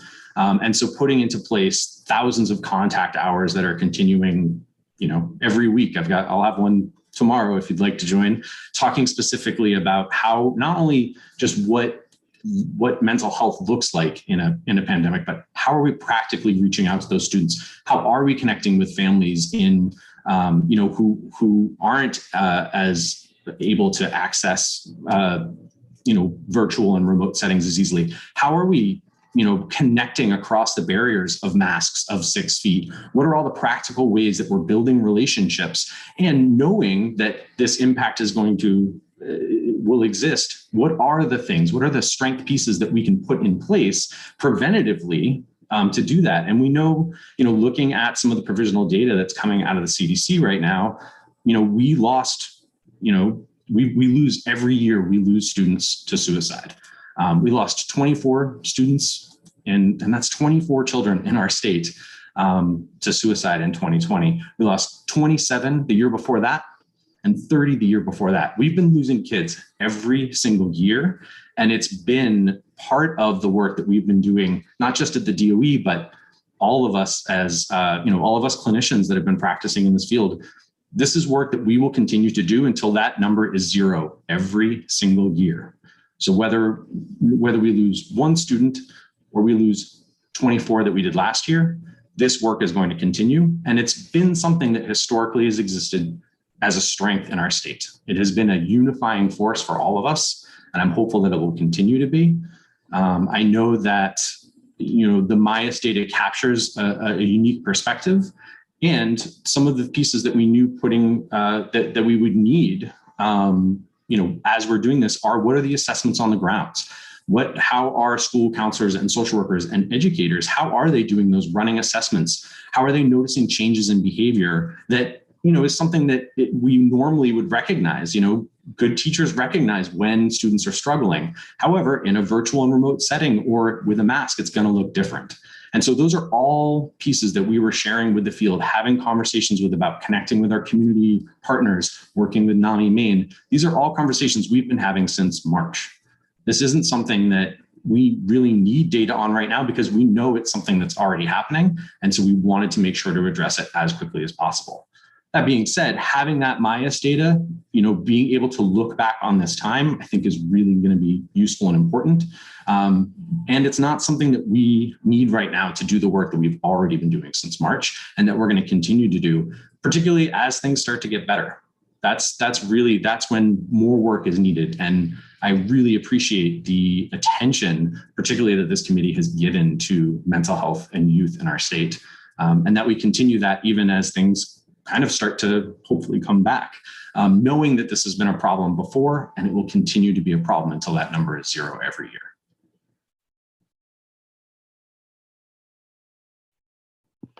Thank you very much, Mr. Shea. I lost my order and I'm going to have to, I think it was Representative Stearns, followed by Representative Sampson and Representative Salisbury. Thank you, Senator, and thank you, Mr. Shea, for sharing that. It was very good. I know that with all of us, suicide is just such an incredibly important and touchy topic. But below suicide are the just devastating mental health effects that often don't result, thank goodness, in suicide, but they're still there and people aren't well. The thing that I think that is disappointing to me, and I concur with the sponsor of the bill, is that we haven't done any action research on the fly to really get a good pulse, month to month, week to week, down and dirty, survey monkey, get the top statistical minds in the state of Maine together with the DHHS and DOE professionals, and let's get a running pulse so that the governor's committees, local school boards would have a balanced data approach. Every day for a long time now, we've heard about, and the data is pretty good, every single case of COVID that might have been contracted, and a certain student over in this school system and a teacher over in pod number 11 in this county. Very intense statistical data. And yet I haven't heard on the other side other than, oh, well, we know it's hard. We know it's tough on people. Yesterday in the Maine Monitor, I read where the past winter, 4 people committed suicide in Washington County, 3 young men, 1 14-year-old. I hadn't heard that. That's an important piece of data. And further on in that article, it said that the emergency folks, receiving folks in crisis, said that things are up 26%. Now that's great. That was good. Not good that it's up 26%, but good that I had a piece of data, because at some point, the decision has to be made. Is it better to be with a group of kids playing football, or better to be isolated and be safe from COVID? And without data, how do you make that decision? So I'm a little disappointed. I won't use up everybody's time. I understand the impossibility or impracticality of trying to administer that particular comprehensive survey now, but I would hope that this would lead to perhaps some posted data so that we better understand the mental health problem for teachers, parents, students, families, et cetera, as best we have.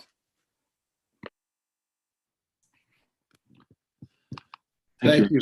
Oh, sorry. Would you like me to speak to that, Senator? I'm sorry. You're welcome to, sir. So I thank you. Thank you for that point, Representative. And I'm sorry, it's something I missed in my initial comments. I think a piece of data like the MIAS that has so many consistent and really relevant and important data pieces, it's hard to, it's that kind of information is a hard one to feel like we're missing. I think the difference is that in this sort of down and dirty, knowing that we are in the middle of this crisis and pandemic, we've been working with individual districts who are setting up those conversations, those ways of pulling that data, of being able to create not just inroads to our most vulnerable populations that we know are disproportionately affected, but building new inroads for students that might not have normally been able to, might not have needed any of school counseling, school school social work services. And so creating new inroads for those, being aware that those students are going to need that connection and what that looks like within a virtual context. I think the other thing that's tough is that,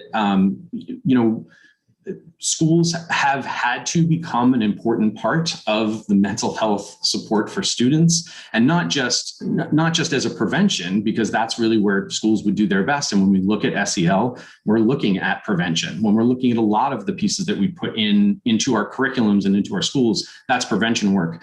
We're looking at schools being now interventionists, having to have clinical mental health staff to be there to support, when really, that's part of our larger mental health infrastructure. And it's something that we've been lacking in our state for a long time. Even with all of the work that we've been doing, those critical pieces have been missing, whether that's a workforce issue, a geography issue, or just being able to build some of those roads and connections. And so for schools to be that piece, whether students are in school or whether they are hybrid or remote, that's not going to be the key to addressing this entire mental health issue. And while there might be benefits or costs for both of those pieces, it's something we do have to consider in a larger context and looking at what are those other mental health supports. It's why we find it so important to work with our state agencies and those local agencies within each district to really address the unique needs of the students within that district, and how those school counselors, social workers, and educators are assessing those specific needs of their students. And so while it's difficult to get that state level data, we know that those districts are reaching out and are trying to not only contact those students, but to see how they're managing during this, how their families are managing. It's one of the unique pieces, and I'm sure Representative Fecto can speak to this. Educators carry a unique burden in that not only are they caring for themselves and their families, in this pandemic, but every single kid that is in their classroom, that's in their school, they know, they care about, and they care about their families and how they're doing.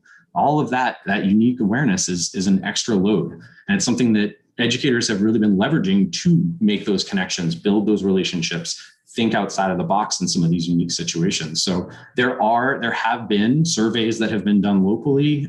There are ways that they are reaching out to collect that data. It's just not data we're going to see at the state level. And the state level data wouldn't necessarily be useful in addressing the actual immediate needs of those kids. So there is sort of a back and forth and a give and take there that makes it difficult during the pandemic.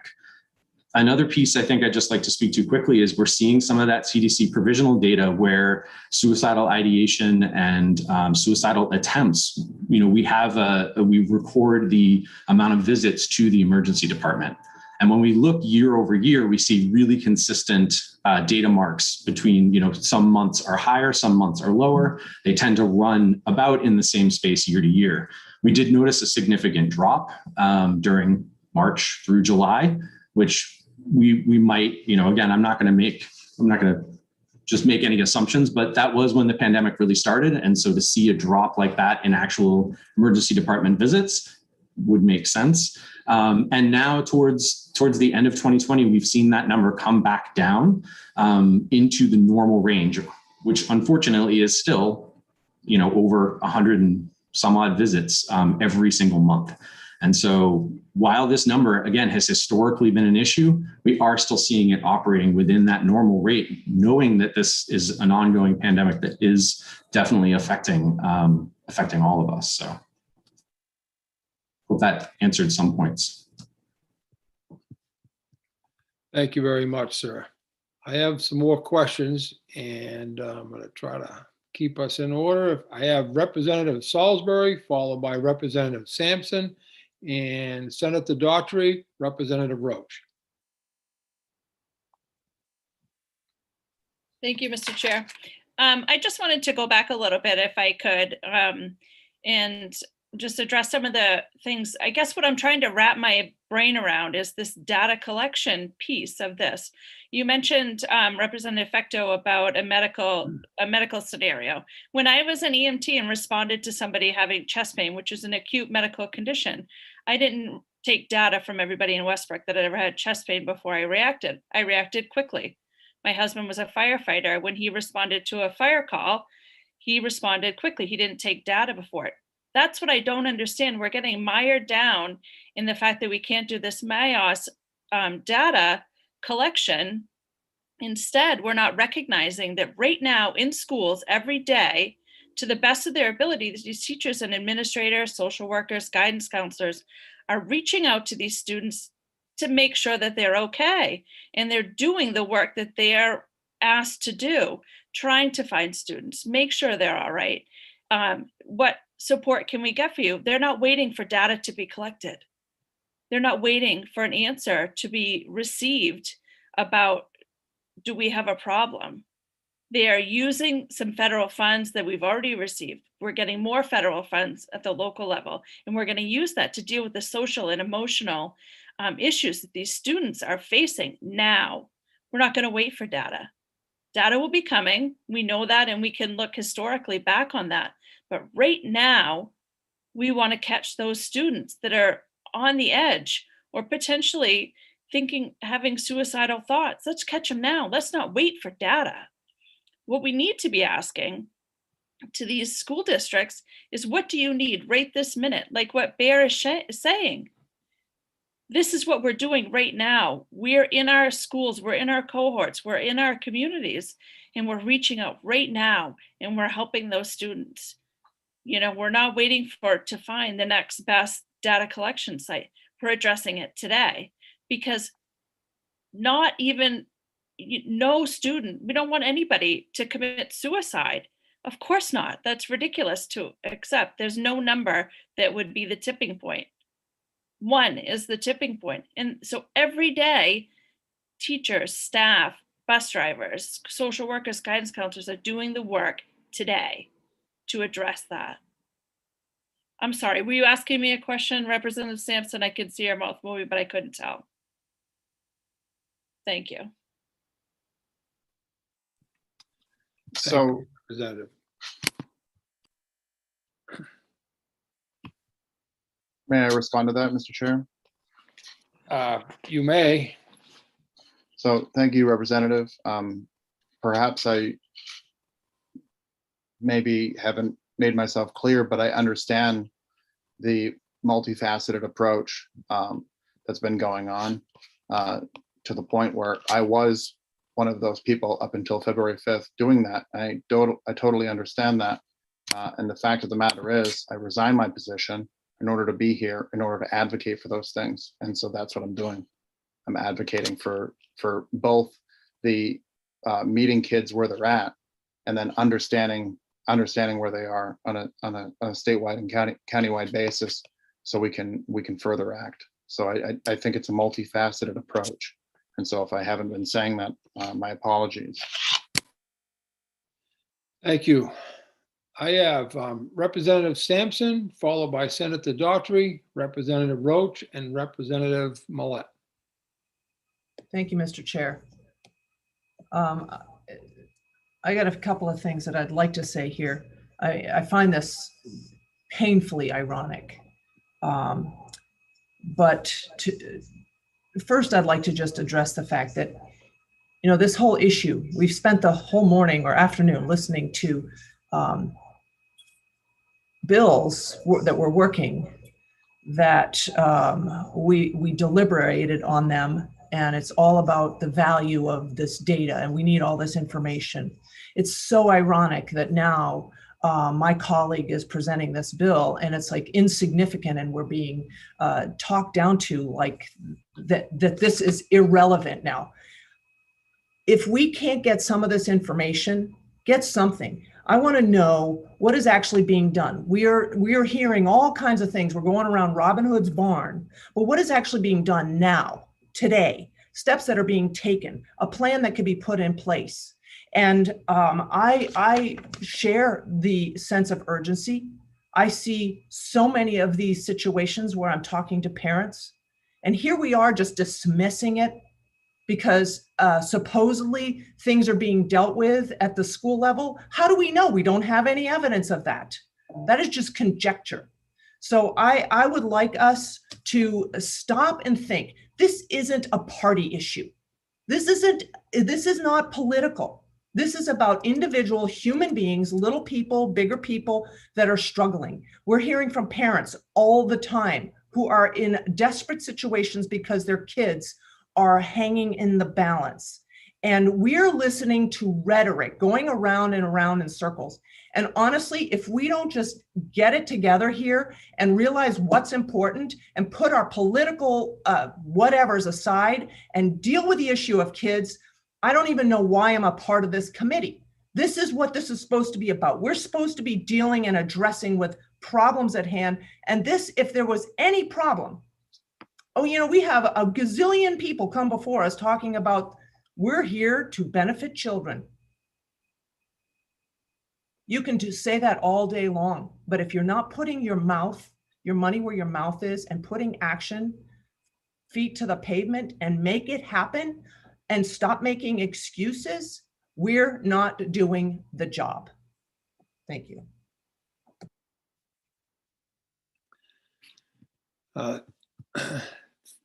Thank you. And next, I will hear from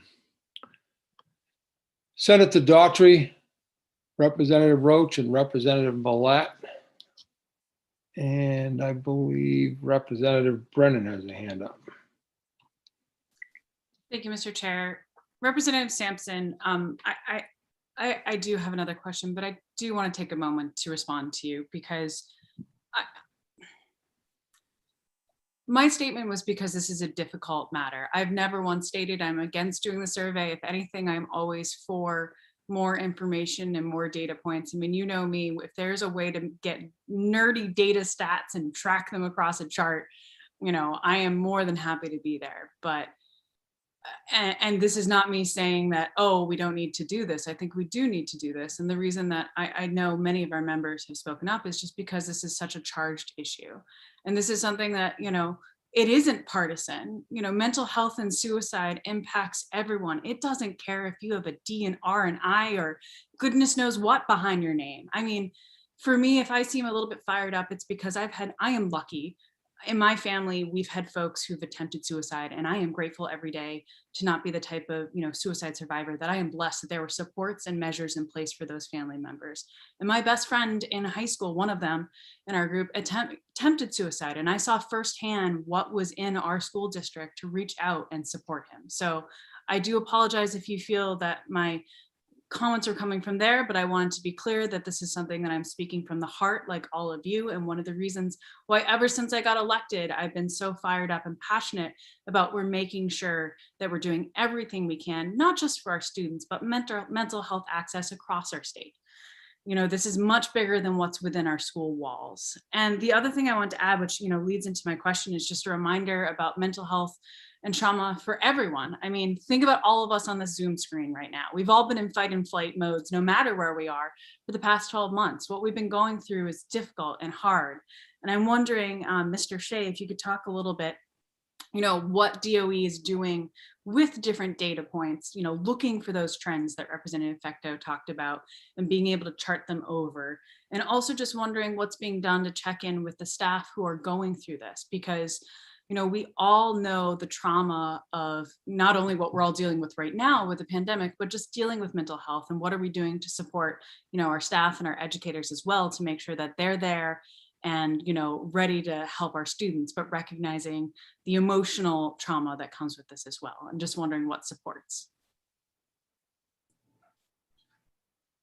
Thank you for that, Senator. I mean, and just to say, this is something we are talking about, losing children every year, and that's students, but it's children. And this is something, like I said before, I've dedicated decades of my life to, and will continue to do so. It's not something, I think we are going to take up on something that is crucial. And during this time, we know that there is a higher risk, that certain student populations are at a higher risk, but that all of us are affected by this, and that there are complications, not just from feeling isolated or feeling disconnected, or not being at school, or not being on our teams, but within our families, within the difficulties that parents are going through, the difficulties that siblings are going through, and extended family, losing grandparents, not being able to connect with grandparents, all of these, so many different ways that this pandemic is impacting us, and does have the possibility to cause trauma, that does create added burdens, extra weight, and we know that there are ways that we can bolster supports for our students, and those are things that we've been actively and intentionally doing. There's, like I said, there's an unfortunate amount of research on what works best, how kids are affected, and what works best to support them. And that's something that we've been doing since March. My team alone has held over 16,000 contact hours with educators, with specific trainings on how to connect, how to build, how to do the best practice pieces. I've worked with districts and with school leadership around how are we doing assessments, how are we reaching out to parents and seeing what their needs are, how are we bridging some of the gaps that maybe even existed well before the pandemic, and looking at repairing some of these and coming together. And I think that's another really important piece, is that yes, we know that students, that youth are negatively affected. We know that all of us are negatively affected. And some of the most powerful things that we can do is come together, do this work together, be in support of each other, and look towards that positive piece. So as much as talking about what's not working is important to figure out what to put in place, also talking about what has been working, and focusing that yes, this is really difficult, and we're going to get through it, and we will get through it together. And I know that that's caveated by losing students, and that we have students that are struggling more than they did before, and some students that we're missing now. I don't mean to say this callously, but that is legitimately every year. For those of us who are practicing mental health, for those of us that are educators, we lose students every single year. We lost 24 during the pandemic. We lost 27 in 2019, and we lost 30 in 2018. Like those are students that's part of the work that we've been doing well before the pandemic. It's why we've taken our work so intentionally and so seriously during the pandemic. And it's why we will continue this work after. All of those pieces are really key. I wish I had a list of, the hundreds of different ways that we have been working at the DOE, but that individual schools are building new ways of recording attendance and connecting with students, sending, school counselors, social workers, educators, sometimes bus drivers to kids' houses, building relationships with local community organizations, church organizations, to go door to door and reach out, knowing students that were homeless before, and reaching out to provide new assistance, really trying to organize some of that specific funding that we are having federally to really look at some of the unique issues that schools and districts are struggling with and focus that funding specifically for their school. These are all ways that schools have been actively working since the pandemic started. And I think we'll continue all the way through the summer until we start looking at the fall. So I hope that answered some of your questions. It does. Thank you, Mr. Shea. And if I could just say real quick, if that's okay, Mr. Chair, the reminder of the federal funds that are coming through is a good reminder for everyone with this committee. And I think, moving forward with this bill and talking about what we can do, I think building off of that and, having that conversation and looking at what we can do to have even more of those checkpoints and, replicating best practices and sharing all of that. And I do just want to take a moment to thank you, Mr. Shea, for all of your work. I do know in your entire career that you have been devoted to working with and reaching at-risk students. So I just want to throw that out. And I know things can get heated, but I just want to, thank you for all of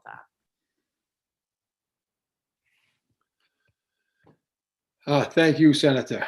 I have Representative Roach, followed by Representative Millette and Representative Brennan. Thank you, Mr. Chair.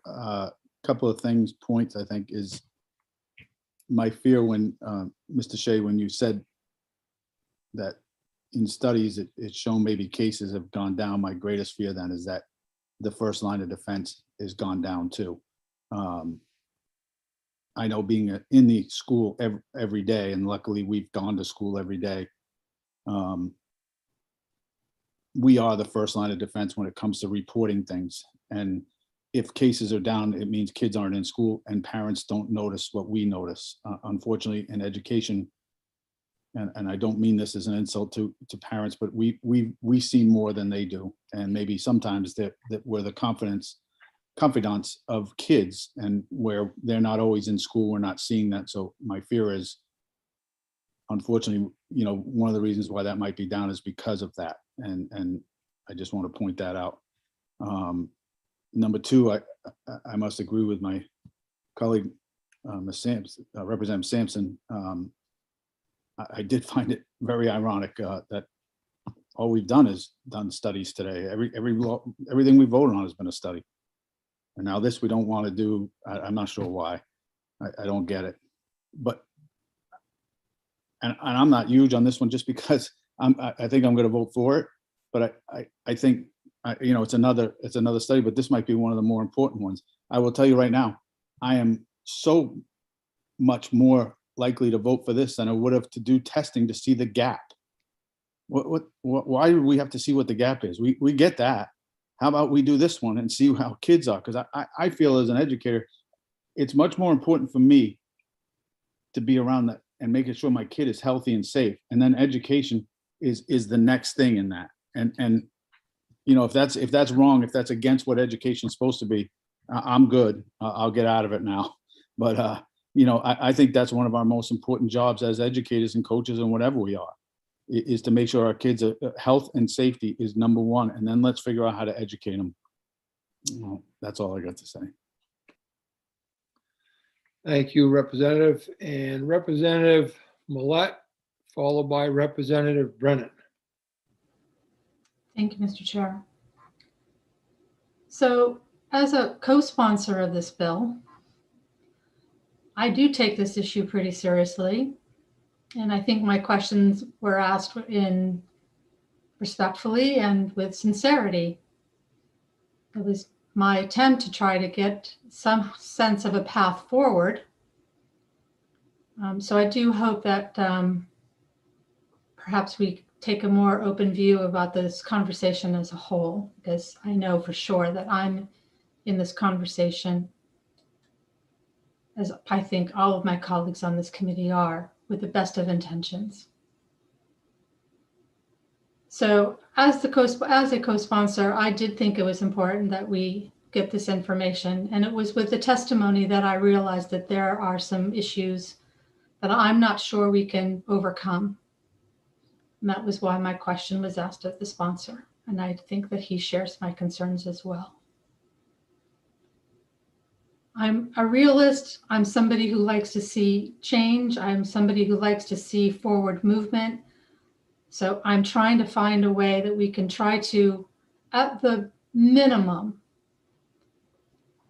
move us forward around these types of questions and not be reliant on one single data collection.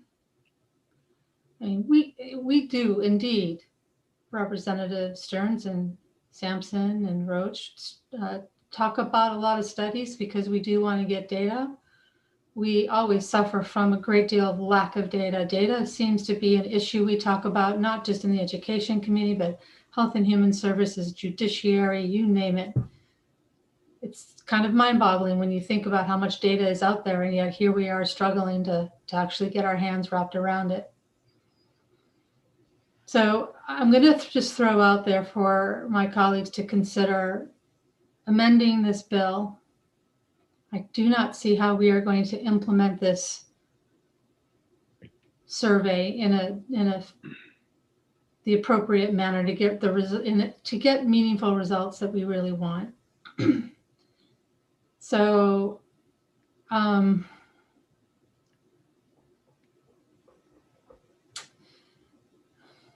would love to get the CDC folks and DOE, the student supports group that's led by Bear Shea, and OIT, MSMA, and outside experts to come together and figure out how we can get some reliable information. I hate to limit it to just this issue because I know it's bigger than that, but for now, let's just keep it so we can keep our hands wrapped around it. We'll just focus on this issue. And have them come back. I never feel good about saying this because I know we do say this a lot, but I want to know, come back to us, talk to us about what's involved, what kind of investments are necessary, or systems investments or mandates, whatever, and let's do something. We don't have enough information now to do this right. I want to do this right. And then the report back would, after the report back, this committee would be authorized to report out legislation. I know this may feel like I'm kicking the can, but I'm not. I'm just trying to acknowledge where we are in this session, in this school year, and with the kind of resources that we have. So that's my suggestion for an amendment. Representative Millett, I'm not sure that I could restate your amendment exactly. But again, I think we're all feeling the same passion, and Well, Senator Rafferty, if I can interject at this point. Representative Brennan, you were next up to start with. So. I was next up, and what I want to say is that in all due respect to Representative Fecto, I think he picked the right issue in the wrong vehicle. It's clear that this survey cannot be implemented timely and expectably, and it cannot be implemented in a way that has validity. So I think we put that aside.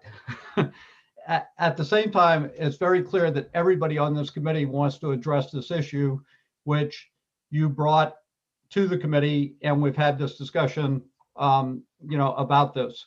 So what I'd like to do at this point is to move to table LD 742. And I would offer to work with Mr. Shea and with the sponsor of the bill to develop a plan to present to the committee by the 1st of May that would look at data sources that we could use, but more importantly, what type of interventions and what type of direct action can we take now to address mental health issues for students in our public school system. Can I have a point of order? Yes.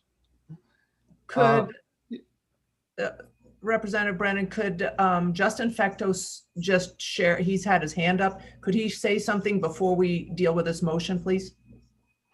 Sure, but just let me finish, and I think then we can recognize Representative Fecto. But the fact of the matter is there probably is some way for us to gather some data, probably using secondary data sources, not primary data sources. And also I've heard Mr. Shea talk about different things strategically that they're doing at this point. And I think there needs to be more definition given to that and more explanation of how that's being carried out and how that would immediately affect children. The simple fact of the matter is, for us to gather data about how many people are feeling either more depressed, more suicidal, more anxiety, is not as helpful as then figuring out what do we do and how do we identify that one student or that two students or those 15 students that are struggling with mental health issues and make sure there's appropriate resources for them. And I think Mr. Shea has some ideas about that, and I just don't think they're probably been articulated in a way that we can fully grasp them with the committee at this point. So again, my offer is to table the bill, to work with the sponsor, to work with Mr. Shea, and to come back with the committee with something that we can work with that includes both data collection and intervention. And at this point, I'll defer to Representative Fecto if he did have something that he wanted to say at this point. Thank you, Representative. I totally understand the clunkiness of the MIAS from here on, and I think you're right. It's the right issue, possibly the wrong vehicle, probably the wrong vehicle, and I appreciate that. In my thinking throughout this work session on something that we could collect information regarding depression, self-harm, suicidal ideation, like it's essentially isolation, depression, self-harm, and suicidal ideation. That would not be a mandate on our schools, and pushing it on our schools would be possibly operate some sort of survey like we did, and I use we as in the DOE, the royal we, the DOE did before the reopening of schools. DOE rolled out a huge reopening survey to all parents, school staff, what have you, and they were able to identify what type of person they were, whether they were a parent, student, school support staff, or whatnot, where they came from, and how they felt about these certain things, where we'd be able to then get data from parents and their geographical information, from schools and their geographical information, and we might be able to put this up on the DOE website and at least can collect some base information, just like the DOE did with a reopening checklist. It's, again, not as scientific, but it will give this committee and leaders information in order to immediately act while we wait for the Maya survey. So thank you for the opportunity to speak after your motion. Thank you, Representative Fecto. So we're moving forward here, and my apologies. First of all, I did not see a hand up. If it was, maybe it was a wave, but I'm looking for the, I guess they're, I don't know what they're called, but they're hands in any case. I do see one, Representative Sampson. Thank you, Mr. Chair. So I'm just wondering if the committee would be willing to consider what Representative Fecto just presented. The district, I mean, the department put out that survey in fairly short order and was able to get results fairly, quite quickly. So would we be able to, I would be happy to make a motion to move that forward. I have a motion currently that we need to deal with, and that is tabling the current. Was that seconded? I'm sorry. It was not, no. But I think what we did was defer to Representative Fecto for a little bit of help and direction as well. But okay, thank you, sir. I think you have, again, it's every conversation or every piece of this is very valid and very helpful right now. Representative Daughtry. I'm sorry, Senator Daughtry. See, I didn't even catch it, so you're totally fine. I'm getting to that point now. Yeah, where it's. Go ahead. No worries. It's 4 o'clock on a Monday, and I'll respond to Maddie too. I just wanted to make sure that folks were aware of the portion. I just went and double checked the DOE website on school-based mental health supports, and obviously there's always room for more, but just so everyone on the committee knows about that asset, it has all the portions on school counseling, student behavior, school climate, attendance and dropout, as well as, suicide prevention and social emotional learning. But just make sure that, as we're keeping this in, we make sure that folks are aware and know where to find that resource. And then I totally just lost my thought. I had something to add on to what Representative Sampson, Representative Fecto were saying, and then I completely lost it. But I think it was something dealing with, because it is 4 o'clock on a Monday, in that conversation of connections of making sure that when we're talking about surveying, schools, that we're also including, I want to make sure that we include money and allocations in an increased amount, especially in light of the federal funding that goes to help, with school counselors, goes to, the boots on the ground, we can get all the data, which we should get, but we want to make sure that we're also in our conversations. Maybe it's not this vehicle, maybe it's something else, but make sure that all of us are, working with all our different stakeholders to make sure we're using that money for prevention and boots on the ground. Thank you. Representative Millette. Thank you, Mr. Chair. So I actually don't think there is a motion made. I think Representative Brennan was saying that he would be willing to make that motion. So, because if he had, we would not have been able to have this discussion. Oh, thank you. Are not debatable. To Representative Sampson's question, I think that will get some information. I don't think it gets us all the information we want. And I don't think it addresses the long-term issue. So I'm just wondering if Representative Sampson, you would consider maybe 2 parts. One addresses the short-term need and one that addresses the more long-term need, because I really do think we do have a long-term need. Mm-hmm. I would agree. So can I make a motion that we would initiate the short-term survey similar to what Representative Fecto just presented to us? And then the part B would be, the second phase would be a more long-term approach, that we have a little more time to work out the details. I don't have the language for that, so that's as good as I'm going to get right now. I can help with that if you'd like, Mr. Chair. Thank you. And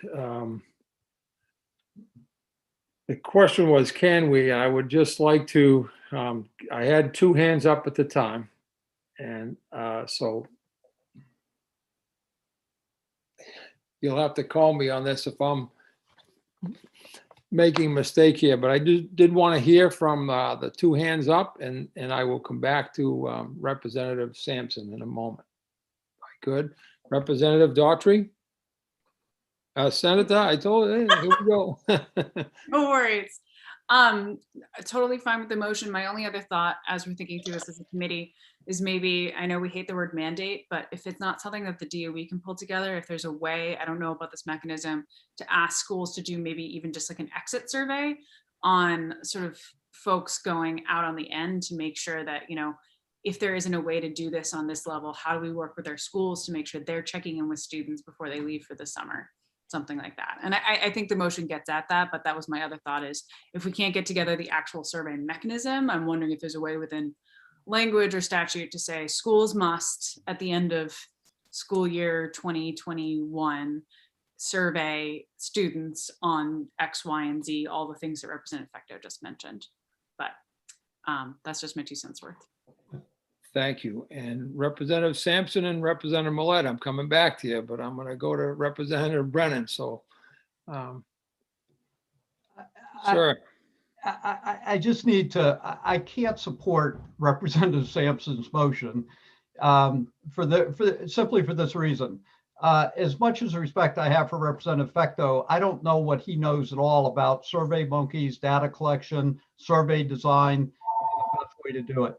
My motion and my intent was to sit down with Representative Fecto, sit down with Bear Shea and with others and say, what's the best way for us to gather the data immediately, and what sources can we use? I think it would be way too hasty at this point to jump to one particular idea that Representative Fecto said, gee, why don't we try this?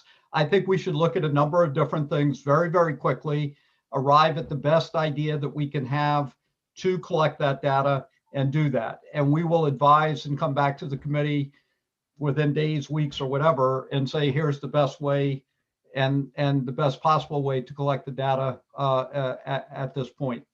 And I just have to tell the committee, I've done a lot of research methodology. I've done a lot of data collection. Unless you sit down and have a thoughtful discussion about the best way to gather the data and how you might be able to use it, you can end up spending a lot of time engaged in practices that don't get you where you want to go.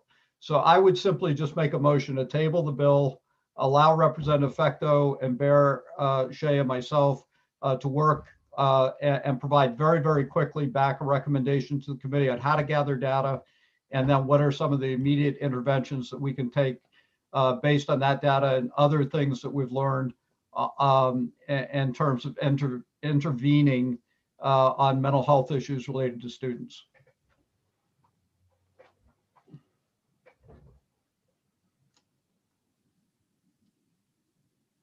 Representative McCray. Yes, if I may ask a question before I second the tabling motion, is that okay? No. Representative Brennan, I'm curious about what you mean is in a very speedy manner. I'd like to see within a week or a date certain. In a week. All right. Well, then I would say, and I know we're trying to keep a little order here. I think fairly soon we could report back to the committee, here's a data gathering methodology that we'd be able to use. And I think it'd take a little bit longer, maybe a couple weeks, 3 weeks, to work with Mr. Shea and to others to flesh out an intervention strategy that would detail how schools and how the department is going to work to address these mental health issues. So I think they could go simultaneously. The data gathering could be ongoing for to get immediate data, but it could be for many months that we continue to gather that data. We could be using secondary data as opposed to primary data. And we already have secondary data sources that have been presented to this committee. We don't need to necessarily go out and do primary data collection because we already have some secondary sources that could be reliable. I would second the motion to table. Thank you. I'm going to move that question first. So, and that would, we simply need a majority. The motion's been made to table LD 742. Jared, is it possible if we could have a corner caucus, please? Sure. And how about we, I'm gonna go, well, 10 minutes. Anyone need more? 10 minutes. All right, so I'm gonna leave and go to that. Thank you.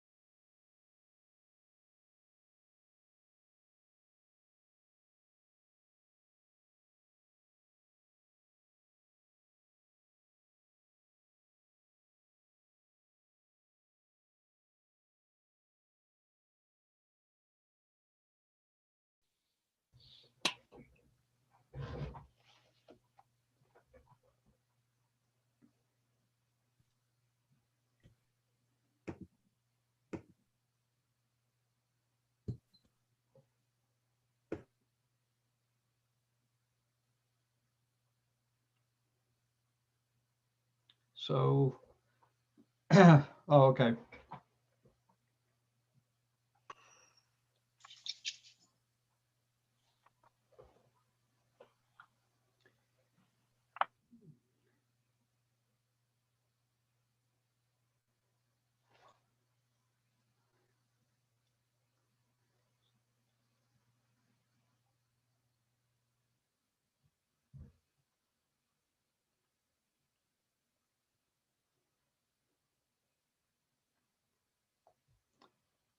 So,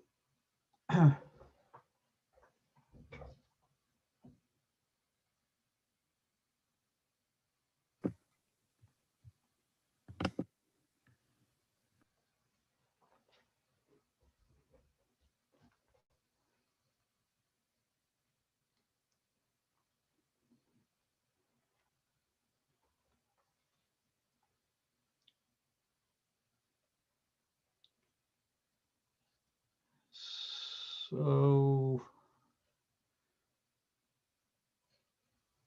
all right.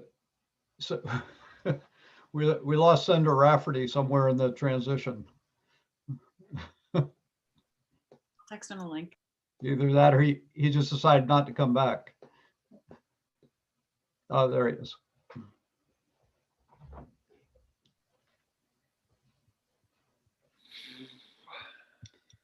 Okay. I So- told you 10 minutes. All right.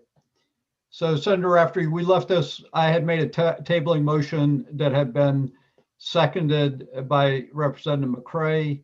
Yes. And at this point, I will withdraw my tabling motion and ask that Representative McCray agree. I also, And then I'm fine. I'd ask to speak to my motion.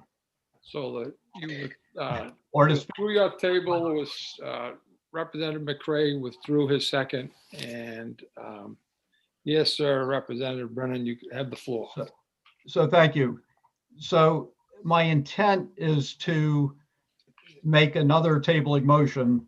I just want to make sure before I do that with Representative Fecto, and I'd ask you this, Representative Fecto, that you and I, along with Mr. Shea, will work in the next week to come back with a proposal to the Education Committee on how we can gather data related to mental health issues related to students and outline potential interventions for the committee's consideration next Monday. So I'd be basically making a motion to table the bill to a time certain 1 week from today. Are you asking how I feel about that, Representative? Yeah. Yes, sir, he is. I would If you'd be willing to work with me. Yeah, I would definitely be willing to work with you. I like spending even more time with you, Representative, so I'd be very willing to do that. Thank you. All right. So I will make a tabling motion and ask Representative McCray to second it with the understanding that I will work with Representative Fecto and with Mr. Shea to bring a proposal back to the Education Committee next Monday for consideration of LD 742. I second that. So the motion's been made to table. It's been second by Representative Brennan, been seconded by Representative McCray. And so it's just a simple majority. That's all it is.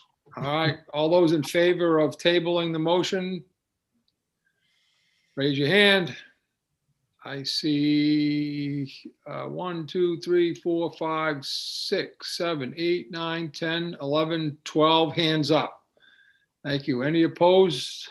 Seeing none. Tabling motion carries. So Representative Fecto, you and I will be in touch. Sounds great. Thank you to the committee. Have a great day. Yep. Thank you, Representative.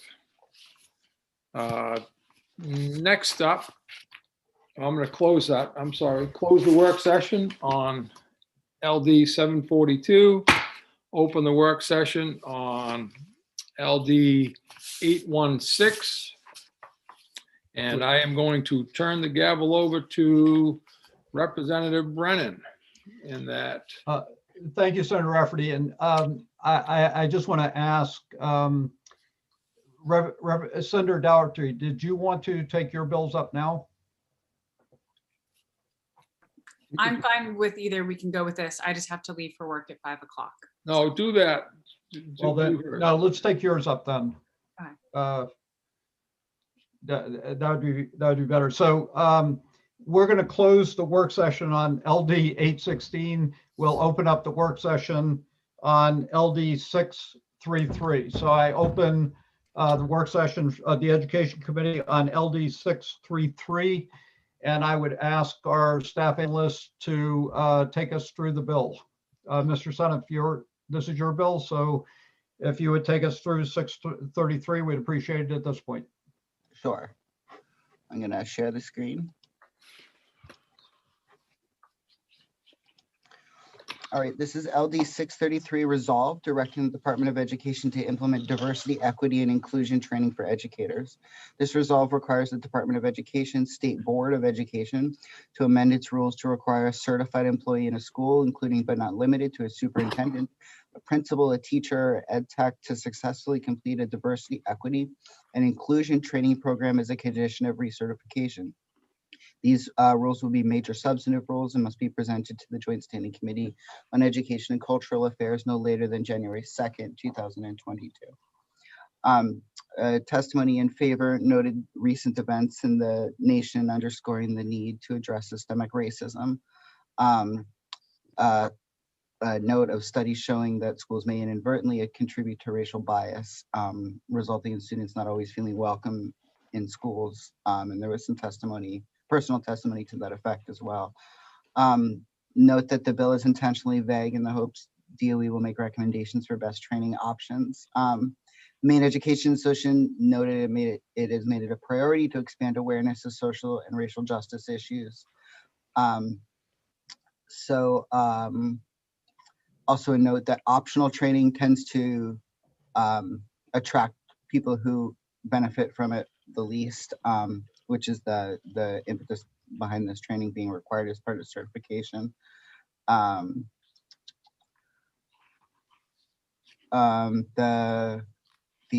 Last December, the Maine DOE, the School Boards Association, and a number of other entities issued a joint statement of commitment and support for diversity, equity, and inclusion in Maine schools. I did include a copy of that statement for you below. There's also there's a note made that Maine does have a statutory commitment to prevent discrimination in education and public accommodations. That's part of the Maine Human Rights Act.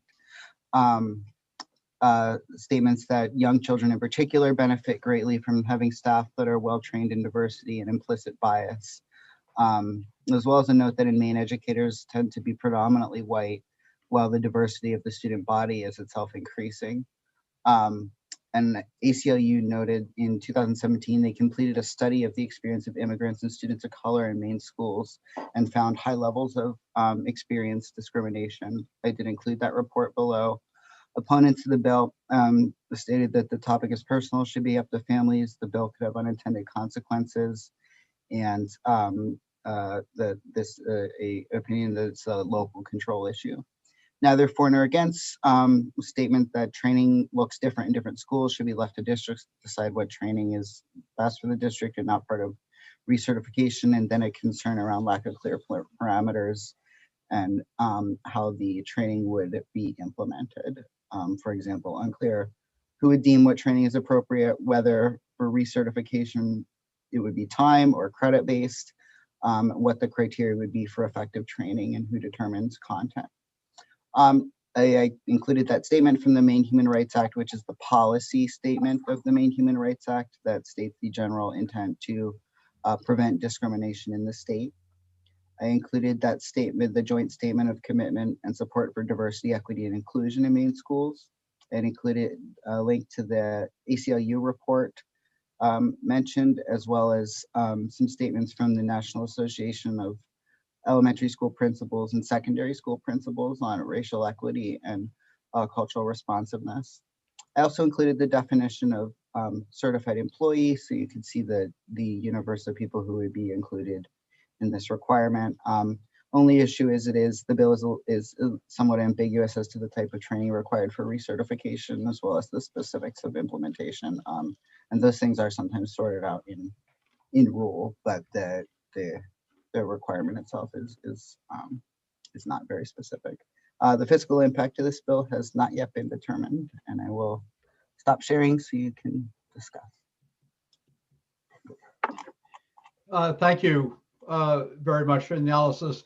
And I know that Senator Daughtry is working on an amendment and will be making a motion relative to that. But at this point, given that we've just had the analysis, if anybody has any questions of Mr. Seneff, now would be a good time to ask those questions. All right, seeing none. Senator Daughtry, did you want to make a motion?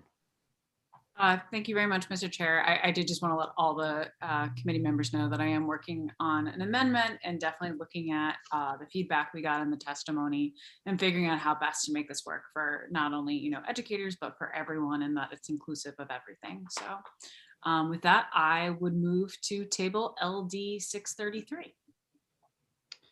Thank you. So it's been moved by Senator Daughtry to table LD 633, and it's been seconded by Representative Dodge. We're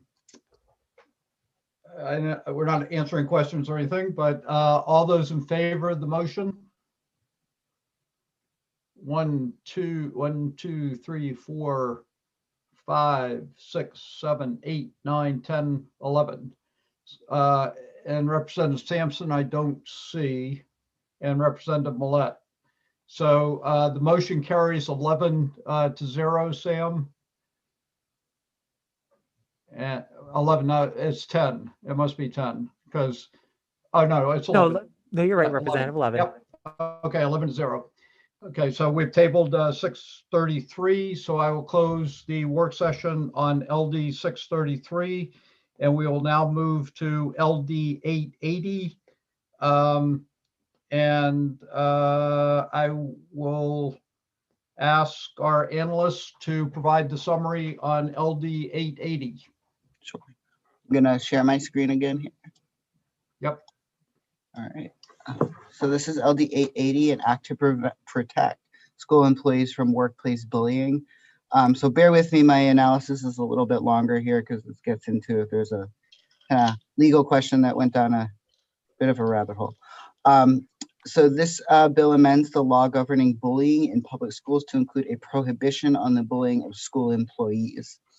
Proponents of the bill noted that schools should be free from bullying for both staff and students. The bill would contribute to an inclusive school environment which benefits both students and employees. The digital age and social media has increased bullying and the access of students to teachers and other staff members. While cyberbullying laws protect students have been enacted in some states, there's also been a recently recognized need to protect school employees as well. Studies have found that at least 1 in 7 teachers have been subjected to cyberbullying in particular. So this bill would merely add school employees to the existing anti-bullying law. It doesn't create a new crime or anything. The opponents of the bill stated that adults in the school building are there to keep students safe and prepare them for life. This bill puts the needs of adults first and is a burdensome mandate on schools and would require investigation of complaints by employees who feel unfairly treated. And then the statement that the Human Rights Act already provides protections. And neither for nor against, just a note that the bill appeared to protect educators from students, not from adults. So it was asked to what extent the Maine Human Rights Act would protect school employees from bullying and what documentation would be required to make that type of a claim. So this is a little complicated. So the Maine Human Rights Act protects, for purposes of employment, The act applies to covered entities, which are defined in statute as an employer, an employment agency, a labor organization, or a joint labor management committee. And then an employer is further defined. There's a long definition here, but the short of it is that a school administrative unit would be a covered entity, an employer under the Maine Human Rights Act. So what does it protect against? So the Maine Human Rights Act, as regards employment, protects the rights of individuals to secure employment without discrimination because of race, color, sex, sexual orientation, physical or mental disability, religion, age, ancestry, or national origin. And in terms of what constitutes unlawful employment discrimination, it prohibits discrimination based upon one of those protected categories, or because of previous actions, so like whistleblower type things. If somebody had previously made a claim under state labor laws, it would protect that person as well.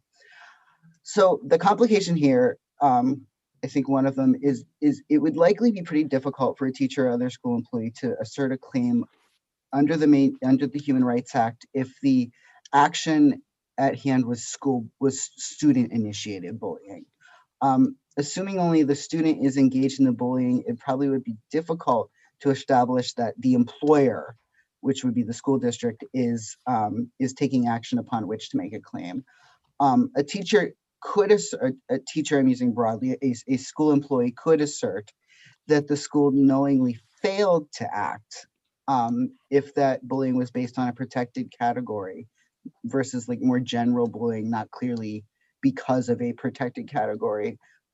It seems like this would be difficult to make this kind of a claim. And even if the teacher could show that the school knowingly failed to act to prevent bullying based on a protected category, the teacher would likely still need to establish that this failure amounted to a tangible detrimental action.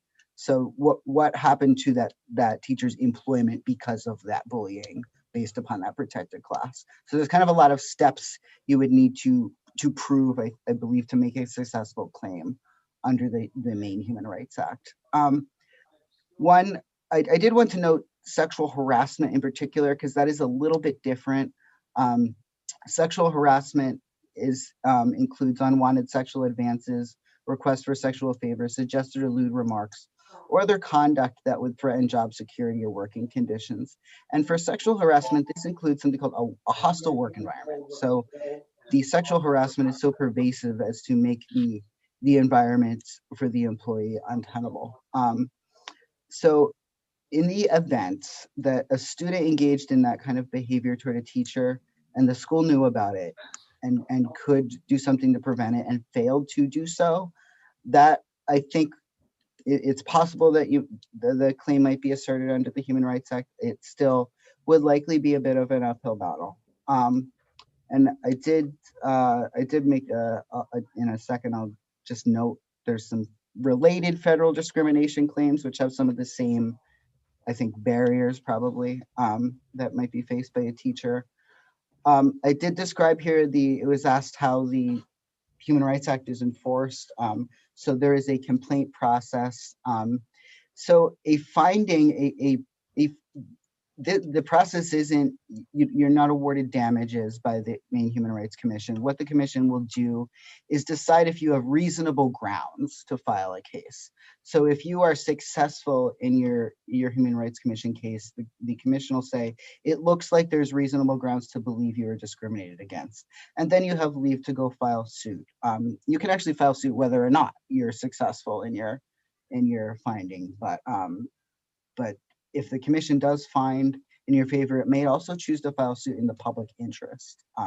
So generally saying, we find this to be so important, we are going to file suit on your behalf. So the process is, if you would like to learn more about how that process works, it's described in great detail on the commission's webpage.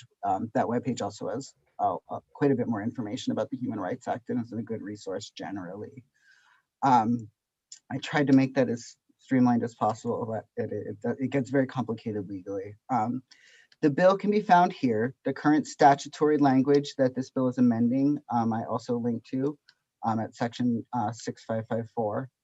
And I did also note under the federal, there's some very related cases that one might be able to make under federal law, but again, they would be quite difficult to establish because of the fact that we're talking here about student bullying primarily. If you have coworker bullying or supervisor bullying, that would be an easier road to hoe legally in terms of making a case. So just a note that there was a bill that was just referred last week to this committee, LD 1444, which is an act to prohibit cyberbullying of school employees by students. So this bill actually specifically establishes cyberbullying of teachers by students as a juvenile crime. This bill at hand does not do that, but I wanted to make the committee aware that there was this related bill coming down the pike. The bill, I think, appears to address only student-initiated bullying. If the intent is also to address bullying by fellow employees, I believe we would need additional language. And then just a little kind of quirk of the bill. I noticed that in section 5, it describes the requirements for adoption of anti-bullying policies. And the section is amended in the bill to make it clear that those policies relate to the bullying of students rather than employees. So I think if the intent is to also require that the policy be adopted to apply to the bullying of employees, I think additional language or different language would be needed, because it looks like, as it's drafted, that it's accepting. It's not saying that there needs to be a policy in place to prevent employee bullying. The fiscal impact of the bill has not yet been determined. I did talk to my colleagues in the fiscal office about whether this was a mandate, and we thought that it probably isn't as drafted, although if section 5 was changed to require the implementation of anti-bullying policies as regards employees, we probably would be looking at a mandate situation. So that is what I have for you on this bill, and I will stop sharing again so you can discuss. Thank you very much for the analysis. And as you mentioned, there are more than one moving parts. So at this point, does anybody on the committee have a question for Mr. Seneff based on the analysis that he's done up to this point? Senator Woodson.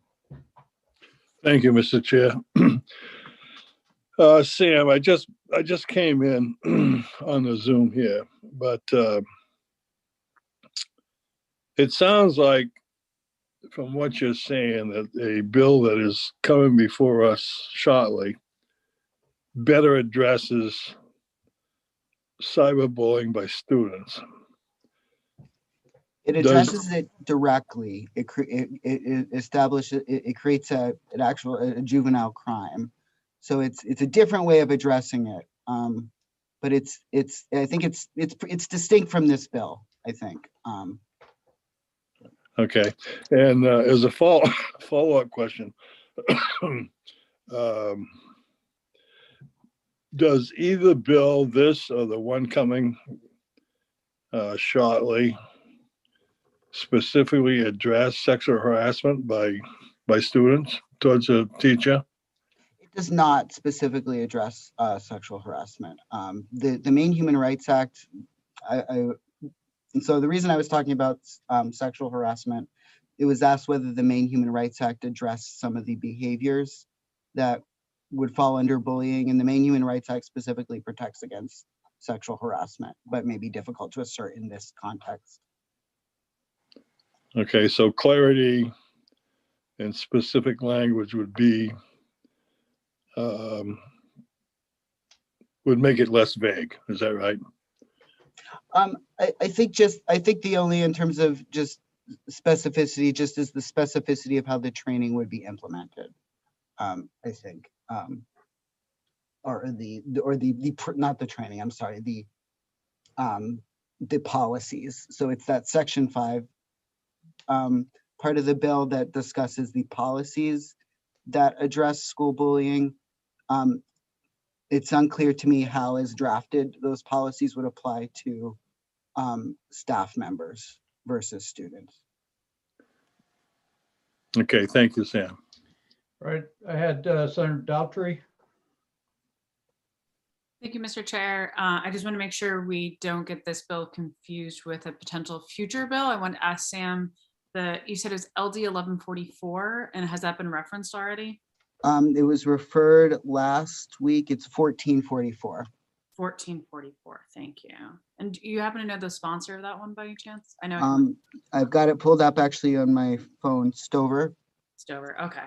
And I can definitely check in with her. What I would ask the committee, I mean, one, first off would like to ask for a little bit more time on this, because a lot of the concerns that came up in the committee, everything that Sam's incredible analysis, I had already been concerned about some of those issues and have been trying to work with the various different stakeholders and reach out to figure out how best to craft this. So I think like the other bill, which they're kind of sort of related companion bills in a way, to be able to work these and come up with the necessary language. And also in light of that, to get in touch with Representative Stover to figure out the best way to move forward. I do just want to be clear that, I want to make sure we're not creating any new crimes. It sounds like from your description, Mr. Seneff, that was a portion of it. And that is definitely not the intention of my bill. And just wanted to once again state, we're trying to figure out the best way to make this apply in a way that works, finding the right place in the statute for it. And then the other thing I've discovered while I've been going through this, and Senator Woodson, you kind of reminded me of this, that I've been curious about is the direct harassment policies and where they are residing in state statute for schools and employees and everything you just mentioned, Senator Woodson. And that's something I guess, Mr. Seneff, if you could help me, I've been trying to find that in our law and can't find it for specifically around staff as well as for other students. Like we have the school bullying section, which is just for students that you mentioned, but there seems to be like a complete dearth around the harassment portions, which I know are part of labor laws, but just wondering what we're doing. And also just to remind folks that, this is a more wide reaching bill. Bullying can take numerous different forms, whether it's cyberbullying or, colleagues versus colleagues and vice versa, but just trying to make sure that our schools are safe places. So I would ask Mr. Chair if you'd be willing to consider a tabling motion. If there's any questions for anything I just said. Yeah, thank you, Representative Daughtry. And yes, I will entertain a tabling motion just after I check and see if anybody else has any substantive questions for Mr. Seneff. Okay, seeing none, please make your motion. I move we table LD 880. Is there a second? Representative Millette was very quick and she had her hand up. So it's been moved and seconded to table LD 880 moved by Senator Daughtry, seconded by Representative Millette. All those in favor of the tabling motion? I see all hands up except Representative Sampson. All those opposed to the tabling motion, 1. So the vote was, I believe it was 12-1. Correct, Representative. Okay, thank you. We'll close the public hearing on LD 880 and we'll look. Representative Millette? Work session. Work session. We're closing the work session on LD 880. Okay. And then I do have a question after this. Okay. So we've closed the work session on LD 880. Representative Millette. Thank you, Mr. Chair. I'm a little concerned that we're getting a bill that creates a crime. I maybe in the past, a policy committee will look at it, but then usually if these bills go to criminal justice and public safety. So good point, Mr. Seneff and Ms. Rizzler. Could we ask you to check into that issue? Yeah, anytime another committee, another policy gets a bill that creates a crime, it does need to also go before, we would take it before the Criminal Justice Committee. They would do a review of that as part of the. Okay, but they want us to work on it first before we send it to them? Yes, that does sometimes happen. Okay. It's not usual, but the process would be that we are required to take it before the. And does it go to criminal justice or committee. does it go to judiciary? The criminal justice, because Criminal it creates a justice. new crime. Okay. Representative Millette. Oh, I just went, eh. Okay. Well, thank you for that expression. So anyway, we're close the work session on 880, and we will now move to 816, and we'll open the work session on LD 816. And I would ask Ms. Risler, are you providing the staff analysis? Thank you. I am. Proceed. All right. I will share my screen and I'll try to move through this relatively quickly as I know you have had a pretty long day. So this is LD 816, which is an act to improve communication between school boards and educators by requiring notice of discussion of labor matters. The original bill before you requires that any meeting between a school board and representative of public employees that is requested by representatives of the employees must occur at a regularly scheduled school board meeting, and that public notice must be given at least 10 days prior to the school board meeting. The bill also provides that negotiations between a school board and the representatives of public employees regarding personnel matters may not be open to the public and must be held in executive session. This is an exception to current law, which allows negotiations between the representatives of a public employer and public employees to be open to the public if both parties agree to conduct negotiations in open sessions. However, at the public hearing, the sponsor proposed an amendment, and that was the basis for most of the public hearing comments, and is also the focus of most of my analysis today.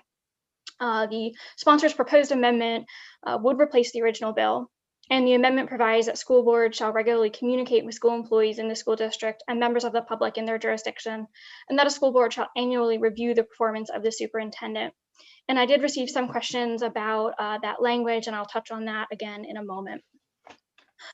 However, you did hear some public hearing testimony. Proponents of the bill testified that the bill seeks to break down any silos that may exist between school board members and educators, and that the bill is not trying to circumvent any chain of command, but to improve communication between school board members and educators. And you heard testimony that in many cases, school board members are discouraged from engaging and communicating with educators, and educators are similarly discouraged from honest dialogue with school board members. Opponents of the bill testified that they did have some support for the provision around annual review of the superintendent, and that is already standard practice. However, it is against best practice and policy for school boards to regularly communicate with employees because it undermines the roles of the superintendent and elected board members, and that communication can blur the line between policy-making role of the board and the administrative role of the superintendent. So a few things that came up during the public hearing, and I wanted to give some background information to the committee on specifically some conversations that happened during the 129th legislature around two bills that the Education Committee had. The first bill was LD 63, which was an act to improve responsiveness of elected school boards to the public. That bill would have put in law that a school board is accountable to the residents who live within the boundaries of the school board's district, who are the school board's constituents. The committee ultimately voted, the majority of the committee ultimately voted ought not to pass, but sent a letter to the Commissioner of Education touching on some of the issues that came up in that conversation. The other bill that the committee had in front of them was LD 721, which was an act to encourage public participation in school board meetings. And that bill, as amended, ultimately did get enacted into law, and I've excerpted it here, and basically provides that a school board shall provide the opportunity for the public to comment on school and education matters at a school board meeting. The discussion on both of these bills, but in particular on LD 63, had to do with this particular issue of accountability and the unique role of school boards in this particular case from 1924 of Shaw v. Small. And that was a case where the court ultimately held that school officials had improperly excluded a child who was a state ward from attending those schools. The committee, in their letter associated with LD 63 to the Commissioner of Education, Commissioner Macon, requested that the department, in consultation with the Attorney General's office, develop guidance and provide direction to school boards on current state law and the responsiveness of school boards to the public. So I emailed this ahead of time, but I'm just going to briefly review. Assistant Attorney General Sarah Forster provided a memo to Commissioner Macon discussing this issue and going over this sort of unique role that school boards play. Her memo provided that the Maine Constitution affords control over education to the Maine legislature, that school boards are creatures of statute with their duties and responsibilities described therein. The nexus of the concern about school boards' responsibilities for and responsiveness to their respective communities is the statement from the Shaw v. Small case, in which the court held that the school committee acts as a public board. It in no sense represents the town. Its members are chosen by the voters of the town, but after election, they are public officers deriving their authority from the law and responsible to the state for the good faith and rectitude of their acts.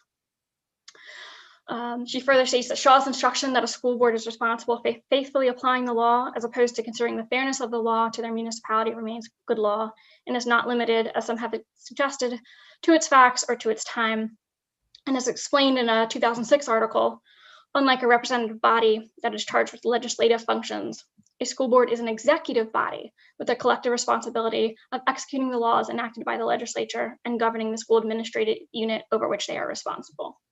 Thus, once elected, members of a school board function not as a representative of the town or ward that elected them, in the way that a member of the legislature acts as a representative of his or her district, but as a member of an executive body that oversees a system of public education. And she found that the training materials provided to school boards appear to be consistent with that view, that they prepare school board members to govern school administrative units in accordance with the governing law. And so what that's really getting at is this function of the school board as a governing body, and that's in statute as well. And the school board is in fact defined in Title 20A as a governing body with statutory powers and duties for a school administrative unit. And similarly, when you talk about the legislative policy on public education, the statute indicates in subsection 2 that it's the intent of the legislature that the control and management of public schools shall be vested in the legislative and governing bodies of local school administrative units, as long as those units are in compliance with appropriate state statutes. So when we're talking about, for example, the role of the school board or the accountability of a school board, we have to think in terms of what is statutorily required. And when you talk about statute and about the law, you generally think of sort of 3 different categories. Generally, the law either requires someone to do something, or it requires someone or prohibits someone from doing something, or it allows someone to do something. And so getting to the proposed amendment that's in front of you, the question is, what exactly is the proposed law requiring, prohibiting, or allowing someone to do? What is the action that's being required or prohibited? So the committee did ask for some clarification on the intent and the interpretation of the proposed amendment. I will defer any questions on the intent to the sponsor and to any of the stakeholders and proponents of the bill. But I did have a little bit of concern with some of the language that is in front of you. The first portion of the proposed amendment states that school boards shall regularly communicate with school employees in their district and members of the public in their jurisdiction. And my first concern sort of has to do with how vague that term sort of regular communication is, what that would look like. Would that be a monthly newsletter? Would that be school board meetings? It's not entirely clear what that communication would need to be, or how regular it would need to be. What would be the timing that's required? My other concern is regarding the phrase of members of the public in their jurisdiction. When you talk about the term jurisdiction, most often referred to as a court's jurisdiction, has to do with legal authority over. Certainly school boards are going to have jurisdiction over their schools, but I think it might be slightly misused in this context and might be more accurate to say members of the public that reside in the boundaries of the school district or something to that effect. The other thing that came up in the public hearing, and a lot of the public hearing testimony, had to do with the question of educators communicating to school board members. I think when you talk about good communication, often that means it's a two-way communication. But communication can also mean imparting information, just as I am communicating to you my bill analysis right now. And so I don't think the language as currently drafted addresses that second half of the communication. I don't think it addresses school employees communicating to school board members. The second provision has to do with the annual review of the performance of superintendent. The committee just voted last week on LD 643, which had to do with the Department of Education's working group on improving some training for school boards. The only thing I would note about this component is that an annual review of the performance of the superintendent is not currently required by statute. That could be considered an expansion or modification of a school board's activities. And so that could be a potential state mandate. Another committee request had to do with some more information about examples of retaliation against educators for speaking to school board members. It's not really something that I was able to find, although I did note during the 129th legislature on LD 721, MEA had some testimony about some examples and anecdotal evidence of that. But I would defer any questions about that to either MEA or someone else who might have more knowledge of that. And other than that, preliminary fiscal impact statement is not determined at this time. And with that, I will turn it back over to you. Great. Thank you very much, Ms. Rissler. As always, great job. Thank you. So are there questions for Ms. Rissler? Okay. Senator Rafferty, do you want to, at this point, maybe just summarize the amendment? Because Ms. Rissler provided a lot of information that was based on the original bill, and we might want to hone in specifically on the amendment. You're muted. That's okay. Sorry about that. So again, the amendment is a simple statement. It is an act to improve communications between school boards, educators, and the public, period. There is, in my mind, no hidden agenda there. I think it's quite clear that it is an opportunity to open lines of communications. Let's bring COVID into the situation as an example. So we are all concerned about, well, to start with, do we go out? When are we going back in? You know, what's going back in going to look like? What's hybrid look like? What's this look like? So that mandated communications. Now, if teachers didn't communicate with school boards, or school boards couldn't communicate with teachers, then you would always be going through potentially a superintendent or any other person. But all I'm hoping to do is just bring communication to the forefront and allow a continuous exchange of communication, ideas, whether that's on ideas in terms of what's school going to look like post-pandemic, what are any changes in an existing school. I've been very fortunate in my district to have numerous things come before us over my long career. I worked with over a dozen different superintendents, but just the status quo or the expectation in our community has always been that there will be some conversations among us. It didn't mean that we were negotiating. It meant it was a lot of different things. Years ago, we had teaming. We had discussions about teaming. Then what the impacts that have. We are constantly talking about when schools should start, what's appropriate for high schoolers, who's going to go early, who's going to go late. Those things go on all the time. I know here locally, but I have been, I am aware that there are places that communications between the so-called stakeholders is frozen. You can't cross lines. And I don't understand how a school can function that way personally. But I do believe that My intention again is to have an open line of communication. That's going to look different in every town. If it starts in your town as a newsletter once a month, and the next town over says, well, we get one once a week, guess what? Your town's going to be looking for one once a week, I think. But I do believe that anywhere that you can improve communications is a bonus. That's a plus. And that's what I'm trying to do. Thank you. Thank you. And Ms. Risler, quickly, the second part of the senator's amendment has to do with the annual review of the superintendent. Was that covered in Representative Gear's bill? Or go ahead. I believe that was not covered in terms of being an annual review, and it was not included as a statutory requirement.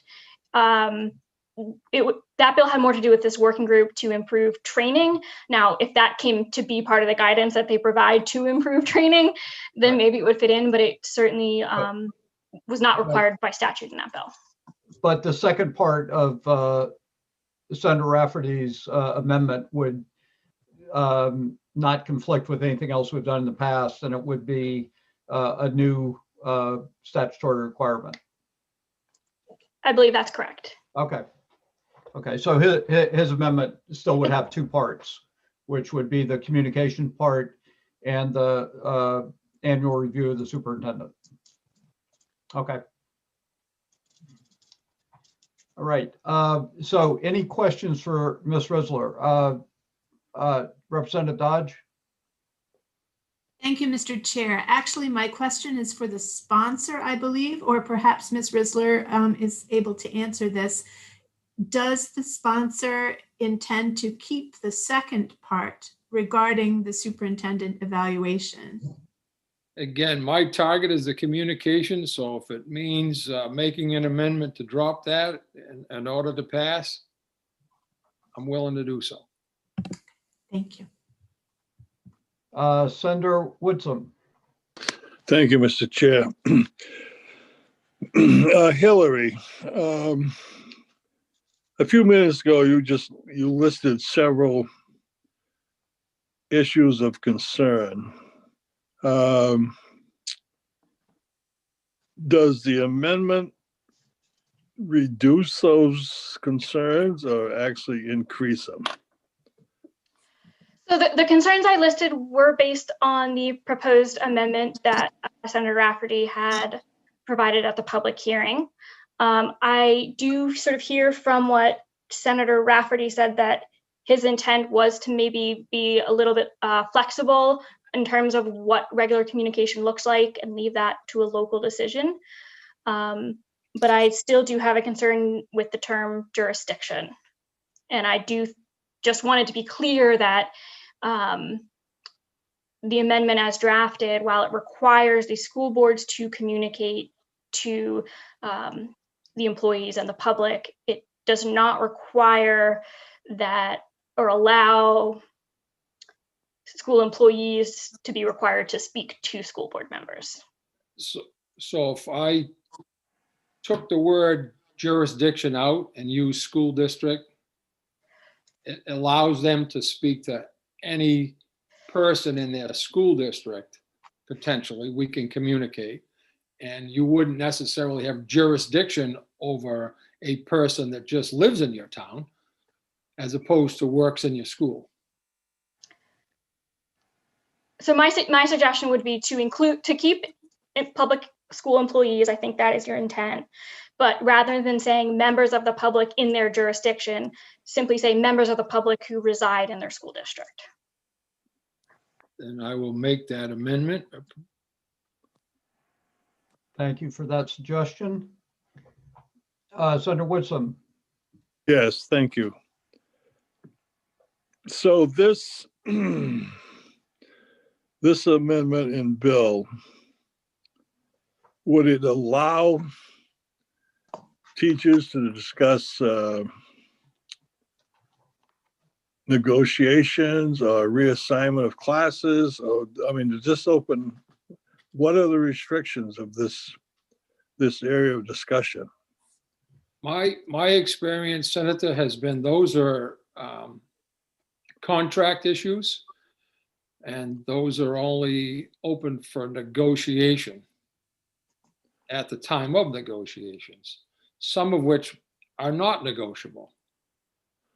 Like the length of a school day is not negotiable. So your bill, Senator Rafferty, would not open the door for contesting that non-negotiable? Correct. I'm not trying to circumvent negotiations. I mean, I was on the negotiating team for 36 plus years. And I think that's a very valuable tool. And most of that was done in executive session, if not all of it. And I think that's where it belongs. But there are concerns or issues that come before schools that I think that the public has some say in, and I would think that that should include all the stakeholders, not a particular group. It's so. Go ahead. Go ahead. Go ahead. Okay. So you don't feel this bill would break the chain of command of how things are carried out now?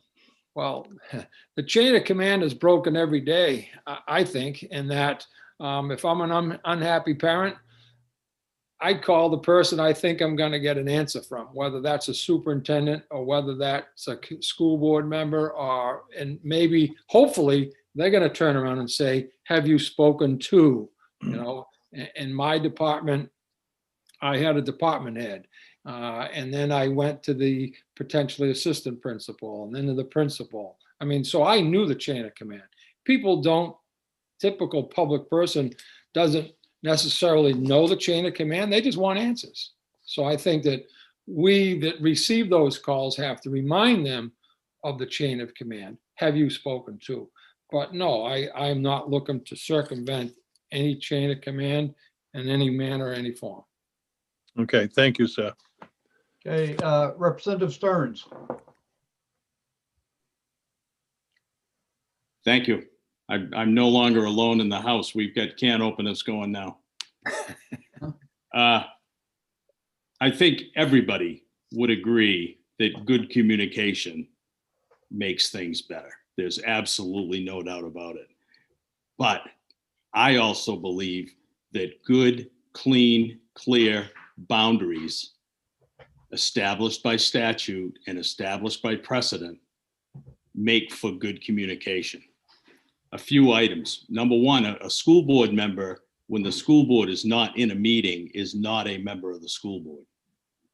They are only a school board member when the school board is in a meeting.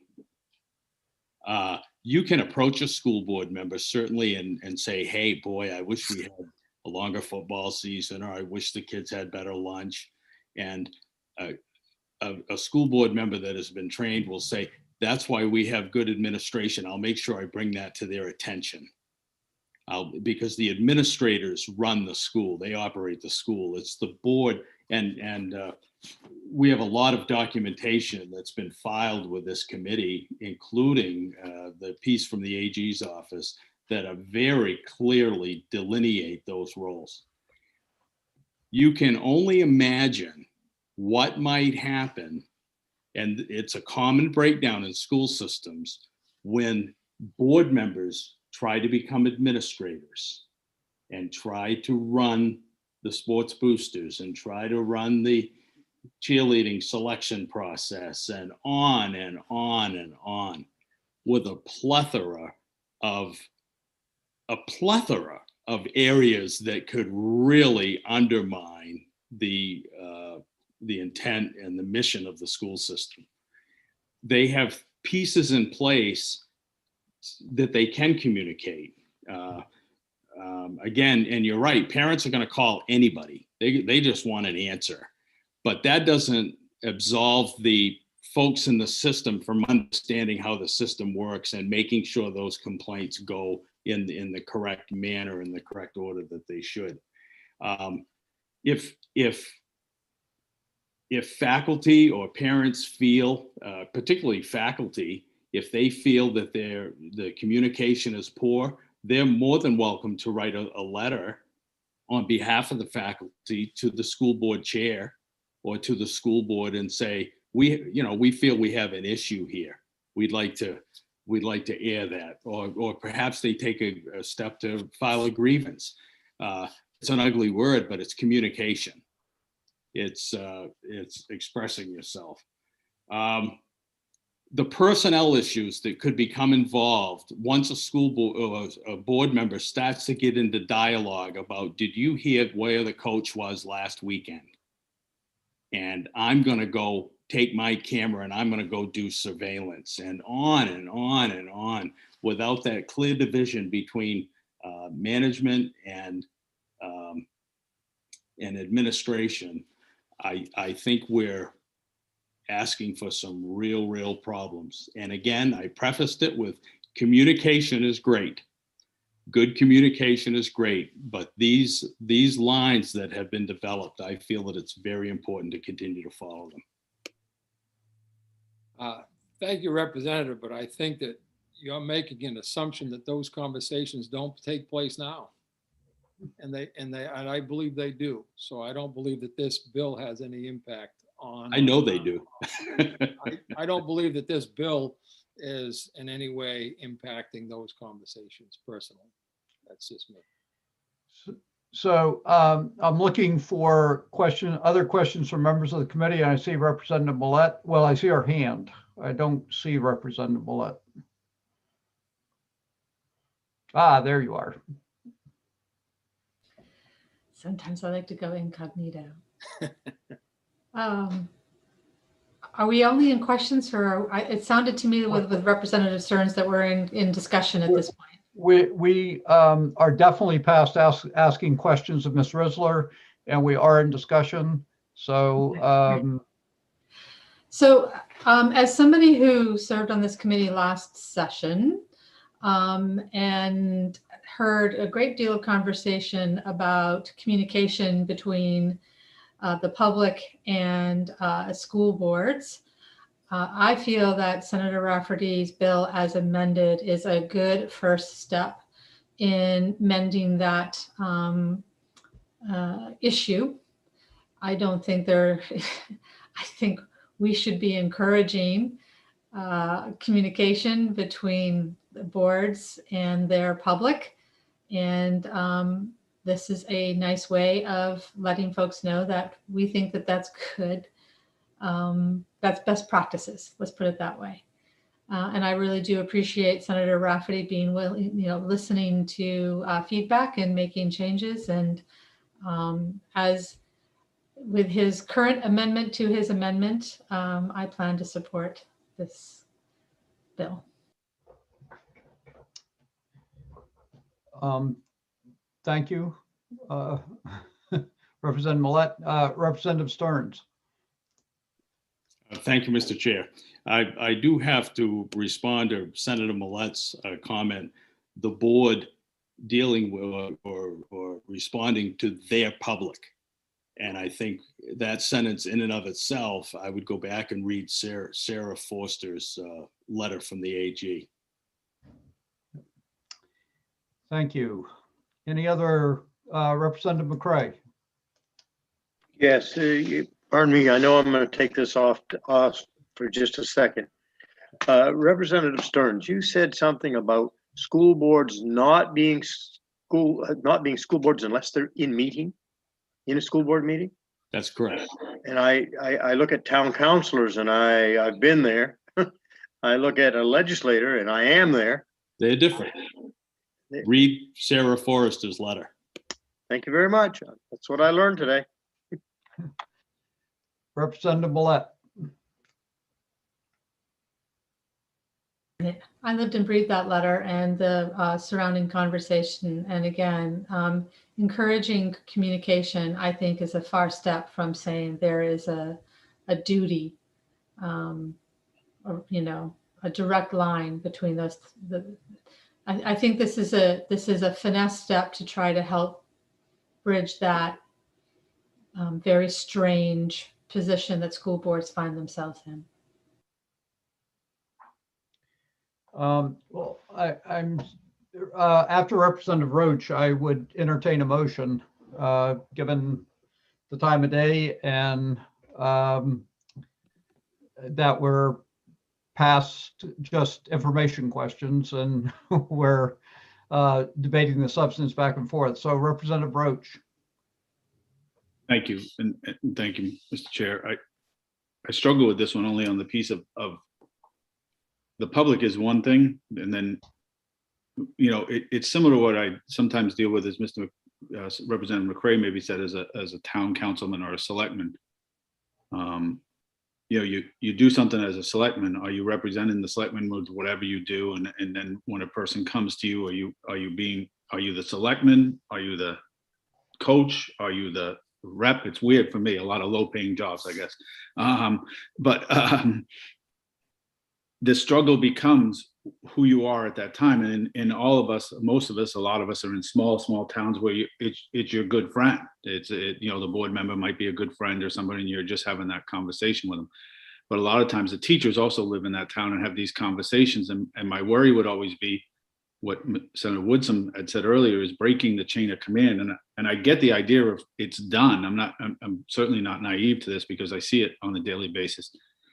But at the same time, when you're fighting battles or whatever it is, and you know, as we know, a lot of information from people isn't always the right information, right? There's two sides to every story. We hear this every day, and it creates, I think, a tough road for a superintendent who already has tough roads. And you know, if people are going to him all the time with going to board members behind him or her, I think there's going to be we already don't have a lot of superintendents.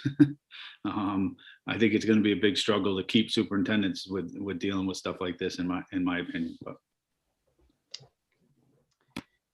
Thank you, Representative Roach. Representative Dodge. Thank you, Mr. Chair. If you are ready for a motion, I would make a motion that LD 816 ought to pass as amended with a request for final clarification from the sponsor, Senator Rafferty, if in fact he wishes to include part 2. Thank you. Is there a second to that motion? Representative Crockett, I think. Second that. Representative Crockett got just a hair ahead of you, Representative McCray. And so it's been moved and seconded that passage of LD 816 as amended, and the amendment is the one that was submitted by Senator Rafferty that unless he says differently, would include both parts of the amendment that had to do with public communication and the evaluation of the superintendent. Is that correct? Correct. Senator Rafferty, that's correct. Yes. Yes, that's correct. Okay. All right. Is there any further discussion? Representative Millette. I'm sorry. I thought I heard Senator Rafferty say earlier that he wanted to make this bill about communication and that second part was to be stricken. I'm so confused. No, so the amendment to withdraw the second part, so where it says, I believe you were talking about the sentence that says, and they shall annually review the performance of the superintendent? Is that, Yeah. That's a sentence that has been pulled, that is out. Okay. So the amendment Representative Dodge made then was ought to pass as amended with just the first section of the amendment. Is that correct, Representative Crockett? Yes. Okay. I would answer in the affirmative. Yes, please. Right. So the part that has to do with the annual review of the superintendent, evaluation of superintendent is no longer part of the amendment. It's just the first part that has to do with communication. All right. Any further clarification of the bill? Seeing none. We will now take a vote, and I'll ask Sam to call the roll. Okay, Representative. Senator Rafferty. Yes. Senator Rafferty votes yes. Senator Woodson. No. Senator Woodson votes no. Representative Brennan. Yes. Representative Brennan votes yes. Representative Millette. Yes. Representative Millette votes yes. Representative McCray. Yes. Representative McCray votes yes. Representative Dodge. Yay. Representative Dodge votes yay. Representative Crockett. Yes. Representative Crockett votes yes. Representative Salisbury. Yes. Representative Salisbury votes yes. Representative Stearns. No. Representative Stearns votes no.